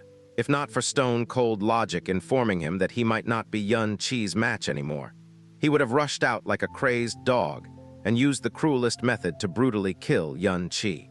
He stared at Xianxia, the coldness and hatred on his face giving way to a rotten and icy smile. To think that you still lived, this truly gave this young master a huge surprise. All these years, this young master's greatest regret was not being able to personally rip you to tiny pieces. To think that you would actually escape from the king of the underworld and obediently deliver yourself into my hands. As he spoke, Ye Ziyi surveyed the background, and his gaze fell upon the ladies of the frozen cloud. Immediately, his eyes widened into saucers, and his gaze turned feverishly hot as the expression on his face went from gloomy and cold to one of undisguised, evil depravity. Xianxia, this young master suddenly feels extremely grateful to you. If not for you, this young master would not have known that frozen cloud Asgard was actually such a wonderful place. Who would have thought that in a tiny country that is about to be scattered like ashes, there would actually be so many peerless beauties waiting to be enjoyed by this young master. Tusk, Ye Ziyi's tongue extended out of his mouth as he slowly licked the corner of his lips, and a gulping sound could be heard coming from his throat. His excessively evil and wanton gaze and aura had grown so strong that even his anger and killing intent had been completely swallowed by it. This was definitely not something that Ye Ziyi was faking. He cultivated heretical arts and had his way with countless women, and while he had an insatiable appetite for beauty, his standards were exceedingly high. Regular beautiful women would not even catch his notice. However, the ladies of the frozen cloud all had ice-snow skin, features like a cold moon, and possessed a stately and ice-cold temperament.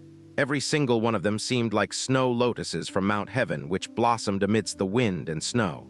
They were like snow fairies who descended to the earth after being exiled from the heavens, haughtily surveying the world in their peerless beauty. During these 1,000 years, the #1 beauty of Blue Wind Nation had always come from frozen cloud Asgard without even a single exception. Also, even if one and only picked a girl from frozen cloud Asgard, even if she was the plainest one of them all, she would still be a peerless beauty in the outside world, more beautiful than any other women for miles around her. Moreover, their cold and stately temperament was not something that a normal girl could compare to. So even though Ye Ziyi had countless women at his disposal, he still stared at every single lady of the frozen cloud with the depravity of a hungry wolf. And he had an entire 2,000 women of frozen cloud to stare at. It would not be the least bit exaggerated to say that every single nerve and cell within Ye Ziyi's body was quivering with excitement. 2,000 women of frozen cloud. Any single one of them would cause all the women that he kept back in Sun Moon Divine Hall to lose their luster. And those 6 ladies who were standing at the forefront, who had the strongest profound energy auras of them all, especially caught his eye, making it almost impossible for him to stop himself from drooling at the mouth. As for frozen cloud Asgard, he had once heard of them a very long time ago, but an all-women power from the tiny nation of Blue Wind was not even worthwhile for him to remember, much less catch his attention. If not for the name, Xianxia, and the fact that she was part of frozen cloud Asgard, he probably would have never have considered to coming to this kind of place. But never in his wildest dreams did he think that this place was actually a paradise on earth. Sun Moon Divine Hall's young master, who held beauty as dear to him as life itself, suddenly felt as if he had wasted most of his life. At this time, his attention had already completely switched from Xianxia to the frozen cloud ladies behind him. Compared to these beautiful and bewitching snow fairies, Xianxia's life was not even worth a damn. Ye Ziyi's notoriety for using women to cultivate his heretic arts was something that all the women of frozen cloud had heard of before. And what they saw today was far worse than any of the rumors that they had heard. Looking at his obscene and depraved expression, the faces of the ladies of frozen cloud were filled with a deep loathing.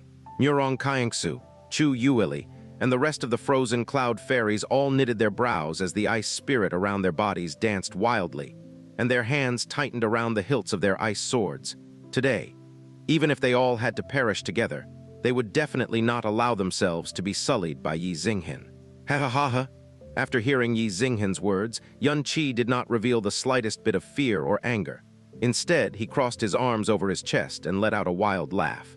Ye Ziyi, your death is at hand, yet you still have the time to build castles in the air. This is simply too hilarious, ha ha ha ha. This young master's death is at hand. Ye Ziyi's eyes slanted as he tilted his head back and let out a loud laugh as well, and it was even louder and more wanton than Xianxia's laugh. It looks like even though you have lived for 3 more years, you have become a pitiful idiot who can't even tell whose death is actually at hand right now. Young master, Yishi said as he took a step forward. When this brat saw the young master, he was clearly so frightened that he had lost his wits. HMPH, given the young master's status, there is no need to waste your breath on him. Let me go and capture him and leave his fate at the young master's disposal. I will have to trouble 15th Elder then, Ye Ziyi replied leisurely. But 15th Elder, remember to be gentle with him. I definitely do not want you to kill him by accident. Just watch me break his legs first, Yishi said with a cold laugh. He circulated all the profound energy in his body and prepared to advance before a figure suddenly flashed in front of him. He was blocked by Ye Ziyi, who gave a low shout. Wait, do not take any action yet. Haven't any of you realized that there is something wrong here?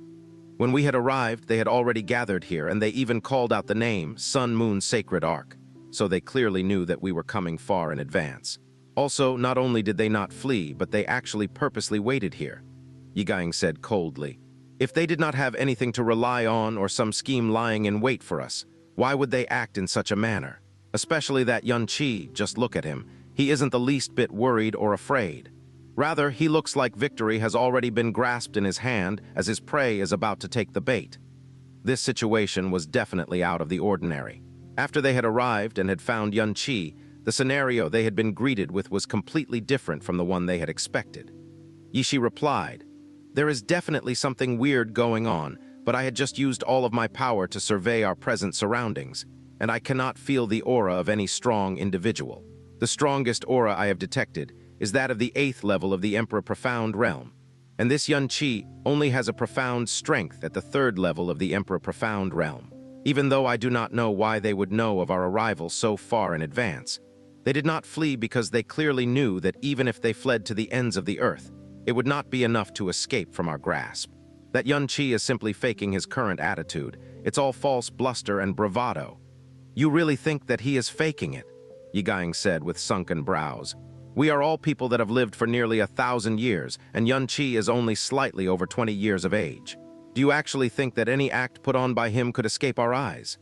Yishi's eyelids briefly twitched as Ye Shuren and Ye Huanian both furrowed their brows.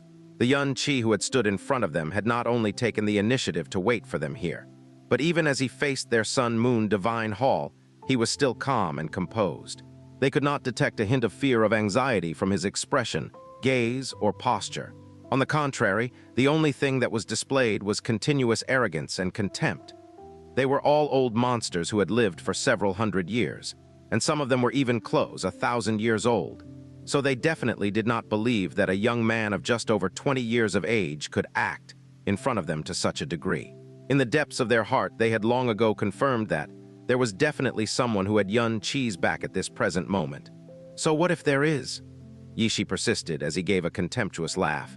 Even if he really has some huge power backing him up, could it be stronger than our Sun Moon Divine Hall? In this profound sky continent, other than the other 3 sacred grounds, is there really anything else that can cause our Sun Moon Divine Hall to tremble? Yishi's words may have been arrogant beyond reason, but they were also unshakably true. As one of the premier powers in the profound sky continent, other than the rest of the sacred grounds, Absolute Monarch Sanctuary, Supreme Ocean Palace, and Mighty Heavenly Sword Region, there was nothing else in this world that they held as their equal. Even if Xianxia gathered all of the profound practitioners in Blue Wind Nation, it would not cause them to even bat an eyelid. He defeated the Divine Phoenix sect by himself and managed to kill Qingsheng and Ye Ziyi despite cultivating for only 6 years, so I have no reason to believe that he is simply standing here and waiting for death. Ye Ziyi said in an incomparably prudent manner. Moreover, did you not hear what he just said? He said that our young master's death was at hand. He could be bluffing, or if the one who is backing him up really has that kind of power, even if there is only a 1 in a billion chance of that happening. Do you dare take such a risk? If anything really happens to the young master, not only will we die, but our entire families and even our descendants will all have to die with us. Ye Guiying's words caused Ye Shi's body to tremble, and the complexion of Ye Xuren and Ye Huanian faces to change. Looking at Yun Qi's extremely confident demeanor and attitude, these elders of Sun Moon Divine Hall, almighty monarchs who loomed over the earth, did not dare make any rash or impulsive moves. Instead, they focused all of their spirit as they attempted to search for any hidden profound energy auras in the surrounding area. His cheap life, how can it be compared with the safety of our young master? It is not that I am being overly cautious and prudent, but his current attitude is definitely not normal, so he must be hiding some kind of scheme. With the young master here, we definitely cannot take such a risk.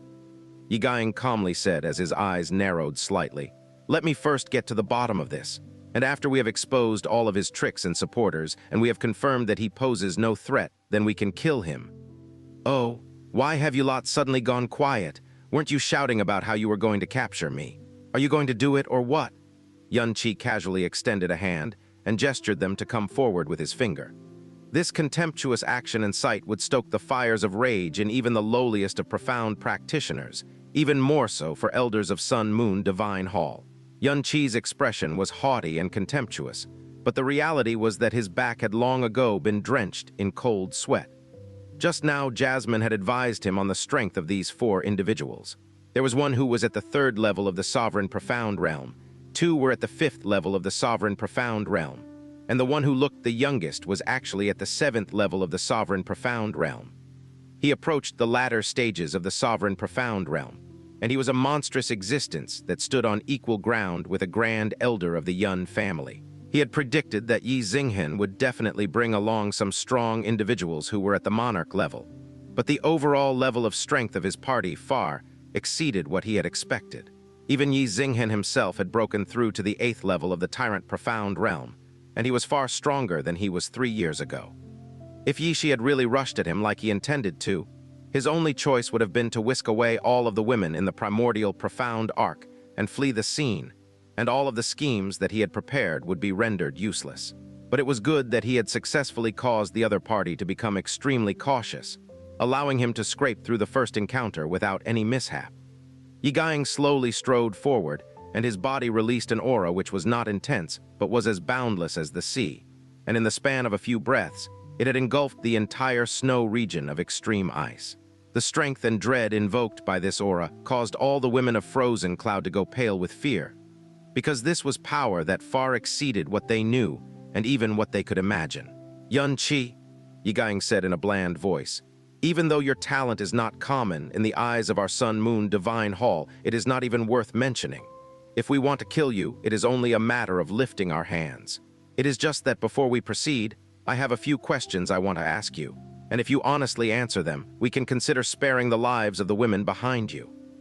These last words spoken by Ye Guiying were completely farcical, because even if they wanted to do anything to the women of Frozen Cloud, Ye Ziyi would definitely not allow them to.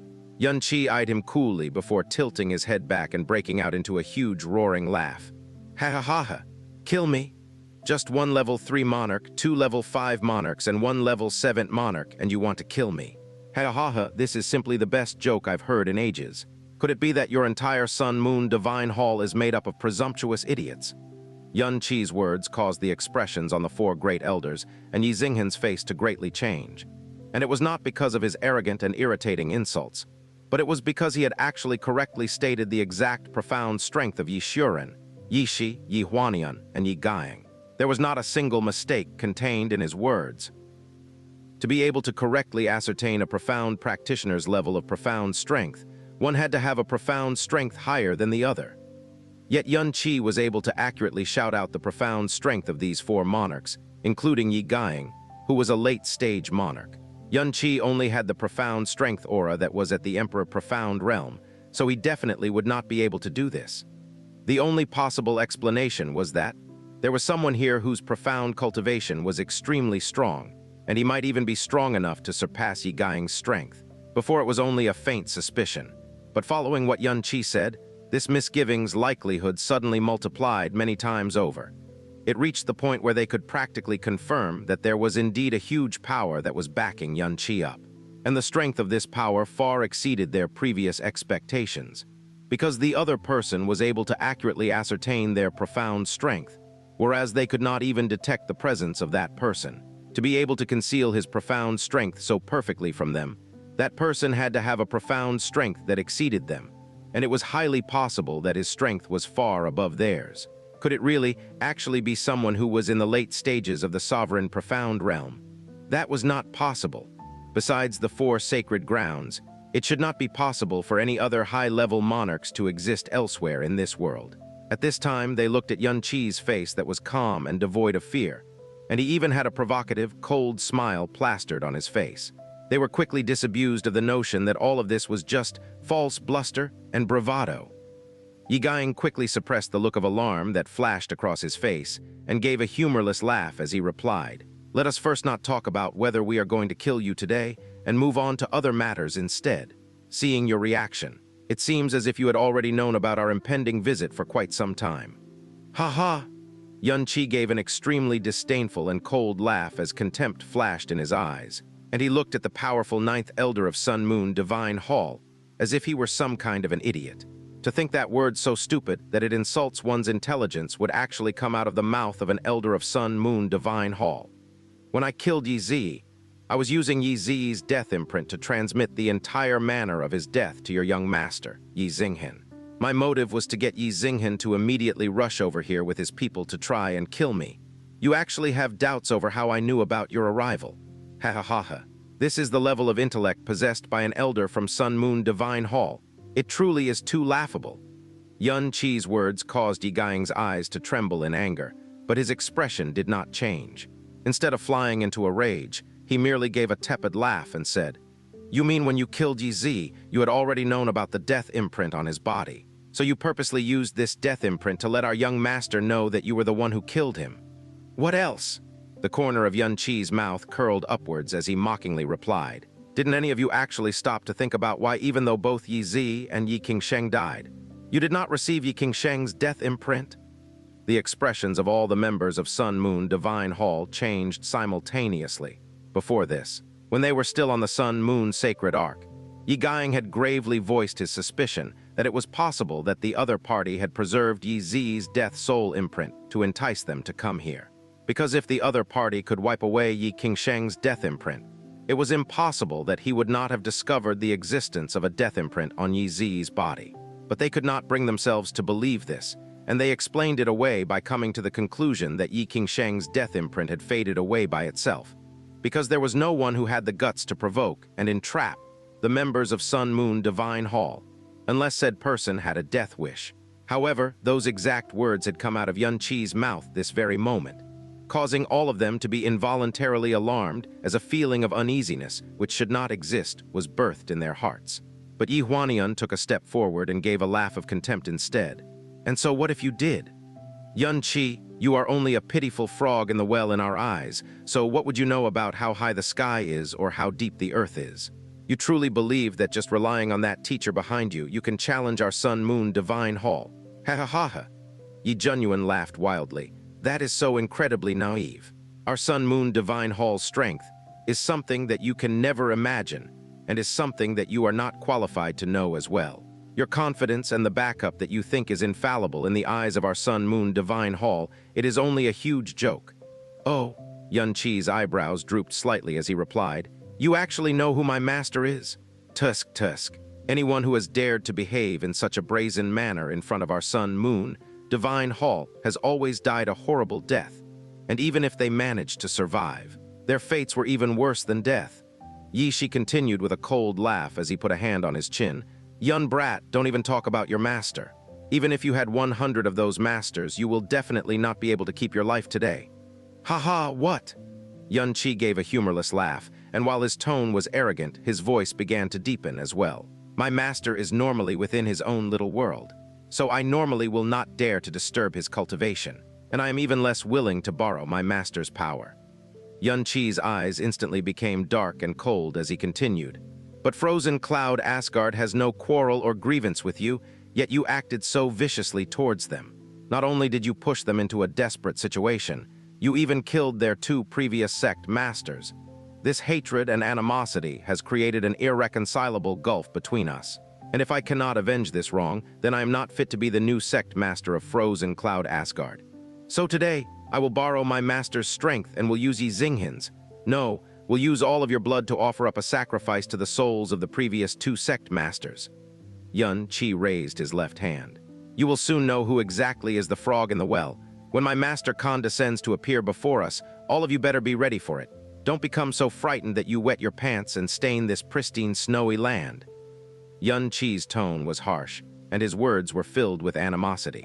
As his words fell, Ye Zinghin's face grew dark, and just as he was about to speak, he saw a light flash from Xianxi's body.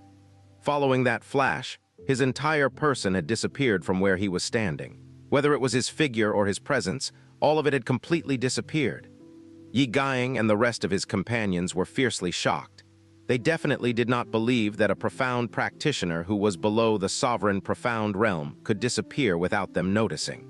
But despite their enormous power as monarchs, they could not detect Xianxi's presence even though their spiritual perception blanketed the entire area.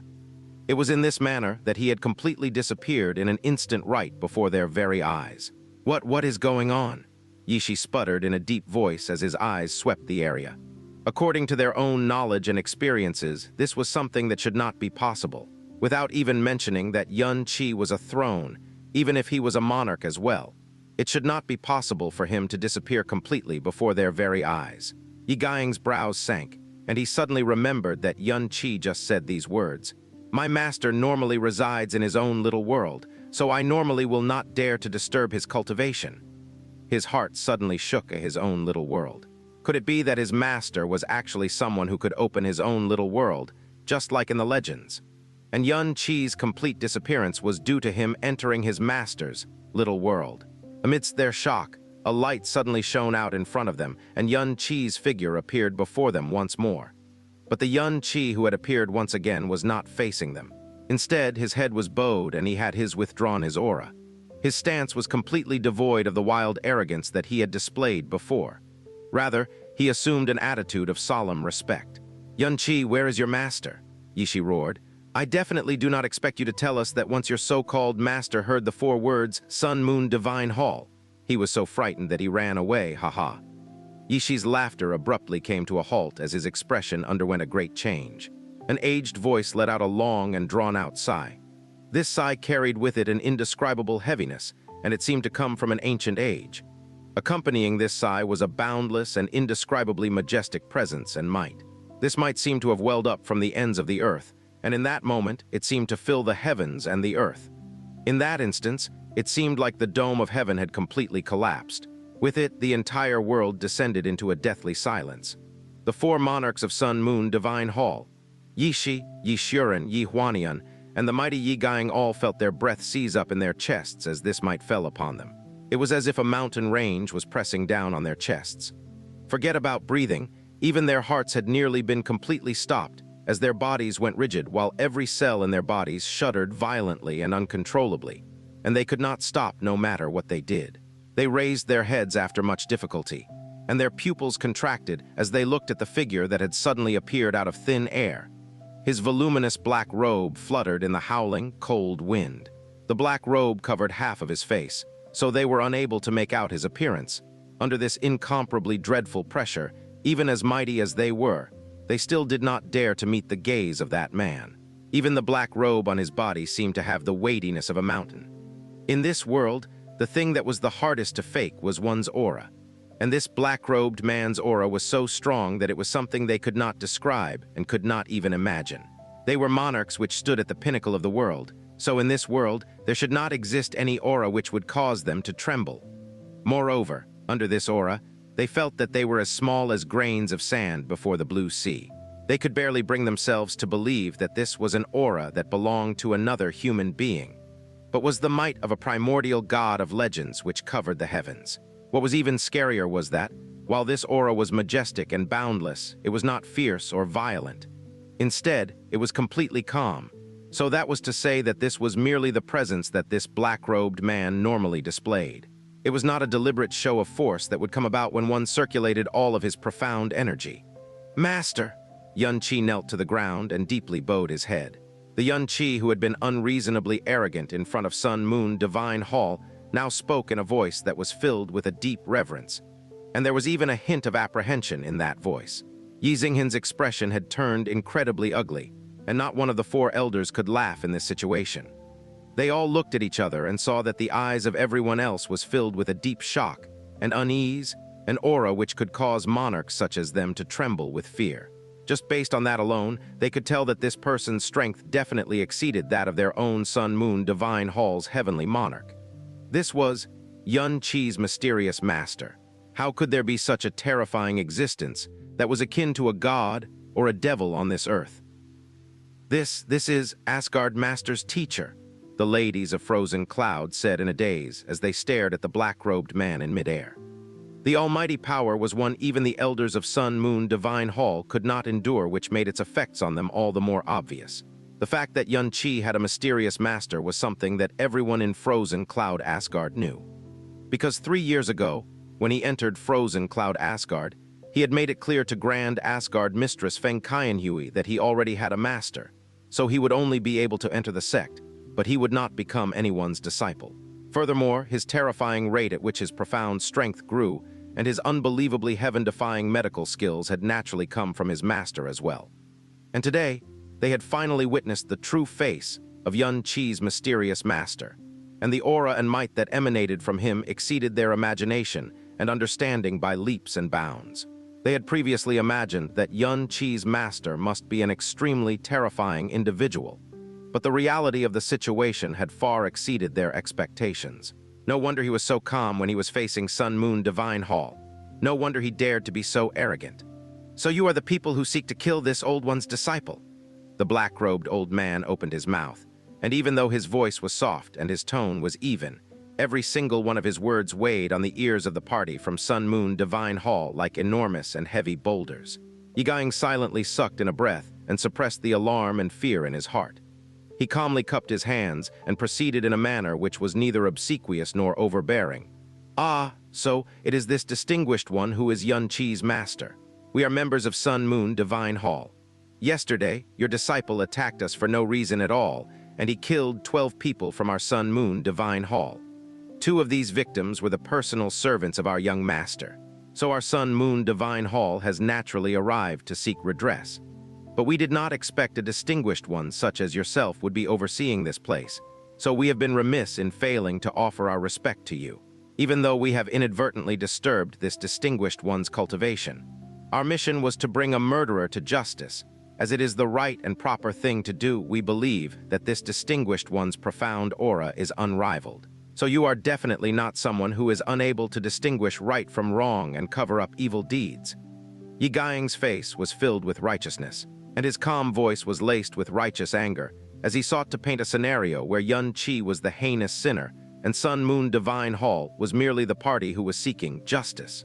Moreover, he heavily emphasized the words Sun Moon Divine Hall, because in the profound sky continent, there was no one who dared to offend Sun Moon Divine Hall. "Ha ha," the black-robed old man gave a polite laugh. "Anyone who has been killed by this old one's disciple are definitely deserving of their deaths. On the contrary, it is your Sun Moon Divine Hall who assaulted these ladies' territory for no rhyme or reason. If there was any crime that was committed here, this was it." "HMPH, this is a bunch of nonsense." Yishi advanced as he raised his head and gave a cold retort. "There is definitely a special reason for our young master to take action against Frozen Cloud Asgard. And even if one wants to retaliate, that is also something that only concerns Frozen Cloud Asgard. This brat Xianxia is only an outsider. Our Sun Moon Divine Hall has never taken any action against him before, yet he killed 12 of our people. So we have come here to seek justice as it is the right and proper thing to do. But in order to protect your disciple, you actually chose to deliberately distort the truth. That is enough, Yishi. Do not be disrespectful." Ye Ziyi raised a hand and used his eyes to convey a message to Yishi. This was because the aura of this black-robed man was simply far too dreadful, and if they really angered him, the consequences would be too horrible to contemplate. He raised his head and said with a face filled with righteousness, "Our Sun-Moon Divine Hall has existed for 10,000 years, and defending the profound sky continent has always been our mission. Over this 10,000-year period, we have repelled those who sought to invade the profound sky continent countless of times. Because of this, the people of the profound sky continent have given us the title of Sacred Ground, and the 10,000 years of meritorious service rendered by Sun-Moon Divine Hall is beyond reproach. We bear the name of a sacred ground, and we also bear the burden of ensuring the safety of all that live within the profound sky continent. So our actions have always been upright, candid, and completely beyond reproach. Perhaps because this distinguished one's profound aura is unrivaled, you want to force us to bear the mark of a sinner. But even if we are not equal to this distinguished one, we will still definitely not allow you to do so. But if this distinguished one takes action and kills us for the sake of protecting your disciple," Ye Ziyi continued with solemn eyes, "it just might be that all of the people in the world will not agree to it." Ye Ziyi's words caused hatred and resentment to appear on the faces of all the gathered ladies of the frozen cloud. To them, these people were devils who behaved viciously for their own personal gain. Yet right now, they unashamedly portrayed themselves as the guardian of the profound sky continent, and they even dared to use the will of the people as a threat. It was simply far too despicable. But what they could not refute was that the 4 sacred grounds were truly regarded as sacred amongst all the people of the profound sky continent. And common knowledge regarding the sacred grounds was that they constantly defended the borders of the profound sky continent, keeping them safe from invasion and eliminating countless of calamities which threatened the profound sky continent. In the eyes of the common man, it was the existence of the 4 sacred grounds that ensured the peace and prosperity of the profound sky continent. So Ye Ziyi's threat was definitely not just a false alarm or pure bluster and bravado. "Ha-ha," the black-robed old man gave yet another tepid laugh, and he did not show any fury, but this laugh contained a trace of mockery. "There is nothing that happens in this profound sky continent that can escape this old man's eyes. Perhaps you can trick the entire world, but this old man knows all of the ugly things that you have done over the years. Just based on how many women your so-called young master has harmed over the years, that alone is already a sin that cannot be tolerated by the heavens. When we have returned, we will naturally convey the words of this distinguished ones to our hall master," Ye Ziyi said without flinching. "Actually, this humble one has not left his divine hall for a very long time, so I have always been ignorant and ill-informed when it comes to worldly affairs. So I do not know where this distinguished one hails from. May I be so daring as to ask where this distinguished one is from?" Ye Ziyi's words clearly showed his intense desire to retreat. This was an individual with a terrifying, profound aura, so the only thing he needed to do now was ensure that he could leave as quickly as possible with his young master in tow. Facing this dreadful aura, he knew that every second they remained here exponentially increased the danger that they faced. "This old man's name has long ago faded into dust," the black-robed old man said with a slight pause. Following that, he raised his head slightly and suddenly let out a long and heavy sigh. "Ah, the world of mortals is vast and boundless, and their quarrels never end. I have already sworn to never again stain myself with the affairs of the mortal realm, and I definitely should not get involved in its quarrels. All of you should leave. This old man does not want to break his long tradition of not taking a life because of you." As the words of the black-robed old man fell, the initial response of the members of Sun-Moon Divine Hall was not relief. Instead, they looked at each other with strange expressions on their faces, and they felt the pressure on their bodies and the anxiety that was plaguing their minds dissipate. Even the faces of the ladies of the frozen cloud were colored with a clear disappointment and anxiousness. Xianxia's master had appeared exuding an extremely alarming aura, but when the other party asked for his name, he did not reply, asking them to leave instead. Anyone here would be able to see that this person was perhaps afraid of Sun-Moon Divine Hall. He did not dare let the members of Sun-Moon Divine Hall know his name, and he also did not dare extend a hand against Sun-Moon Divine Hall. However, this was also something that was inevitable. In this profound sky continent, no matter how powerful a person or a power was, they still would not dare act rashly in front of Sun-Moon Divine Hall. And if they dared to make a move against Sun-Moon Divine Hall, they were courting their own destruction. Leave, Ye Huanian took a step forward, instead with a bland smile draped across his face. Whether it was his expression or his gaze, both had undergone a noticeable transformation. Even though the mysterious black-robed old man in front of them had a shocking aura, it began to increasingly look like. The aura that was emanating from his person was fake. It was almost as if it was being released by some kind of special profound artifact. Because this aura was simply too incredible, it was strong to the point where it was far too unusual and unreasonable. If there was really someone who had such an aura in this world, then why would Sun Moon Divine Hall not know of him? Also, if he was really as strong as he seemed to be, why did he not have the courage to present his name? Furthermore, before they had even begun to talk, he seemed to be urgently trying to chase them away. We have come here just to seek justice for the dead servants of our young master. If we were to leave just because of a few words from this distinguished one, then how would we be able to face those two dead servants and our brothers from the Divine Hall? Yishuren narrowed his eyes as he spoke up as well. That is right. We did not even hesitate to use the Sun-Moon Sacred Arc to travel thousands of kilometers, all just to come to this place. It was simply a fortunate coincidence that we found Yun Qi. So if we let him go just like this, won't we lose a lot of face? Also, if word of this spreads abroad, then our Sun-Moon Divine Hall is going to be ridiculed throughout the lands. The black-robed old man did not move an inch, and his voice was still as calm as stagnant water. So what are you intending to do? Will you definitely force this old man to kill once again? Naturally, we would not dare to do so. Every single one of us here cherishes his own life, Yigang said slowly as his eyes were far more relaxed than they were just a moment ago. This distinguished one's profound aura is so strong that this is the first time in my life I have ever witnessed such a thing. And I truly believe that you can easily kill any single one of us. But after all, we are still a sacred ground of this continent. All of us are members of Sun Moon Divine Hall. This time, our young master has personally ventured forth while being accompanied by 4 elders. If we were to retreat just because of the words of this distinguished one, then what dignity will our Sun Moon Divine Hall still have left? As members of this Divine Hall, how can we act in such a way which will destroy the dignity of our sect? However, we also acknowledge that we are not this distinguished one's opponents, so the mission to kill Yun Qi will more than likely end in failure. Yet we cannot leave just like this. The depths of Yigang's eyes shone with a deep craftiness as he continued. But how does this proposal sound to you?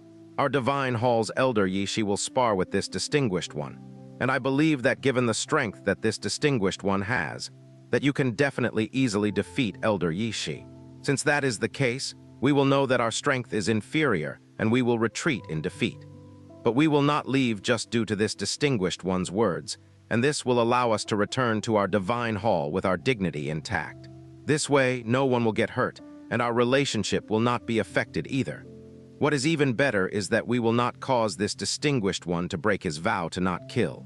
So I believe that this distinguished one will definitely not reject such a perfect plan. Following Yigang's slow speech, Yi Xinghen, Yi Shuren, Yi Huanian, and Yishi all laughed gleefully in their hearts. This was indeed the careful and meticulous 9th elder. What a wonderful plan he had devised. Because by forcing this black-robed old man to take action, there would be one of 2 conclusions. If he truly possessed a shocking power and was able to defeat Yishi, the restraint he had shown towards Sun Moon Divine Hall and his unwillingness to break his vow of not killing another would allow Yishi to survive this encounter, and would allow them to retreat without losing a single member. And if his strength was simply inferior, and this bizarrely strong aura was only artificially manufactured by some special means, then they could do whatever they wanted to all of the people present.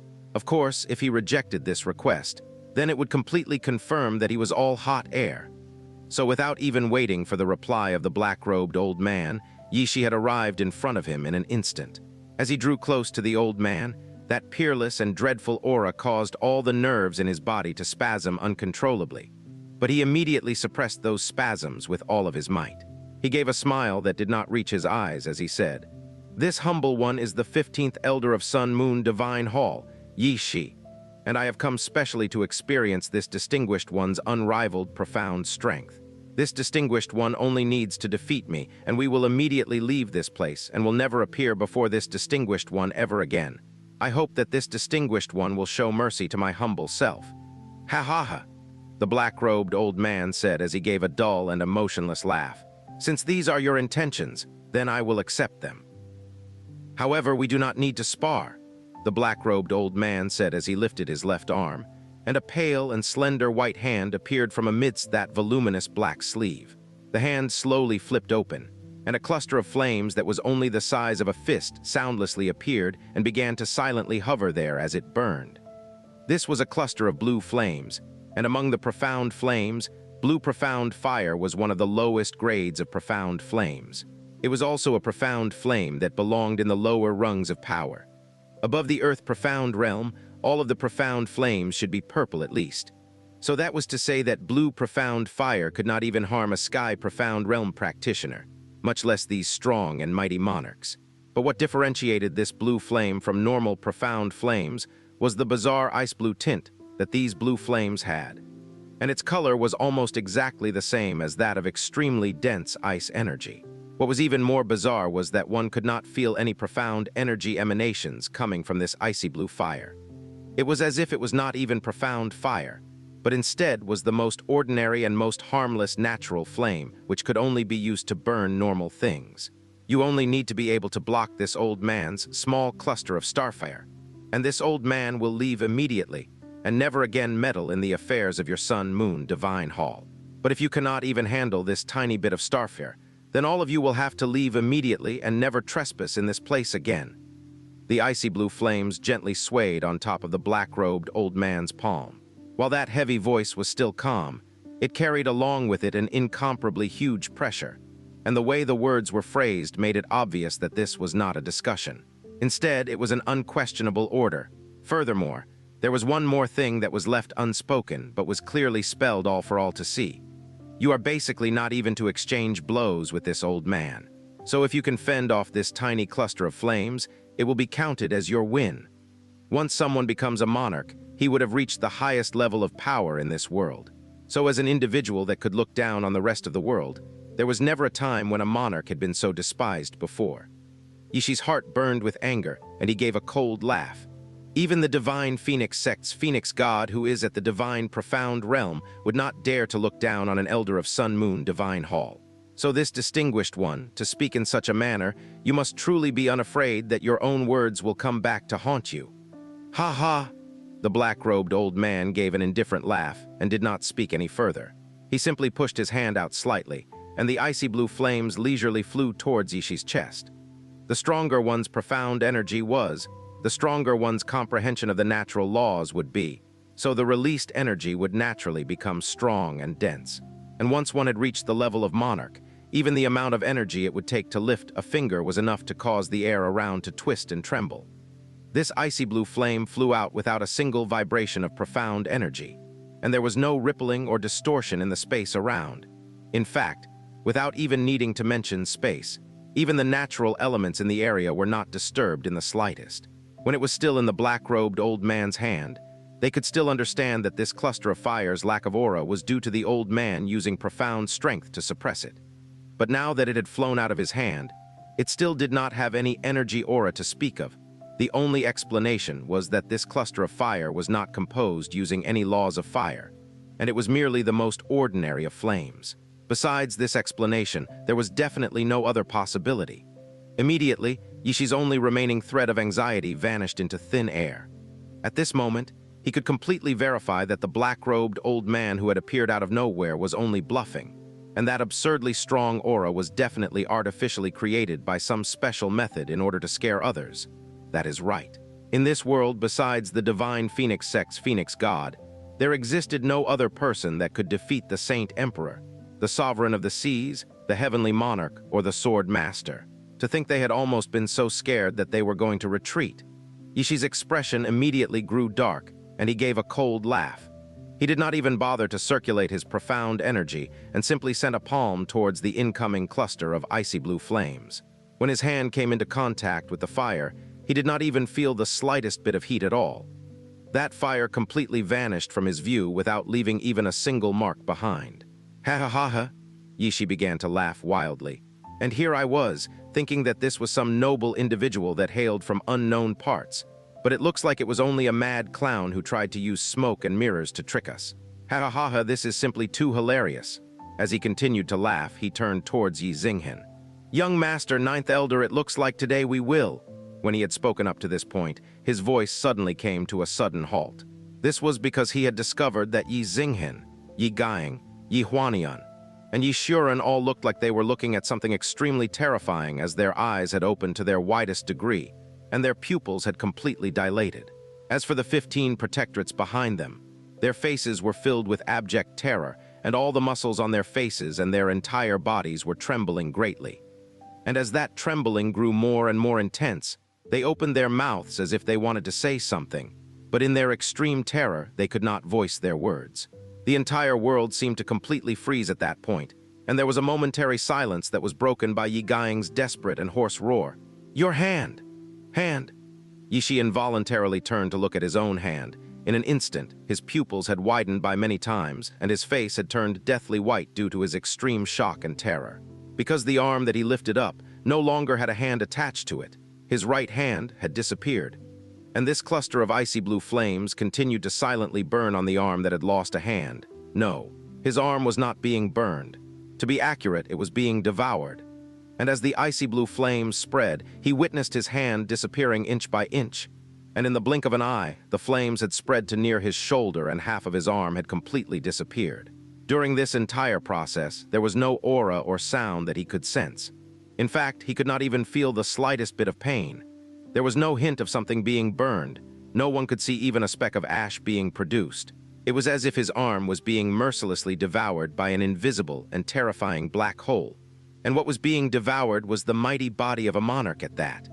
This was something that all of them had never seen or heard of before. This was a terrifying scene that completely exceeded their knowledge.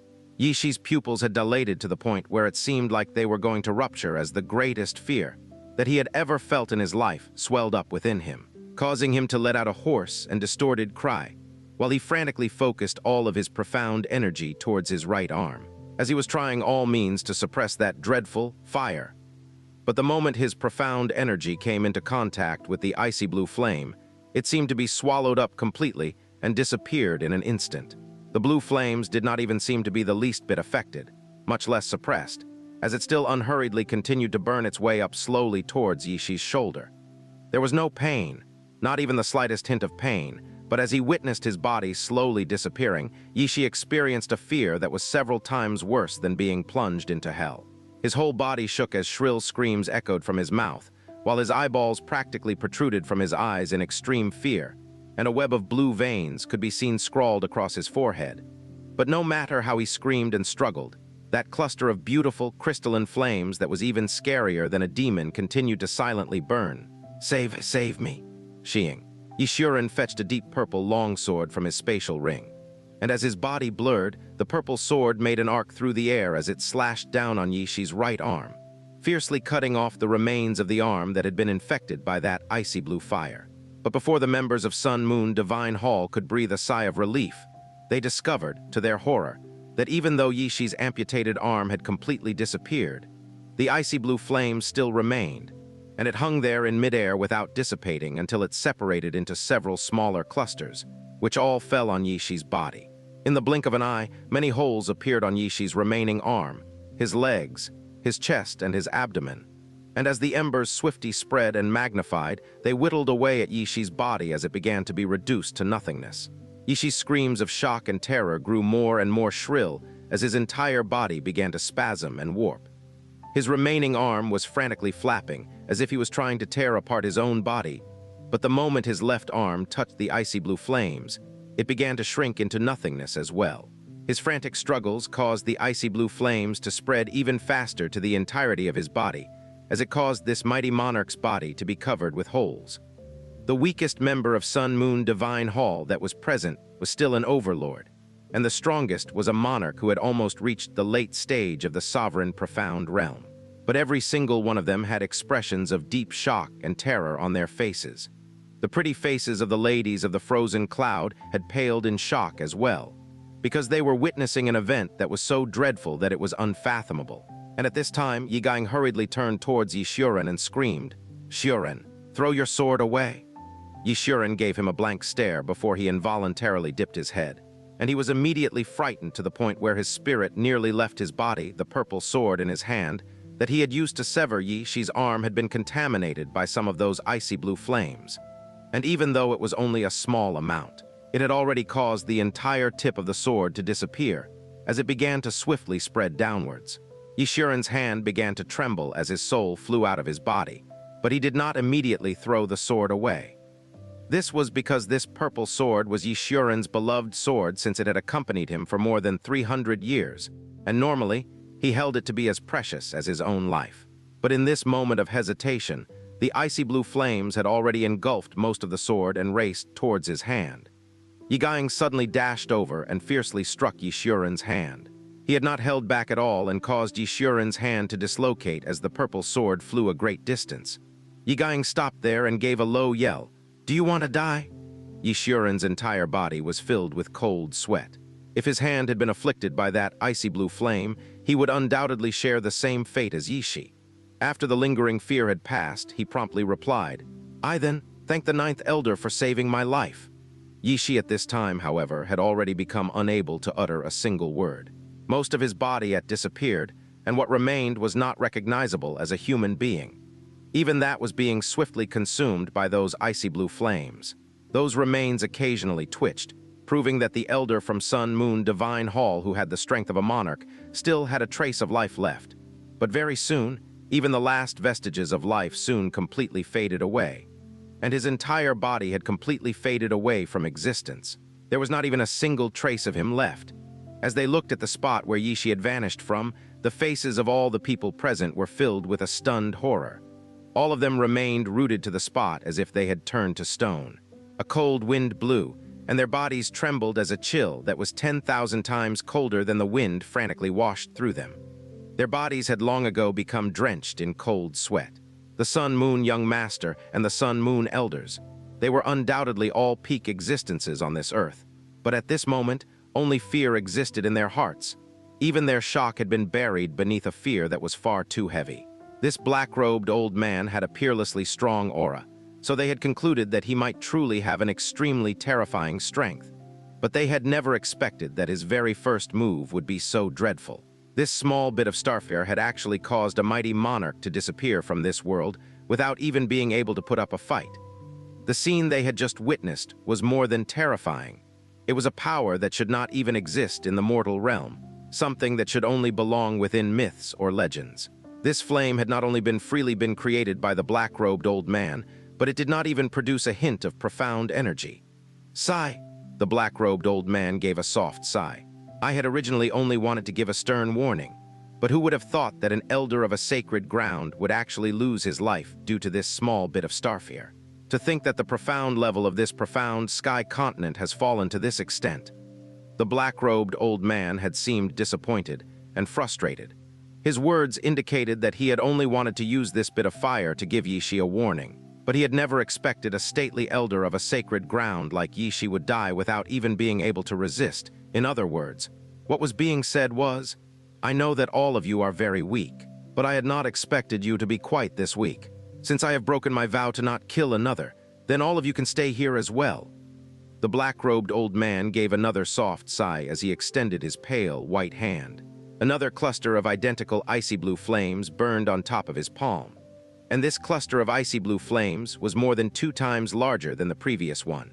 And it was still the same as before. He had easily ignited these flames without even giving any indication that he had circulated his profound energy. It was as if this process was far too simple for this black-robed old man, and it was something that he did not even need to concentrate to perform. Looking at that cluster of icy blue flames, all of the hair on the bodies of the remaining 3 Divine Moon Elders instantly stood on end. And Ye Ziyi had also hurriedly retreated several steps, as his expression no longer contained any vestiges of his previous arrogance and brashness. What remained was only the deathly pale color of shock and fear. "See, Senior, please wait." Yigang panicked in Ye Zinghen's way. "We will obey Senior's order to leave immediately and will not disturb Senior anymore." Yigang's expression and eyes lost the steady and calm he previously had. Even his voice was noticeably trembling. He changed how he addressed the black-robed old man from Distinguished One to Senior as well. Ye Shi, the elder of their Sun Moon Divine Hall, a mid-stage monarch who looked down upon the world, and even had a lofty position in Sun Moon Divine Hall. had managed to be casually burned into nothingness by a small flame that was set off by the black-robed old man. This strength was so terrifying and so incomparable. His unbelievably overbearing aura was just an aura, but they clearly witnessed the process of turning Ye Ziyi into nothingness as they were just within 30 meters. That was strength that completely exceeded their knowledge and imagination. To turn a mid-stage monarch into nothingness with such ease, not mentioning the Saint Emperor, Sovereign of the Seas, Heavenly Monarch, or the Sword Master, the four rulers of four great sacred grounds.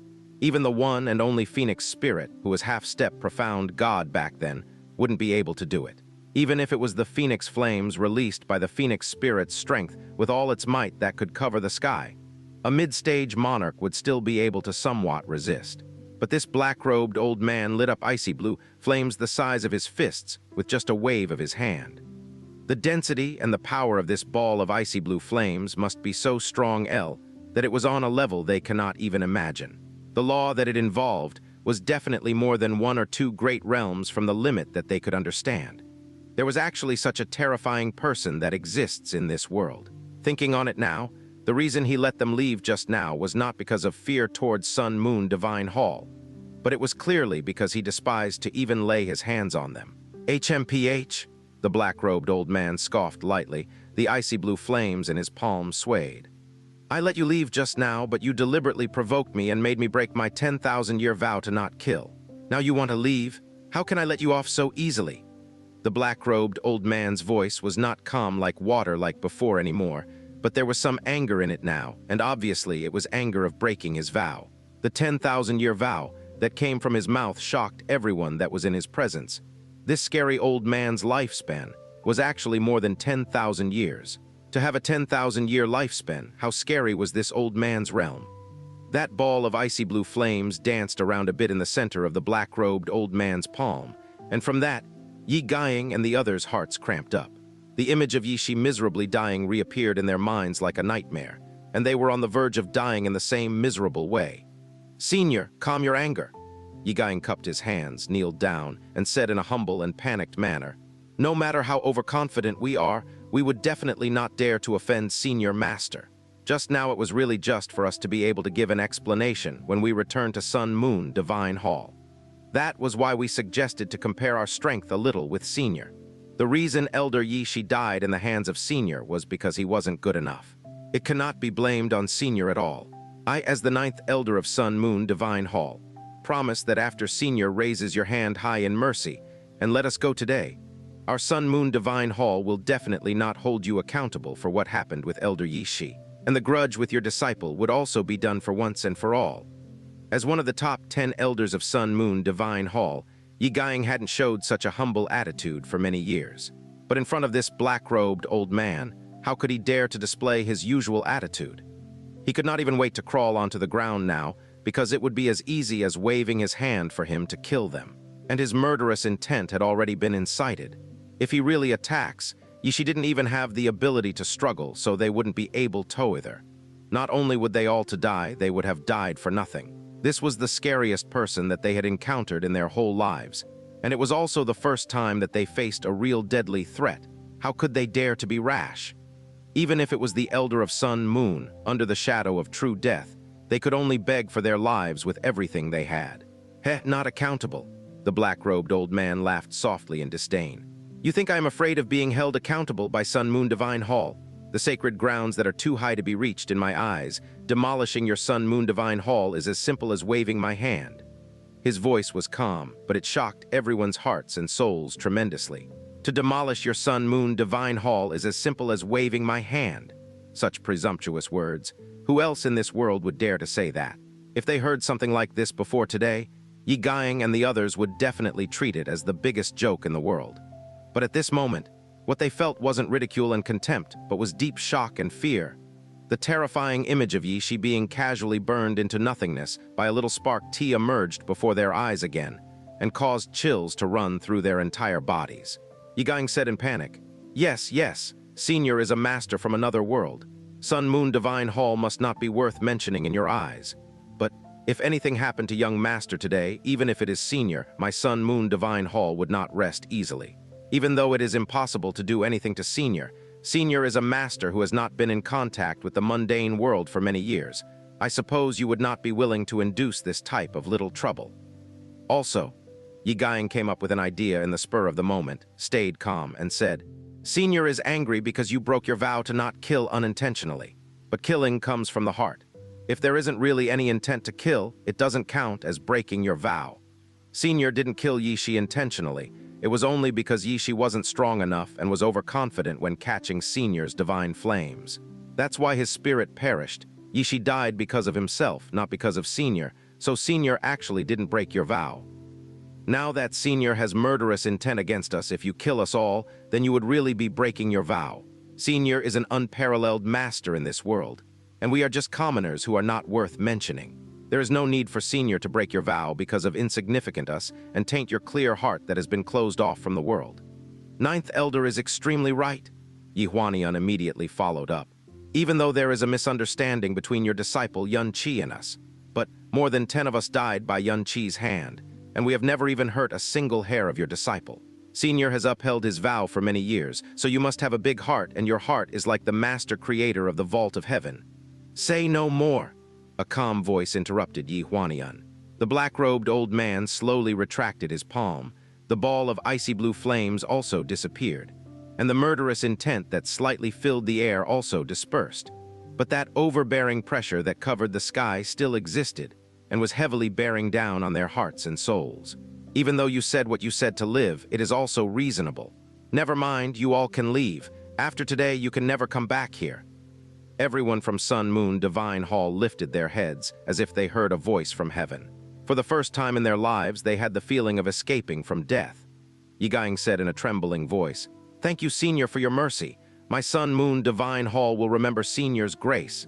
His voice stuttered, but he took a breath and then said, Allow Junior to ask, may Senior grace us your great name. In the future, no matter where Senior goes, my Sun Moon Divine Hall will definitely retreat and keep our distance. And we will absolutely not offend anyone related to Senior. What Ye Ziyi had said was absolutely not to take revenge after finding out his name. Yishi died miserably, but the strength of the black-robed old man completely exceeded their knowledge, so they didn't even consider getting revenge. As for retreat and keep their distance, this was not false at all. This level of horrifying existence, they just hoped they never encountered it ever again in their lives. Great name, the black-robed old man slowly said. What can you do even if you know? In this world, my name has not existed for a long time. If it wasn't because I accepted my last disciple under destiny, the rest of my life will no longer be in contact with the mundane world. My name is Heaven Caesar. Heaven Caesar is the name. Heaven Caesar, Ye Ziyi said it in a low voice. This was indeed an unfamiliar name that he had never heard before, and it was also the wildest name that he had ever heard. How wild or how strong would a person be to dare to use Heaven Caesar as his name? Senior Heaven Caesar, we will leave right this moment. If you have time in the future, I wish you would descend and come be a guest at our Divine Hall. Our whole Divine Hall must greet you. Ye Ziyi's footsteps had already started backing off faster and faster while he was speaking. He could not wait to fly away from this place immediately. What he said was half to settle the black-robed old man's emotions, and the other half was naturally to try to make nice with him. Because such a horrifying person, even if he cannot make friends with him, he absolutely cannot become enemies with him. When they immediately turned around and prepared to fly towards the Sun-Moon Sacred Ark, a voice suddenly sounded behind their backs. Xianxia was the one who had spoken. It seemed like because of impatience and unwillingness that his voice was especially deep. Ye Ziyi and the others stopped their footsteps, and chills were running down their backs. The black-robed old man let them go, but this didn't mean Xianxia let them off the hook. If Xianxia strongly asked the black-robed old man to keep them all here, Chair, no need to say much. Before Xianxia could say anything, the voice of the black-robed old man had already sounded calmly. Master knows what you want to say. You really thought that Master let them go because I despised laying my hands on them or am unwilling to break my vow. Wrong. His voice became a little harsher now. Master taught you a long time ago, unless there is really a threat on your life, you cannot borrow Master's strength and cannot become reliant on it. Master knows that you hate these people to the bones because of the matter of Frozen Cloud Asgard, and impatiently want to put them to death, but it is to my limit to make them leave. If you want them dead, you can only use your own strength to do so. 6 years ago when we met as master and disciple, you were only a cripple with crippled profound veins. Master repaired your profound veins, guided you for 3 years, and none of the younger generations of the 7 nations could be a match to you. 3 years ago, Master broke the space and brought you back from the primordial profound arc, and until now, with your strength, you can already battle a monarch. Even though you can't kill them now, if you cultivate with your heart under Master, in 3 more years, you would be able to kill any one of them with just a wave of your hand. In 3 more years, the whole Sun Moon Divine Hall will be under your feet. There is no need to harm your cultivating heart yourself today just for today's pleasure. These words were all said to Xianxia by the black-robed old man, but hearing this, every single person of Sun Moon Divine Hall trembled in fear. In 6 years of time, from a cripple with crippled profound veins to having the strength to battle against a monarch, it merely took 6 years. This was such a horrifying concept, and they all clearly knew that these words were definitely not false. Because according to their investigation of Xianxia over these past 3 years, 6 years ago, he was really just a cripple with crippled veins. The people from the city that he lived in for more than 10 years all knew about him, and he was even the laughing stock of the entire city. At first, when he revealed his strengths at the Divine Phoenix sect, he only cultivated profound strength for a short 3 years. They finally found the answer to this terrifying fact today. It was because, behind him, there was such a horrifying master. It was 1,000 times more horrifying than what they had once imagined. With 6 years, from a cripple to the strength of the level of a monarch, even though their 4 great sacred grounds looked down to the whole world, they could never achieve that themselves. There was also a sentence that every one of them heard clearly. The reason Xianxia was still alive wasn't because he wasn't trapped in the primordial profound arc like they had guessed, but was because he was saved by the black-robed old man from the primordial profound arc, which means he could actually travel through space between the profound sky continent and the primordial profound arc. An indescribable shock trembled in their hearts and souls. As the strongest monarchs of the profound sky continent, they couldn't begin to understand the realm that the black-robed old man was in compared to it. It was like a completely different world. Xianxia lowered his head and said, "Master is right, disciple will remember it." His voice was very soft and low. This arrogant, wild Xianxia who dared to face the Divine Phoenix sect alone, and even had the guts to offend Sun Moon Divine Hall, seemed to be especially respectful and toned down in front of his master. Yigang grabbed Yi Xinghan's arm, rushed into the sky as fast as he could, and did not dare to stay any longer. 6 years and he was able to battle monarchs. 3 more years and he could kill any one of them. 3 more years and he can step on all of Sun Moon Divine Hall as he pleased. These words were just like a curse that lingered within his heart and soul. He started to feel like becoming enemies with this Xianxia, who they looked down upon before, seemed to be the biggest mistake that they had ever committed over these years. The 19 members of Sun Moon Divine Hall fled, entering the Sun Moon Sacred Arc in less time than it would take to utter a breath, lest the frightening black-robed old man suddenly changed his mind. Following the shutting of the Ark's door, the Sun Moon Sacred Arc shot into the horizon in a flash, disappearing amongst the boundless snowfall which only left behind a slowly dissipating frigid current in its wake. When they had arrived, they had 20 people altogether, including the young master, 4 great elders, and 15 formidable protectorates. They originally believed this lineup to be completely overkill, like using a butcher's knife to slaughter a chicken. But shortly after they had arrived, they hadn't been able to harm Xianxia in the slightest. Instead, they had lost one of their great elders. Moreover, having to retreat in such a state, their hearts continued to tremble with fear as their entire bodies were drenched in cold sweat until the Sun Moon Sacred Arc had flown several hundred kilometers away.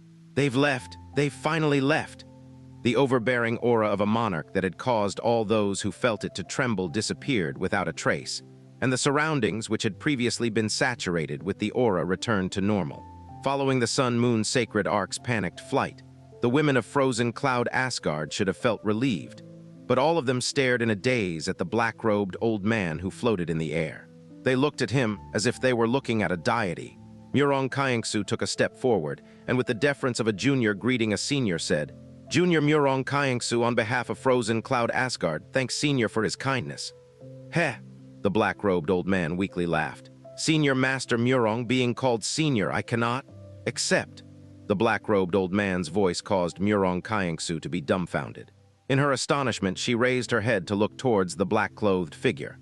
All of the women from frozen Cloud Asgard behind her were petrified. Since this voice completely lacked its previous deepness, indifference, and age, it clearly was Xianxia's voice. Hugh, letting out a long breath, the black-robed old man's body violently flashed, and he fell, landing heavily on the snowy ground. "Ah, big brother!" Xianxia cried out in alarm, hurrying to the black-robed old man's side as he used his body to help him up. At this moment, the black-robed old man's body lacked all of its previous earth-shattering pressure, instead appearing as weak as someone who was nearing death. Murong Qiangsu and the others looked at each other in dismay. Mulaney quietly asked, "Asgard Master, how did this happen? Senior, he—" "No, it's not." Xianxia waved his hand and stuttered, "I'm not the Asgard Master. Big Brother is the Asgard Master. Ah, he is Big Brother." The black-robed old man's robes were peeled back, which astonishingly revealed Xianxia's face underneath, appearing exactly the same as the Xianxia currently helping him stand up. The Xianxia, which had removed his black robes, had a face that was deathly pale, and his chest moved up and down violently, urgently and heavily breathing in and out. He laid there paralyzed, unable to get up for the longest time. He shut his eyes while his face revealed a satisfied expression as he laughed. "Very good, my dragon soul was able to last long enough, Hugh." His voice was incredibly weak, but it was definitely Xianxia's voice. On the other hand, the Xianxia who was helping him stand had the voice of a stranger. Xianxia was also hurriedly wiping away at his face, revealing his own face underneath as he anxiously said, "Big brother, you have to be all right, your aura, how could it become so weak?" "I'm all right," Xianxia nodded his head.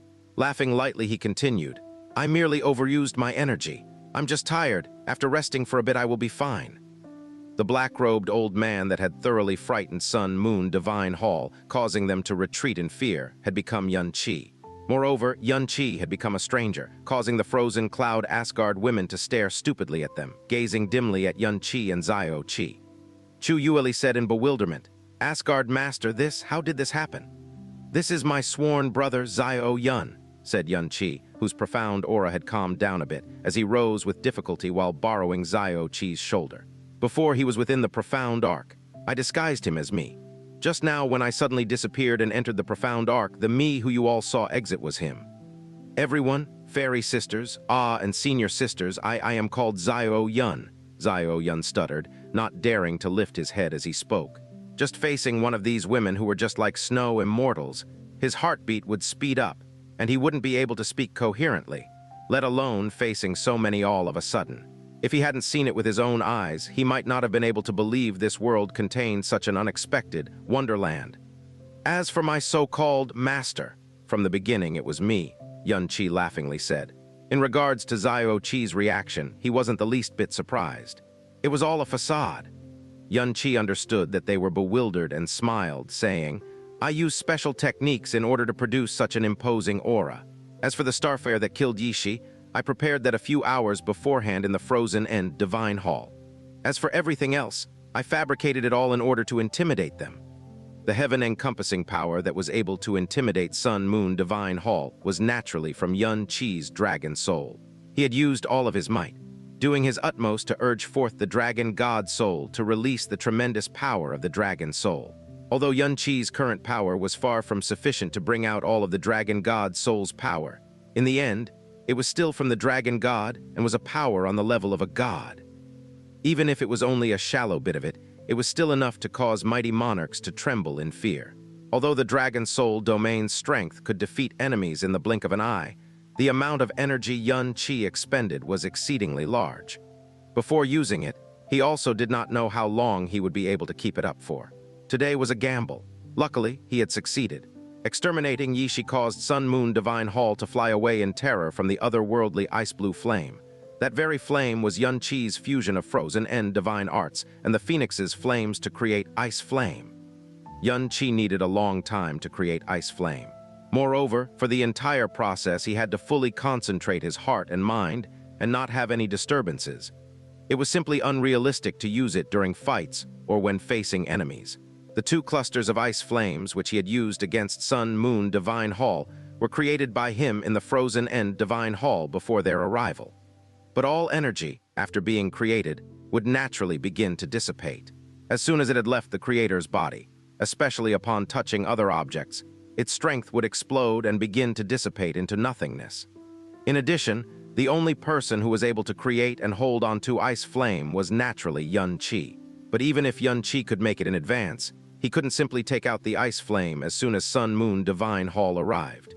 If he had done that, the deterrence factor would not be as strong, and he wouldn't be able to create the image of an absolutely strong and unprovocable master by laying all his cards out on the table. But Xianxia had an extremely special container for the ice flame, which was the Sky Poison Pearl. This was because the Sky Poison Pearl had already assimilated into his body and could be considered a part of his body. Since the ice flame he created could only be held within his body, it could naturally be stored with the Sky Poison Pearl as well. As a result, when Xianxia had created the 2 batches of ice flame in the Frozen End Divine Hall, he had inserted it into the Sky Poison Pearl.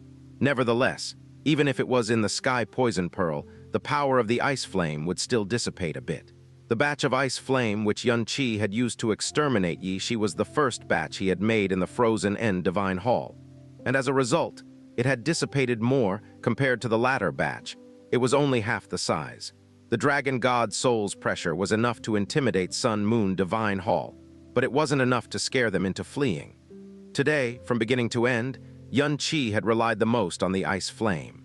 At the time, when Xianxia was only at the Earth Profound realm, the batch of ice flame he created was sufficient to destroy the heavenly profound jade, which had taken 2 overlords an entire half-year to destroy. At the Sky Profound realm, the ice flame was enough to create a large hole in the ancient primordial era profound arc presently. Having reached the Emperor Profound realm, he believed that even if it was a sovereign, they wouldn't be able to completely resist the power of the ice flame. It was just that, the terror of the ice flame still far exceeded his expectations. He had originally expected that, in the face of the auraless ice flame, Sun Moon Divine Hall elders would certainly treat it with contempt, and as a result, they would get hurt and have to use their entire power to resist the ice flame. And even if they only lost a single hand, it would still be enough to cause great fear. After all, it was energy that his master casually threw out.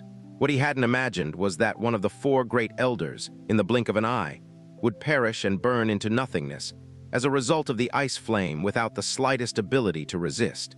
Moreover, this was ice flame that had already lost more than half of its power.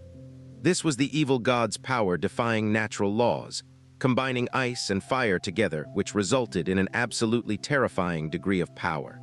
In addition, the energy it created was naturally extremely strong. It caused the crowd of Sun Moon Divine Hall elders who would normally look down on the world to turn ashen-faced in fright, and for their voices to tremble in fear. Finally, when they ran away, they frantically ran, not even daring to look back. "So it was like this," Chu Yueli mumbled softly. Her expression didn't release any of its tension, growing even more astonished instead. This was all a facade, but they had no way of imagining what kind of techniques could create such a facade. It was no wonder that when Xianxia emerged the second time, his expression had none of its previous haughtiness, and instead, most of the time he lowered his head, speaking softly and a bit hoarsely. They had originally thought that he was being deferential in front of his master, when in reality it was just a fake Xianxia.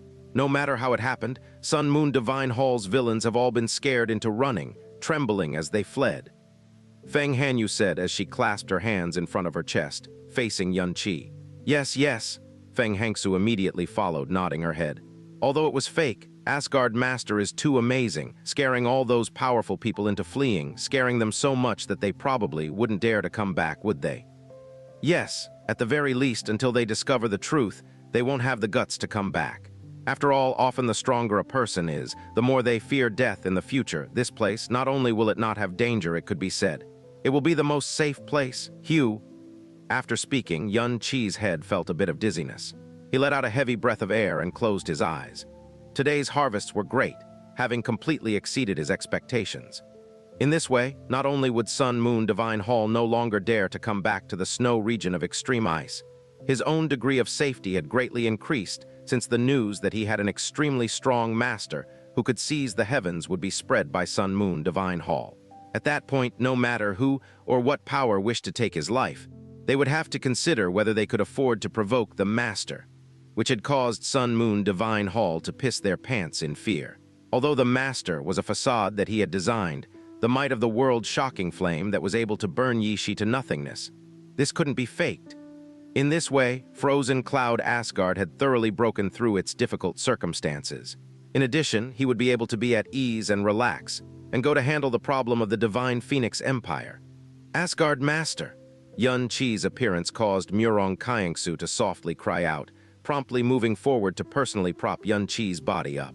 Asgard Master is currently very weak. Quickly take him to the frozen palace to rest. Sir Zio, please come along too. Ah! Zio Yun stared blankly, then hurriedly waved his hand, saying with an ill-at-ease expression, No, I won't enter. I heard Big Brother say that frozen cloud Asgard doesn't have any males. Jun Lianqi relaxedly said, Although our Asgard seldom accepts male visitors, Sir Zio is the Asgard Master's sworn brother, and also is our palace's noble guest. In addition, Sir Zio helped Asgard Master repel the powerful enemies, and can be considered our frozen cloud Asgard's benefactor. At the very least, let us extend our invitation of friendship, please. Zio Yun looked to Yun Qi, who was being held by Murong Kayingsu, for help, only to discover that his eyes were lightly closed and his breathing was steady, as if he had already fallen into a meditative state. Having no other option, Zio Yun scratched his forehead and said with an embarrassed expression, Okay, then I will have to impose. After all, in this completely foreign land, without Yun Qi's primordial profound arc, he had no way to return to Blue Wind Imperial City. The speed of the Sun-Moon sacred arc was extremely fast. Soon enough, the vast snow region was hundreds of miles behind them. When they were out of Blue Wind Nation, the people from Sun-Moon Divine Hall finally calmed down a bit. They wiped their foreheads, which were still covered in cold sweat. I had no idea that in this world there is actually someone this terrifying, said Yi Huanian, still fearful as he took a deep breath. Sigh, the territory of profound sky continent is this vast, and there is nothing too strange in this boundless universe, maybe. We really were looking at the sky from the bottom of a well, Yi Guiying sighed. Since he first entered Sun-Moon Divine Hall several hundreds years ago, this was the first time he had been so frightened. Thinking back to the black-robed old man who was beyond horrifying, it was like he had visited the gates of hell. This is outrageous. Yi Xinghan punched out brutally, causing a deafening sonic boom. His voice was filled with hatred. Among the strongest practitioners in this world, besides the Phoenix God of the Divine Phoenix sect, it is impossible for anyone to exceed my father's level. How could someone like this suddenly appear out of nowhere? Why was someone like this completely unknown before? Young master, please calm down, Yi Guiying comforted in a soft voice. When someone reaches a level like that, if he wants to be unknown, there is no one in the world at all who has the ability to discover his existence. Young master, do you still remember how he appeared? There was originally no trace of his aura, but in an instant, it covered the sky and the sun, and his entire person also suddenly appeared in the middle of the air. Even when Yun Qi went to call him out, his person and aura also completely disappeared and then appeared again out of thin air. Young master, do you know why that is? Yi Xinghan gritted his teeth hard and said in a low voice, Autonomous world. That's right. Yi Guiying's face was full of shock and admiration. At the level of us monarchs, we can create our own space for storage.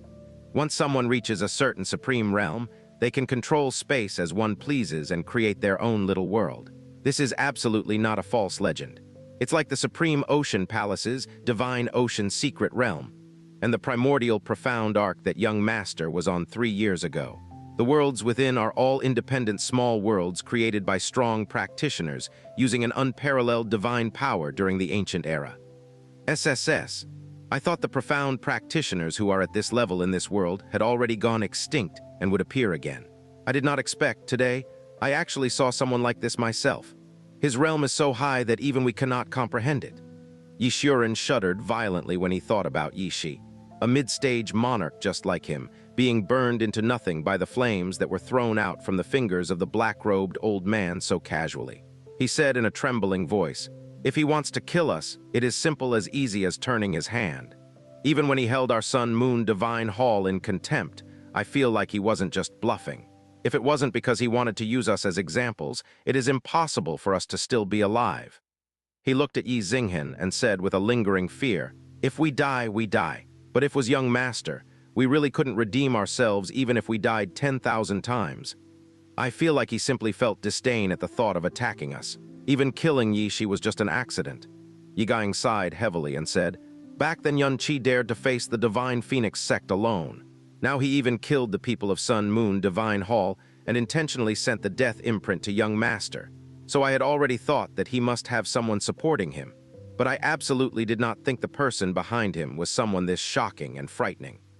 Lord Heavenly Monarch will know about Yi Xi's death immediately for sure. When we return, how should we answer him? Yi Huani unlocked his eyebrows and said anxiously, "What can we do? Of course, report exactly of what happened in detail." Yi Gaiying said, "We had never heard of this Heaven Caesar before, but he mentioned 10,000 years, which means that he is an old monster that has lived for at least 10,000 years. His name probably was once renowned in the world 10,000 years ago, so it is normal for us to have never heard of it. But Lord Heavenly Monarch has the memories that are passed down through the generations of the Sun-Moon ancestors, so he might know the name." Yi Gaiying turned his head, looked in the direction of Blue Wind Nation, and said in an incredibly serious manner, "Young master, I know that you must be very unwilling, but as the future owner of Sun Moon Divine Hall, you must learn to endure a moment or even a lifetime of anger. With the strength of Xianxia's backer, it is definitely not a wise decision to become enemies with him. With the protection of someone like this, and with his shocking growing speed and strength, maybe it really isn't empty words that 6 years later he would be strong enough to stomp over all of Sun Moon Divine Hall by himself. Moreover, it was said by the person named Heaven Caesar himself.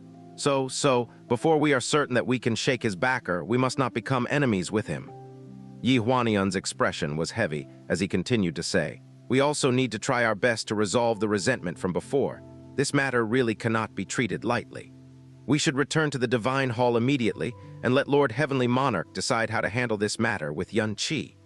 Even though the amount of time Xianxia faced Sun Moon Divine Hall wasn't long, under the activation of the Dragon Soul, each breath was accompanied with an extremely large consumption of his mental energy. With such consumption, if he was a normal, profound practitioner, it would take at least a couple of days of rest to be at ease and more than half a month to recover, and it would develop an irreversible side effect. Xianxia has the Dragon Soul origin, so his rate of recovery of his mental energy cannot be compared to a regular person's.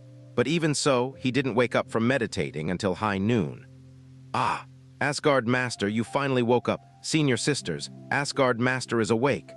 Right as Xianxia opened his eyes, he heard a young girl's surprised yell by his ear. He woke up from the chilly bed and saw a beautiful young girl in white standing there. There was joy and a slight red glow on her cheeks that was finer than snow lotus, and her beautiful eyes were looking at him without blinking. Because of his heroic action of scaring Sun Moon Divine Hall off, the way she looked at him was obviously different than before. Xianxia sat up, inspected his own mental status now, and asked the young girl, "Senior Sister Hangsu, what is the time now?" "It's already high noon." Feng Hangsu answered in a clear and melodious voice, and her beautiful eyes showed surprise. Asgard Master, how did you know that I am Hangsu? I am the same as my big sister from top to bottom. Even our disciples and senior sisters that are most familiar with us. Even the previous Asgard mistress couldn't tell us apart, but Asgard Master called out my name immediately. You also seem to be very sure. It's actually very easy to tell, Xianxia said while smiling. Even though your appearance, voice, even expressions are almost the same, there is still a little difference in your body scent. Body scent? Feng Hangsu was lost as her mouth gaped a little. Xianxia said slowly, "To become a qualified medical practitioner, one must learn to identify hundreds of herbs. Many of the medicinal herbs looks the same, so to identify them, one must rely on their scent. That is why the nose of many medical practitioners are more sensitive than normal people's. Senior Sister Hangsu and Senior Sister Hanyu's body scent is very similar, but Senior Sister Hangsu's body scent carries a scent that is slightly close to the smell of a snow fern flower, and Senior Sister Hanyu has the smell of a frosting flower. Normal people wouldn't be able to tell the difference, but to me, it is something that can be easily identified. Snow fern flower? What kind of flower is it? This is the first time I've heard of it." Feng Hangsu blinked, and before Xianxia could say anything, she spoke herself. "But the name is very nice, so the smell must be very pleasant. Asgard Master, you are so impressive. I feel like there is nothing that you can't do in this world. No wonder that even though you are a man, previous Asgard mistress still insisted on passing the position of Asgard Master to you. That is, of course. There is still a lot more that I know. If Senior Sister Hangsu is willing, I can show it to Senior Sister Hangsu only." Xianxia was not humble at all and said smilingly, but in his smile, there seemed to be a few evil intentions. "Ah, yes, Asgard Master said it yourself, you are not allowed to go back on your words," Feng Hangsu said happily, "but I have said many times it's Junior Master, not Senior Sister." "I understand." "Oh right, Senior Sister Hangsu, where is Xiao Yun now?" "He is in the Snow Cloud Hall." "Asgard Master, are you and him really sworn brothers? But your personalities are completely different." "Xiao Yun kept his head down the whole time and didn't dare to talk with us. After we settled him in at the Snow Cloud Hall, he hasn't come out for the entire morning," Feng Hangsu said while laughing. Then she suddenly noticed something and said while trying to keep a straight face, "It's Junior Master, Junior Master, Junior Master, not Senior Sister. Even if you are the Asgard Master now, the seniority cannot be ignored." "I understand, Senior Sister. You never listened to Junior Master." Feng Hangsu stomped her foot, turned her face away, and seemed like she got upset. At this moment, the snow curtain seal on the door was removed. Murong Kayangsu, Jun Lianqi, Mu Lani, Chu Yuili, and Feng Hanyu, the five of them walked in quickly. When they saw Yun Qi, their beautiful eyes all lightened up at the same time. "Asgard Master, you woke up." Whether it was their words or the look in their eyes, they were all accompanied with deep worrying and care. 3 years ago in the frozen cloud Asgard, the voice that he heard was almost completely cold, chilly, and without emotion. At first, after he helped them open all of their profound entrances and achieve the heavenly god's spiritual veins that they couldn't even dare to dream about, they gave him their approval and even some thanks. At least they stopped taking his profane intentions into account and opposing his joining frozen cloud Asgard, but that was merely it. But as of today, it was completely different. He first solved Frozen Cloud's calamity, and then scared Sun Moon Divine Hall into retreating. That was Sun Moon Divine Hall, in all of profound Sky Continent. There were only a handful of forces that could go head-to-head with Sun Moon Divine Hall. And what's more was that he could have ignored them all, yet instead he risked his life, directly faced Sun Moon Divine Hall, and resolved this disaster. Even if their hearts were ice-cold, they deeply felt gratitude and warmth, and there wasn't any rejection towards his position as the Asgard Master. "I worried you all." Yun Qi leaped up from the ice bed, his eyes turned towards outside the window. "Frozen Cloud Asgard suffered from these 6 months of calamity, so it will take a while to reform. During this period of time, I will need your hard work. I still have other important matters, so I cannot stay here long for now." "Asgard Master, you are leaving now?" Murong Kayangsu stepped forward unconsciously. "But you were just in a coma for such a long time. It would be better for you to rest more." "No need. I only wore out some of my mental strength before. Now I am completely fine." Yun Qi's eyebrows lowered slightly, and he said in a low voice, "Blue Wind Nation was stomped by Divine Phoenix Empire into the way it is now. Forget about my status of Blue Wind's Prince Consort. Even if I am merely the most ordinary citizen of Blue Wind, I absolutely cannot forgive them." "Junior Master Yuili, during these 3 years, was there any news of Yuechen?" After hesitating, Yun Qi still asked the question. He knew in his heart that the possibility of him getting a certain answer was so minuscule that it might as well be zero. Seeing how expectant he was, Chu Yuili's expression dimmed as she shook her head. "It's okay." Yun Qi took a deep breath. 3 years ago, I once entrusted Black Moon Merchant Guild's headquarters with obtaining any information they could on Yuechen. With Black Moon Merchant Guild's ability and it having been 3 whole years, they have to have found something. Maybe they have already found out where she is." "Amen." Chu Yuili nodded slightly, and her beautiful eyes were sparkling rays of hope. "Asgard Master, when you head over to the Black Moon Merchant Guild, remember to ask them if they have obtained any information on Qingyu. Now that the crisis here has been dealt with, it is instead not safe for her to be out." "I will." Yun Qi nodded. "I should be in Divine Phoenix Empire for a period of time. Maybe my stay will be long or maybe it will be short. If there are any accidents, remember to send me a sound transmission immediately. I will have a way to get back here right away." Yun Qi bade farewell to the Frozen Cloud disciples, retrieved the primordial profound arc, traveled through space, and returned to Blue Wind Imperial City. Compared to yesterday, Blue Wind Imperial City was a lot more peaceful today. At least, that heavy, dark, and desperate atmosphere was half gone. The return of Prince Consort Yun and the news of him demolishing the army of tens of thousands of Divine Phoenix Empire had already spread throughout Blue Wind Imperial City and its surroundings, lighting up the hope that was extinguished a long time ago. "Husband, how did it go with Sun Moon Divine Hall?" When Yun Qi returned, Kang Yue quickly came out to welcome him. Under the phoenix crown, her tender face was covered with deep joy and tiredness that couldn't be hidden. Apparently, because she was worrying, she stayed up all night again. Empress sister-in-law, big brother really was too impressive. Before Yun Qi could answer, Xiao Yun was unable to hold back his excitement and yelled. The people from Sun Moon Divine Hall were all so strong. Not only did their young master come personally, there were also a few monarchs. But Big Brother burned one to death, and the others were all scared off. He scared them so hard that they would absolutely not dare to come again. Ah, seventh sister, you don't need to examine me. I am really not injured at all. I only stood there for a little while and didn't fight with anyone. Ah, ow, ow, ow. Xiao Yun's plain words naturally couldn't illustrate the scene back then, and he didn't know that under the surface of an incredible success, Yun Qi's every breath was as if he was walking on a steel wire above a 30,000-meter deep abyss. Kang Yue didn't inquire any further, because just by looking at the assured expression in Yun Qi's eyes, she knew that the calamity of frozen cloud Asgard had been already resolved, even though their opponent was Sun Moon Divine Hall. She smiled and said, "As long as everything is fine, this time you should go to grandfather's side.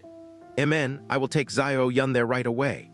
Thinking about Xiao Lai and Xiao Lingxi's faces, warmth naturally flowed through Yun Qi's heart, and then it became stronger and stronger, turning into excitement so strong that he almost lost control. Xiao Yun, the floating cloud city that we are going now, is where you were born. When we get there, you will be able to see your real blood relatives, said Yun Qi as picked up the primordial profound arc once again and smiled. Xiao Yun opened his mouth, paused for a good while, and then strongly his head hard. Yes! Finding his own blood relatives and meeting and reuniting with them was the main reason that he came to profound sky continent with Yun Qi. I want to go too, said number 7 under heaven as she hopped and grabbed onto Xiao Yun's arm. You and Xiao Yun are family now. How could we meet family without you? You can't not go, Yun Qi smiled and said. Yuer, I will bring grandfather and little aunt back soon. Brother under heaven, Yuanba, I will leave the imperial city to you too. Brother-in-law, don't worry, no matter how many people they send, they shouldn't even think about coming near here. Xia Yuanba raised his strong arms, held his fists together, and exaggeratedly cracked his knuckles. Xiao Yun, 7th sister, let's go. Ah, just go like this. Should we prepare something like... Xiao Yun didn't know what to do all of a sudden. For over 20 years in the illusory demon realm, he was labeled as the profound sky bastard. Even though he was 22 years old, he had never seen any of his blood relatives before. You don't need anything, let's go, said Yun Qi as he grabbed onto Xiao Yun. Compared to Xiao Yun's nervousness, he couldn't wait any longer. After entering the primordial profound arc and setting the distance and direction of the travel, in only an instant, they were already in the air above a floating cloud city. Leaving the primordial profound arc, Yun Qi took a deep breath of the air here. I finally returned again to the place that I grew up in. The air still held a familiar smell, but without the scent of the smoke of gunpowder this time. From 3,000 meters up in the sky, Yun Qi silently looked down at his homeland that he was most familiar with. Blue Wind Nation was the smallest nation out of the 7 nations of profound sky continent, and Floating Cloud City was the smallest city of Blue Wind Nation. It was originally not noisy and lively compared to other large cities, but Floating Cloud City was currently even quieter than how Yun Qi remembered it. Even though there was some people on the narrow streets, it was far less than usual. As Kang Yue had said, even though Divine Phoenix Empire surprisingly sent a whole army of 200,000 to Floating Cloud City, they didn't have any intention of attacking. Yun Qi's eyes swept over Floating Cloud City, and there didn't seem to be any trace of battle, not to mention large-scale ones. There weren't even small-scale skirmishes. The streets were neat, there was no damage to the buildings, and the entire city wasn't shrouded with an atmosphere of panic. Moreover, with Yun Qi's scouting, there was only one set of troops which should be the Divine Phoenix armies in the direction of the city head's palace in Floating Cloud City, which only numbered around 100. Yun Qi was relieved with this result, but at the same time, suspicion rose within his heart. The citizens of Floating Cloud City were weak, the city was small, the land was poor, and the surrounding of the city was not abundant with resources. Even the profound beasts that existed there were ones of the lowest level, so there was no value in hunting them. On top of that, its location was at the most eastern side of Blue Wind Nation. The region was remote, and troops needed to travel a long distance, so taking it over would do more harm than good. If they had to take control of it with the military force of the Divine Phoenix Army, a few thousand soldiers and mounts would be able to manage it. But the Divine Phoenix sent an army of 200,000 soldiers, and this was before they sent their troops to Blue Wind Imperial City. Just as Kang Yue had said, after the 200,000-strong Divine Phoenix Army arrived here, they never left. But before their very eyes was a scene like this in Floating Cloud City. Everything had a strangeness to it that could not be explained with common sense. What's going on?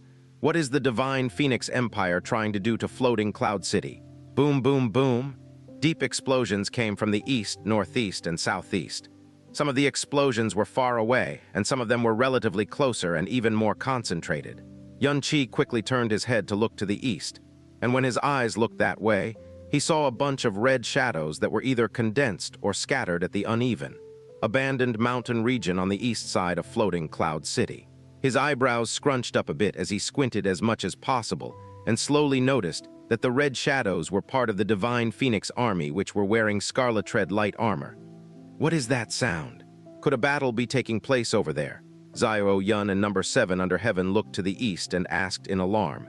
It's the Divine Phoenix Army. Divine Phoenix Army. Could someone be in a battle with the Divine Phoenix Army? Xiao Yun immediately asked. His eyes and Number 7 under Heaven's eyes couldn't compare to Yun Qi's, as Yun Qi possessed the power of the Rage God. No, answered Yun Qi as he shook his head. There was deep confusion in between his eyebrows. From what it looks like, they seem to be blasting the ground in a controlled manner. Blasting the ground? Xiao Yun's eyes widened. Why would they do that? Could it be for training soldiers? Yun Qi pondered, shook his head, and said, I don't know. Let's ignore them for now. Let's go. We're going to land. He extended out his hand and pointed at the most familiar place in his life. That is Xiao family's courtyard, and it is also the place that I grew up in for 16 years. Grandfather and little aunt are there right now. Just as Yun Qi's body was about to land, Jasmine suddenly yelled deeply in his mind. Wait! Yun Qi's body suddenly stopped. Whenever Jasmine suddenly used this tone, she must have noticed something that cannot be ignored. He immediately focused and said, Jasmine, what's wrong? Where is this place? Just as Jasmine finished speaking, she recognized the place herself. Floating Cloud City. Apparently, Jasmine had just woken up from her sleep. Yun Qi answered, I just returned here. What did you find? Is there something wrong here? Jasmine was silent for a good while, and then she said in an incredibly deep voice, Why is there devilish energy here? Devilish energy? Yun Qi was stunned. What do you mean by devilish energy? Jasmine continued to be silent for a while, and her voice became even deeper. It indeed wasn't an illusion. That is definitely devilish energy. Devilish energy, to explain it simply, is when one or more types of negative emotions reach a certain limit. The law becomes twisted, and profound energy will mutate. The devil profound energy that it creates is even stronger than profound energy of the same level, but it is also harder to control. Because devilish energy will only be created with extreme negative emotions, the ones who possess devilish energy all have twisted minds and beliefs. They are evil creatures that should not exist in this world, or they can be directly called a demon or devil. Yun Qi, this plane is really getting interesting. There is actually devilish energy here, Jasmine said in a low voice. Towards the devil, she had deep disgust and even hatred because she had been poisoned by the most fearsome devilish poison. This person is in Floating Cloud City? Asked Yun Qi as he lowered his voice. That's right, and it is within Xiao sect that you are about to return to. What? Yun Qi's heart was shocked. Go down and check it out immediately. I'd like to know what kind of person could release devilish energy on such a low-level plane. Jasmine's tone was especially unusual. Big brother, what's wrong? Both Xiao Yun and Number 3 under Heaven instantly tensed up after seeing Yun Qi suddenly stop, accompanied with a change in his expression. Sai, looks like there's going to be a small problem here, Yun Qi said rather helplessly. Let's go down. As Floating Cloud City's largest profound cultivating clan, Xiao clan looked especially eye-catching within the city from up above. The place where Yun Qi landed was not where the main entrance was located. Instead, he landed on Xiao clan's east side, almost subconsciously on a certain courtyard close to the rear mountains. This place was very quiet. The entire Xiao clan was very quiet. The courtyard before them was very small and only had simple decorations and a simple house. An emerald green grape arbor was at a corner of the courtyard, and it was packed with grapes that were almost ripe. Next to the grape arbor was a simple stone table and what appeared to be two small stools. The stool to the right was even covered with tons of long cracks. As he stood in the center of the courtyard and looked at everything before him, the light in Xianxia's eyes wavered as he stood, completely dazed for a moment. "Big brother, this place is?" Xiao Yun curiously asked when he saw Xianxia's appearance. "This place is a place that carries almost all of the memories of the first 16 years of my life," Xianxia softly answered. "Ah, this is Big Brother Yun's home?" Number 7 under heaven asked in shock as she looked around. To ordinary citizens of floating Cloud City, being able to possess a courtyard like this was considered to be lavish. But to someone born from a guardian family, especially to number 7 under heaven, who was the under heaven family's only princess, this kind of home was just too simple and shabby. He was the Yun family's young patriarch, the illusory demon realm's demon lord, and even could be regarded as the fated person who had saved the entire illusory demon realm. She never imagined that the place where Xianxia had grown up in would actually be this crude. "Right, this is my home," Xianxia smiled. "I've been living here from as long as I can remember, but at that time this place wasn't only mine, it belonged to my little aunt as well. At that time we would spend every day together. Wherever I went, she would go, and wherever she went, I would follow as well. We were like each other's shadows until I turned 10, when grandfather said that we weren't allowed to live in the same courtyard and found a new courtyard for little aunt. Because of this, little aunt would cry for days, and I also used all my energy to protest against this. However, the grandfather that usually pampered and spoiled us in every possible way wouldn't budge no matter what on this matter. From then on, little aunt, who was now living in her new courtyard, would usually secretly come over to sleep with me. But when she was discovered by grandfather, she would get a fierce scolding. Later on, we gradually understood that it was improper for men and women to be that intimate, so little aunt no longer secretly came over." Xianxia softly recounted softly with a faint smile. His current smile came from his soul without the least bit of impurity. In those years, even though he was regularly mocked by others, occasionally bullied, and always bore the contempt and pity-filled eyes of others, because he had little aunt at that time, his happy times were far more than the sorrowful ones. Even his feeling of inferiority was dim. During these years, he was no longer that profound, vain cripple who didn't have a future. He only grew stronger and was now looked up to by more and more people, so much that some would fear him. His current level was much higher than the Xiao sect that the Xiao clan revered like gods. Yet it also caused his world to be filled with trials and hardships, causing him to not be able to return back to the happy world where only little aunt existed. More than 6 years had passed since the time he had come here, but everything here almost completely overlapped everything in his memories without any hint of change, regardless of whether it was the gate, windows, stone table, or grape arbor. Even the lantern that was hung there on the day of his wedding with Xia Qingyu 6 years ago was still there, though it had already been deformed by the wind. The entire courtyard looked incredibly tidy, without any of the ruined, messy appearance Xianxia had expected from a place that had been left 6 years ago. It was like everyone had come to sweep this place every day. Xianxia advanced forward and stood before the stone table. He lightly pressed a finger on the stone table, swiped, and then lifted it. There wasn't even a trace of dust. This place had just been swept by someone. Xianxia's heart trembled. Could it be? "Little Qi, is that you?" In this world, there were very few sounds that would stir Xianxia's rock-hard soul, but Xiao Lingxi's voice was definitely among them. Xianxia's mind shook, and he almost instantaneously turned around. At the entrance of the courtyard was Xiao Lingxi, clad in a light green dress. Her beautiful, starry eyes were filled with a layer of thick, watery mist. "Little aunt," Xianxia uttered softly. His arms unconsciously lifted forward, wanting to travel through space to touch the closest, most familiar and most important girl in this life. "I'm back, Xiao Yun couldn't help but make a sound. He looked at Xiao Lingxi and asked dazedly, She's. The little aunt, Xianxia uttered, confirmed this girl's identity. This extremely beautiful girl with a delicate temperament who seemed to be even younger than he himself. Was his little aunt, was his own blood related. Relative Xiao Lingxi's little hand heavily pressed on her lips as sparkling tears fell like jade pearls. After time froze in that short instant, she cried softly and threw herself at Xianxia with her tears scattering.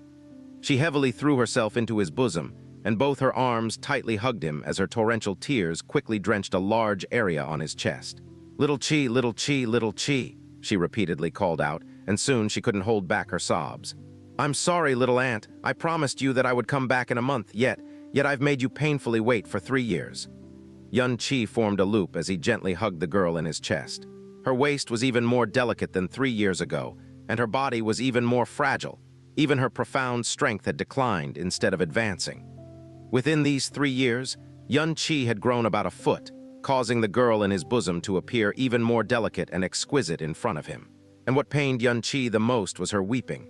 The little aunt he knew would laugh loudly and cry loudly. In front of him especially, she wouldn't hold anything back and let herself loose. But the little aunt before him, even though she was sobbing, she was actually trying her best to repress it, to not make any sobbing noises, and only her shoulders continued to violently spasm. She had less spirit than before, and what replaced that was actually a dense melancholy that almost broke Xianxia's heart. In these 3 years, news of his death and Blue Wind Nation's huge calamity had carved out many cruel scars on her heart. Xianxia's hands silently tightened. He lifted his head as wisps of pain rippled in his eyes. When there was nothing good about me, when my profound veins were still crippled, what I saw the most every day was little aunt's smiling face. Now that I'm getting stronger by the day, why is it that I'm always giving little aunt heartbreak and pain everything? The power I was chasing, what exactly was I doing it for? Xianxia forcefully shook her head as she hugged him even tighter. The chest she was leaning on was even broader than before, and it was also the only place in the world where she truly felt stable and content in.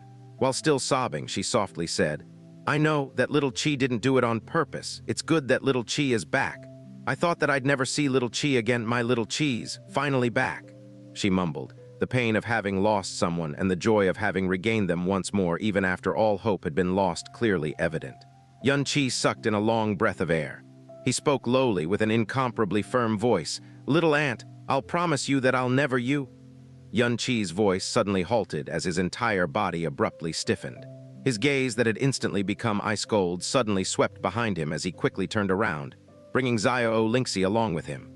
Because in that instant, an extremely cold aura had locked onto him out of nowhere. He possessed the water spirit evil body, so he wasn't afraid of the cold, but when that aura enveloped him, it caused him to instantly feel a frigid, heart-piercing sensation.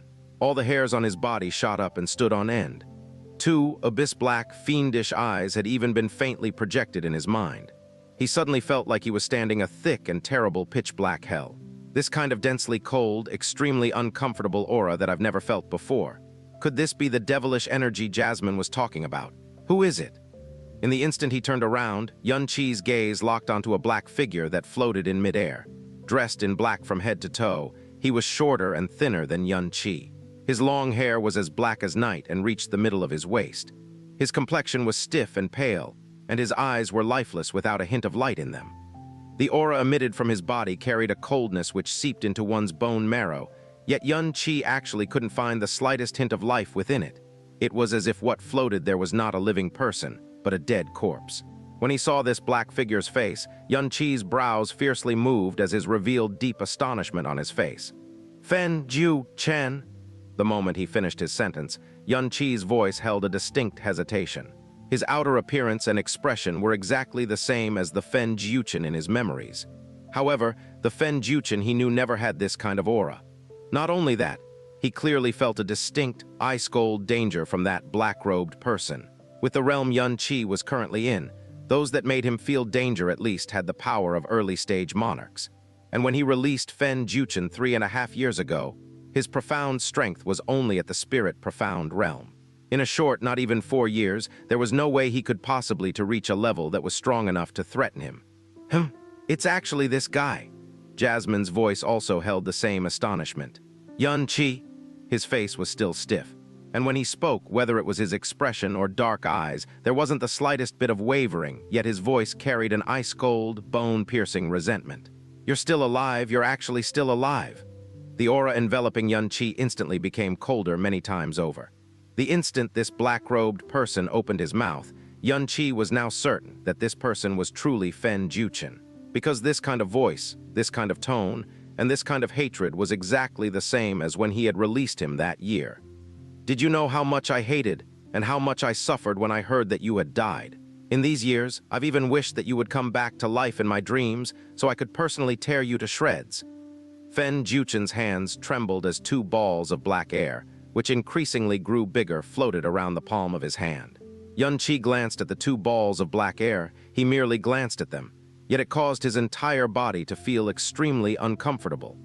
He shifted his gaze back and looked straight at Fen Juchen without backing down. "Looks like your dream has already come true. However, do you really think that the current you can kill me?" Before Fen Juchen had even replied, Jasmine coldly laughed in Yun Qi's mind. His currently profound strength level is at the 5th level of the Sovereign Profound Realm. Added with the special attributes of his Devil Profound Strength, if you were to fight him head-on, he would definitely be able to kill you.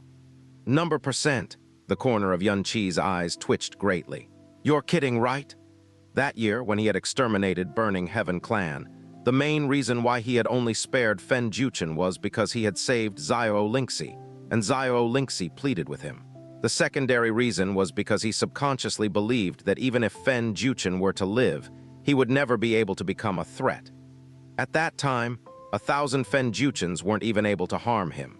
Moreover, with his unparalleled growth speed, even if Fen Juchen's innate talent was 10 times higher, the distance between them would still grow farther until he was reduced to a mere existence like an ant. The bloodlines and divine power he possessed was an extravagance that ordinary people couldn't even hope for even over hundreds of generations. His master was also Jasmine, whose very existence transcended this plane. On the profound sky continent, in regards to growth speed, there shouldn't be anyone who would be able to surpass him. Xia Yuanba's astonishing growth speed was because he possessed the tyrannical emperor's divine veins. It was also this heaven-defying talent that made him the precious treasure of absolute monarch sanctuary, the #1 ranked sacred ground. The Fen Juchen of that time who was only in the spirit profound realm, how could he, in the short period of 4 years, have already become a mid-stage monarch? "You think that I'm kidding," Jasmine coldly replied. "However, you don't need to be that surprised. His strength wasn't actually achieved by cultivation.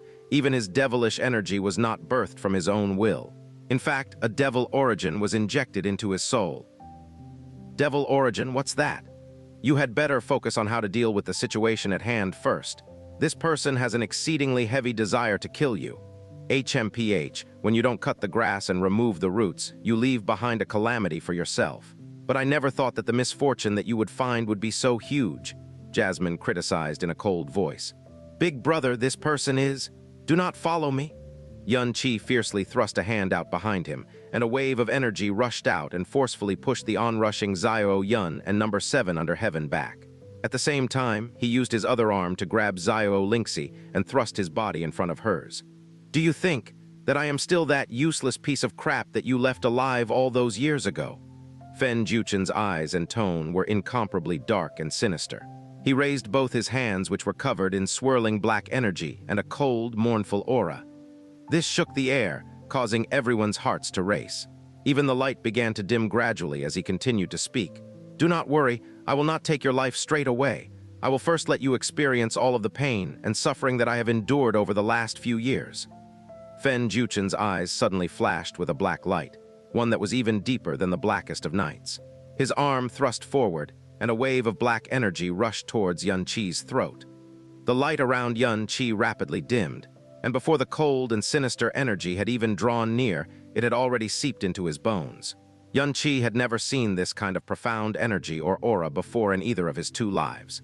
When he had exchanged blows with Hu Yi in the illusory demon realm, his fallen devil flames also radiated a sinister aura. But in terms of purity and density, it could not even be compared to the aura being radiated by the attack which sped towards him. This Fen Juchen, what exactly happened to him in the past few years? Yun Qi's arm swept up, and phoenix flames instantly ignited and rushed out to meet that sinister and black energy. But at this time, Xiao Lingxi suddenly rushed in front of him with an anxious cry and spread her arms wide open as she attempted to block the attack. Xiao Lingxi's sudden action had shocked Yun Qi greatly, but he responded by extinguishing his phoenix flames and grabbing Xiao Lingxi. After that, his gathered profound energy changed to become completely focused on defense. Sealing cloud-locking sun? But Yun Qi was not the only one whose expression changed. Fen Juchen's expression also suddenly changed, and he hurriedly retracted his outstretched arm. A majority of the black profound energy that was rushing towards Xianxia was immediately and forcefully taken back by Fen Juchen, while the remaining energy exploded on the evil god barrier that was in front of Xianxia. SSSS, the colorless evil god barrier had become stained black, and after a second the black energy had completely dissipated, while multiple fist-sized holes had astonishingly appeared on the surface of the evil god barrier. The scene caused alarm to flare in Xianxia's heart. It was clear that the dark energy was something that Fen Juchen had casually created, yet it had easily broken through his sealing cloud-locking sun. Sealing cloud-locking sun was a defensive barrier that was formed using the evil god's power, and when it was not able to endure an attack, it would directly collapse. But this time, not only did sealing cloud-locking sun not collapse, it had also been eroded away, and many holes were created in it. That dark profound energy contained such a terrifying corrosive power. Could this be one of the dreadful properties of devil profound energy that Jasmine was talking about? But the shock in Fen Juchen's heart was definitely no less than Xianxia's. He was the most clear on the kind of terrifying power that he wielded right now. The aura of the Emperor Profound Realm emanated from Xianxia, and even though his rapid increase in strength in these few short years was nothing short of shocking, a mere throne was only a pitiful ant in Fen Juchen's eyes right now. If he wanted to destroy one, it would be as easy as waving his hand. But even an overlord would have an extremely hard time blocking the power that he had released just now due to his loss of control. Yet this attack had been completely blocked by Xianxia, and it was clear that Xianxia had forcibly converted his attack into a defense. But this shock only lasted for a mere moment, and his gaze was not locked on Xianxia but Xianxia. After making sure that she had suffered no wounds, his aura stabilized, but after that it immediately became even colder and more severe. "Little ant, are you all right?" Xianxia hurriedly pushed Xianxia behind him. Xianxia shook her head and grabbed him instead while saying in an extremely anxious tone, "I am all right, little Qi, hurry up and leave. Hurry, he isn't the Fen Juchen of all those years ago. Right now he is really powerful, there is no way you can beat him, hurry up and leave. If not, he will kill you. Leave quickly." "Xianxia, you have finally fallen into my hands, so I will definitely ensure you die a dog's death." After seeing how Xianxia had disregarded her own life to protect Xianxia, Fen Juchen's eyes shone with the fires of hate, and the black energy surrounding his body abruptly erupted around him. In the blink of an eye, the sky and the earth grew dark. The air completely stopped flowing as the surroundings grew so dark and sinister that it was as if everyone had been plunged into a hellish purgatory. What is this?" Xiao said in alarm as he tightly shielded number 7 under heaven. The world in front of him had swiftly become dark and gray. It was as if all the light in the area had been swiftly devoured by something. This kind of bizarre scene was something that he had never seen before, even though he had grown up in the demon Imperial City, which was the location of the highest echelons of power within the illusory demon realm. "Don't!" Xianxia swiftly cried out as she turned around and spread her arms once more, using her body to shield Xianxia. She looked at Fen Juchen, whose entire body was covered in swirling black energy, and her trembling eyes contained an urgent plea. "Big brother Fen, I'm begging you. Please don't kill him. I need to kill him," Fen Juchen exclaimed with a low shout. "He had repeatedly stepped on my head and has ground my dignity into dust. He killed my father, killed my grandfather, and killed my master. He killed all of the people in my clan, all of them. My hate towards him soars to the heaven, and my grudge against him is great enough to fill the ocean. So how can I not take my revenge? I do not engage in wanton slaughter, but he must die by my hand." "Big brother Fen?" Xianxia gently shook her head while she continued pleading with him. "Even though everyone is afraid of you, I have always known that you are not a villain who revels in the slaughter of the innocents. You actually have an extremely kind heart, and you are an extremely good person. You not only saved me, but you also saved all of the people within Floating Cloud City. But why can't you put down all of your hatred and spare yourself as well? You are always burdened by vengeance and hate. Don't you feel tired? Doesn't it hurt? Tiredness? Pain. What do these things amount to?" Fen Juchen's voice became cold and rough. "I am only the way I am today because of him. In order to obtain the power to kill him and take my revenge, I have endured pain that is beyond all of your imaginations. Even now I am still plagued by this enormous, unending pain, and with every breath this pain reminds me to never ever forget this grudge." "Xianxia." Fen Juchen slowly extended a hand, and within his palm lay a pitch-black vortex that was as dark as a black hole. As I have said before, I will not reject any other requests that you make of me. As long as you desire it, I will not hesitate in the slightest, even if it costs me my life. But only my vengeance cannot be stopped. The pitch-black vortex seemed to suck in the souls of everyone present, and if a strong, profound practitioner were to just take a look at it, that person would feel a quaking that emanated from his very soul. Xianxia still remained rooted to the spot, shielding Xianqi with her body. The plea in her eyes slowly died, but it was replaced with a heavy determination instead. Little Qi killed your entire clan, but when it comes down to it, the reason he did it was me. So if you want to kill Little Qi, kill me first instead. Fen Juchen's chest fiercely swelled, and the hand which he extended began to faintly tremble. No, this has nothing to do with you. I won't kill you. Even if I kill myself, I still will definitely not harm you. I only beg that you do not obstruct me from killing Xianqi. You should know that, with your power, you won't be able to stop me. I am indeed unable to stop you. Xianxia's gaze remained firm and decisive. But if you really kill Little Qi, I will hate you for all eternity, and I will never ever forgive you. Fen Juchen froze over, and the dark and gloomy energy suddenly stagnated. Following that, his eyes, arms, and his entire body began to be racked by faint quivering.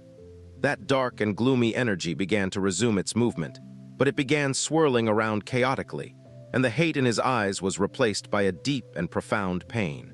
No one could understand the fierce impact that Xianxia's words had on his soul. No one knew why Fen Juchen, who had come to Floating Cloud City for the sake of vengeance, would choose to remain at this place and not depart. Nor did anyone know why Fen Juchen, who originally for the sake of vengeance was willing to endure endless agony to swiftly absorb the devil origin at all costs, began to continuously slow down the rate of his absorption of the devil origin after he arrived at Floating Cloud City. Because in his world that was filled with darkness and gloom, she was his only source of warmth, his only source of light. And unconsciously, she perhaps became even more important than his bone-chilling vengeance, or at the very least, she was far more important than his own life. Xianqi had originally looked at Fen Juchen with a cold gaze, but now his gaze had wavered and his expression betrayed his astonishment. Because Fen Juchen's originally extremely cold and sinister aura began to become chaotic, and his gaze and expression began to distort with exceptional pain. Even that ice-cold killing intent that originally locked onto him quickly dissipated amidst the chaos. Arg! Fen Juchen's face suddenly turned pale. Dark red blood spewed from his mouth, and a large cloud of dark-colored blood sprayed down on the floor. Ah! Xianxia gave a cry of alarm as she was left at a complete loss. What is happening? Xianqi's brows furrowed as he asked Jasmine, You just said that his devil-profound energy was not something that could be derived from his own will. So is he suddenly losing control of that power? No, Jasmine said in a low voice. His profound energy attacked his own heart. HMPH, it looks like his mind and soul was agitated by what just happened, and in his case, they were agitated to an extremely large extent. Xianqi! Fen Juchen fiercely raised his head and glared doggedly at Xianqi. His blood-smeared face was both pale white and malevolent. The two words that he yelled out contained a surging hate and killing intent that far exceeded what it was previously. Xianqi gently pushed Xianxia behind him and began to slowly walk towards Fen Juchen. Little Qi, Xianxia anxiously pulled on Xianqi's shoulder. Do not go over. Don't worry. Xianqi said as he held the hand that was tightly clasped around his shoulder and looked deeply in her eyes. The grudge between him and I is not something that can be wiped away or something that he can be dissuaded from. As long as I am alive, it is not something that can be avoided. The only option left for me is to face it head-on. Little Aunt, do not worry. He is indeed not the Fen Juchen of all those years ago, but I am also not the same Xianqi either. If he wants to kill me, it will not be easy as he thinks. Xianqi's voice fell, but he did not continue to advance towards Fen Juchen. He only looked up at Fen Juchen and said in a calm and tepid voice, Fen Juchen, your desire to kill me is so fervent that you dream about it. I also wish to resolve the sudden nuisance that you have become as quickly as possible, so I do not need to waste long and sleepless nights worrying about you.